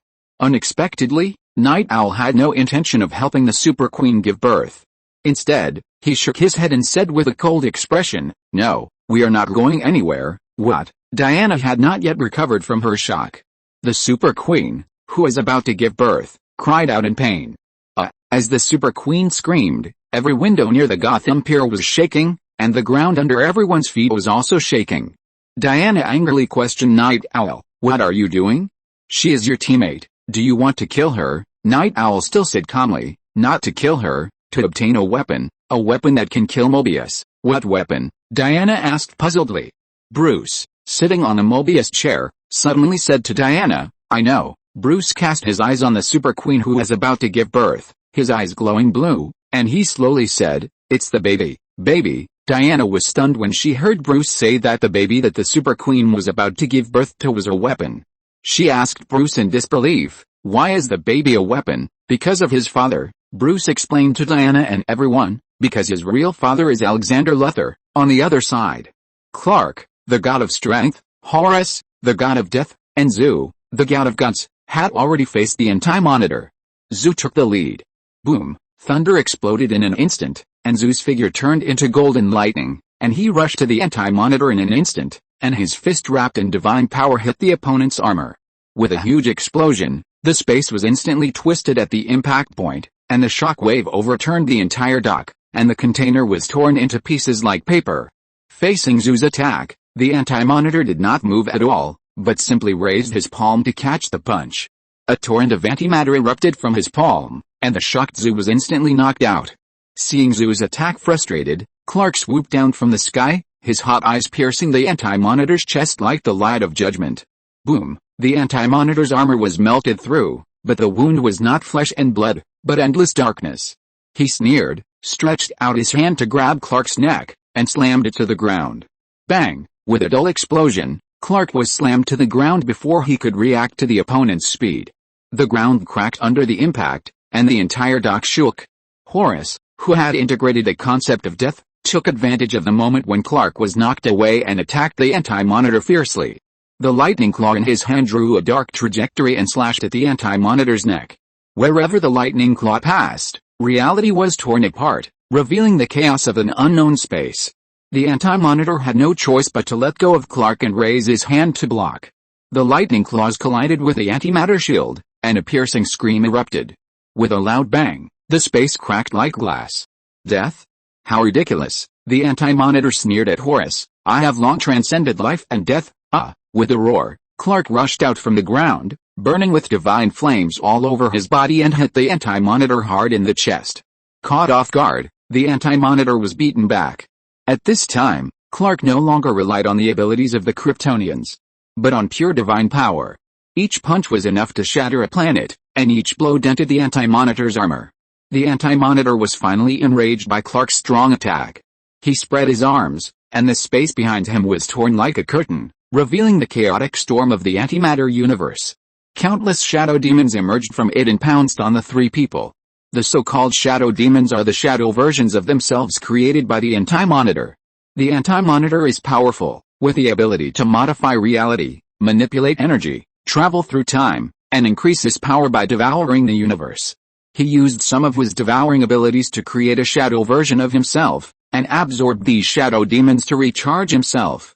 Facing the shadow demon summoned by the Anti-Monitor, Zu raised his trident and summoned a lightning and thunderstorm. Golden lightning rained down like rain, instantly evaporating the shadow demons approaching him. Horus chanted a death prayer and swung the power sword in his hand, which exuded a dark breath of death. The shadow demons that were cut directly decayed into ashes. While the 3 were dealing with the shadow demons, the Anti-Monitor seized the opportunity, moved over in an instant, and punched Clark in the chest. Clark was hit in the chest and coughed up blood. Enduring the pain, he grabbed the Anti-Monitor's wrist with his backhand and controlled him to temporarily immobilize him. John, Horus, it's now. Facing the opportunity created by Clark, Zu naturally would not miss it.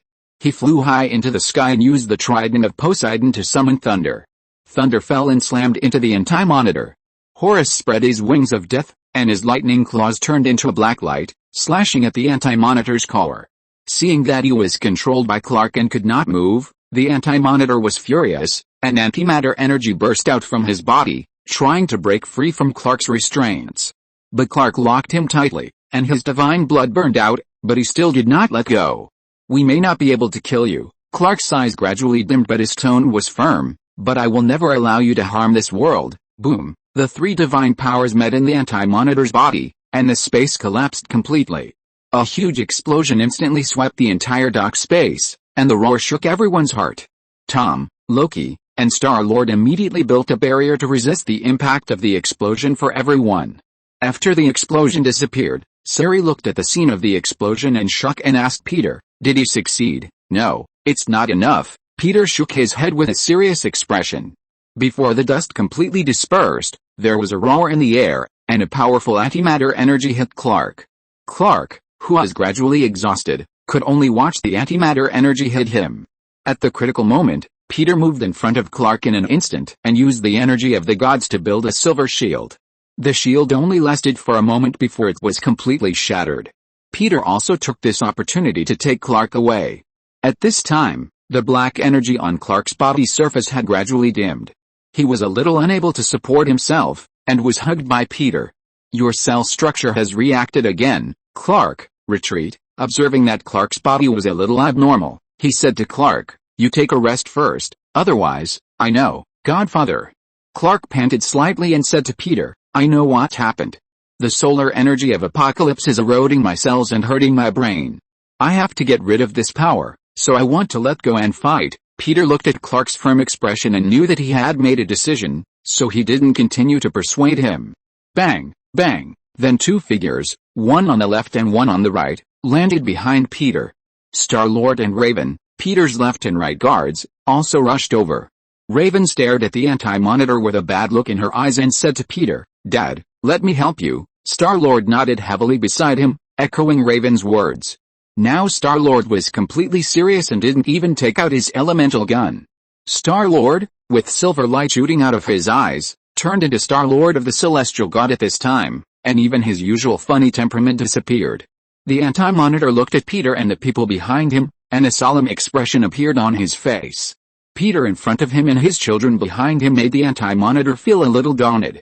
"Peter Patrick, your existence is very unreasonable." He did not take action immediately, but said to Peter, "You are a person who should not exist in this world, and your power does not belong to this world." The anti-monitor, who has devoured many positive matter universes, has never seen a weird human like Peter, and has not even seen Peter's clone in the parallel world. "You are not a creation of this dimension." The anti-monitor's armor trembled slightly, and his tone was rarely alert. He knew Peter's previous battle with Rare and understood Peter's strength. Facing this absolutely arrogant guy, Peter shook his head. "I am the one who specifically waits in this dimension to eliminate your existence," and, faced with Peter's humiliation, the anti-monitor was enraged and suddenly released an antimatter energy wave. Peter dodged and created a whip of guns, and swung it at the other party. When Peter took action, Star-Lord and Raven also attacked the anti-monitor. On the other side, Stargirl Courtney, watching Peter and the six gods fighting the anti-monitor, was shocked and a little frustrated. Even if she wanted to participate in a battle of this magnitude, she couldn't do it. If she was affected by the aftermath of the battle, she would probably be seriously injured. She originally thought that Peter's family were just ordinary superheroes in the small town, but she didn't expect Peter's family to be so powerful. Not to mention that Peter's family wants to control the President of the United States. Even if they want to be the President of the Earth, it is no problem. I really don't know why Mr. Patrick's children are so powerful. Just when Courtney was frustrated, a gap appeared in the void.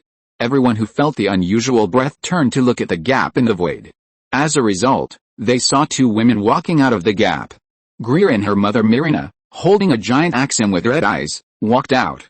Greer, with a smile on her lips, glanced at Peter's six people who were fighting the anti-monitor, and said to the others, "I'm back." Chapter 950, Reinforcements. Female Thor Jane Foster? Seeing Greer appear, Diana and the others were all stunned. No one expected that Greer would come at this time. Just as Diana was slightly in a daze, she suddenly saw a man bathed in darkness, walking out of the gap. Seeing Steve Trevor, who exuded the breath of destruction and death, Diana was stunned for a moment. Although Steve did not become her ex-boyfriend in this world, the pilot who was responsible for helping her contact Washington has become her good friend. Seeing her friend's abnormality at this time, Diana angrily questioned Greer, "What did you do? What did you do?" "Of course, I created my own god with my own hands, and Greer pointed at Steve and said to Diana, "He is my weapon, a weapon that completely inherited the anti-life equation. Now he is the active anti-life equation." "Why did you choose him?" Diana asked angrily. "Because he is the first man to set foot on Paradise Island, he has to bear some responsibilities." "Isn't this reason enough?" "No, you have more than this reason." Just as Greer finished speaking, Bruce, sitting on a Mobius chair, flew over and said to her, "I know why you did this. You have completed your mission and your father is dead, but the Mobius chair tells me that although you have achieved your goal, you are deeply poisoned by the power. You want more." Bruce slowly said the last sentence, "Like father, like daughter." Hearing that man's words that deliberately angered her, Greer was really fooled and rushed over with a roar. "You are right, I have completed the mission, but I have another mission, which is to destroy Peter's Justice League." While speaking, Greer raised the giant axe and chopped at Bruce. At the critical moment, a green light rushed over and tied Greer up in an instant. She turned around in surprise. Green Lantern, not Green Lantern, but the Green Lantern Corps. As soon as the voice fell, countless green energies rushed around her, building a cage and trapping Greer inside. Above the sky, more than a dozen members of the Green Lantern Corps, including Hal, released energy from the Green Lantern rings on their hands, materializing the cage to trap them. At the same time, Steve, who had been controlled by the anti-life equation, was also fighting with Diana and others. The sky began to rain. Boom! With a flash of lightning that split the sky, it illuminated the man standing on the top of the container pile, Steve Trevor. Steve's eyes were as black as ink, and dark red energy lines flowed under his skin. There was a weird smile on the corner of his mouth, as if he was enjoying some twisted pleasure. "Diana," his voice was no longer the familiar tone of Diana, but a whisper with an echo. "We meet again." Wonder Woman held the sword of Vulcan tightly, and the rain slid down her armor. Staring at her friend, her eyes were mixed with pain and reluctance. "Steve, this is not you." "No, Diana." Steve's smile widened, revealing his white teeth. "This is the real me." Diana was about to wake up her friend, but a voice sounded behind her. "Get out of the way." "Diana." Supergirl Kara took the lead. With a boom, she dived down at supersonic speed, and her fist, wrapped in a red heat wave, smashed into Steve's chest. Facing Kara's attack, Steve just raised his hand lightly. Bang! A dark red energy barrier appeared out of thin air, and Kara's fist hit it, and the shock wave instantly shattered the surrounding buildings. But Steve did not move, but grinned and waved his hand back. The energy of the anti-life equation exploded like a tide, and Kara was directly blown away. Kara only stopped after crashing through several cranes on the dock. She coughed up a mouthful of blood and looked up in shock. Is this the power of the anti-life equation? On the other side, Loki stood on the dock and watched this scene, squinting his eyes.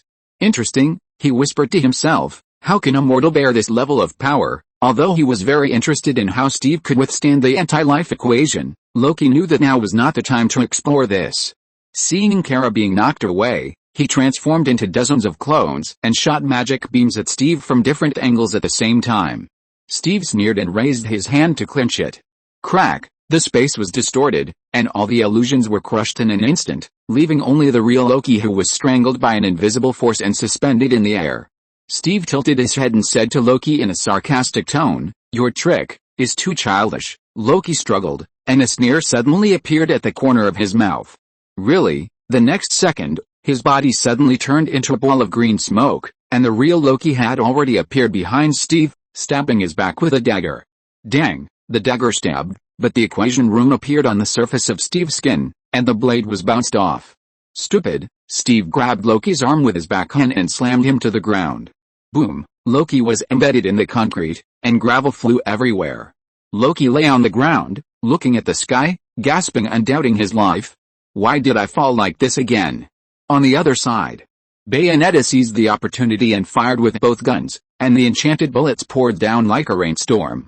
Bang! Bang! Bang! Steve's body was hit by bullets, and dark red energy splashed out. Annoying bug, He raised his hand and waved, and the energy of the anti-life equation turned into a giant palm and slapped Bayonetta directly. Bayonetta quickly cast Witch Time and summoned the Hell Claw to counterattack at the moment of dodging. Roar! The huge demon claw collided with the power of the equation, and a brief crack was torn in the space. While Bayonetta joined the battlefield, Mark and Siri, Zatanna, Boom, V, Stargirl and Tom also rushed over. Diana rushed to Steve first. Her Vulcan sword burned with divine fire and chopped Steve's neck directly. Steve did not dodge, but let the blade hide him. Ding! The blade stopped on the surface of his skin, unable to move any further.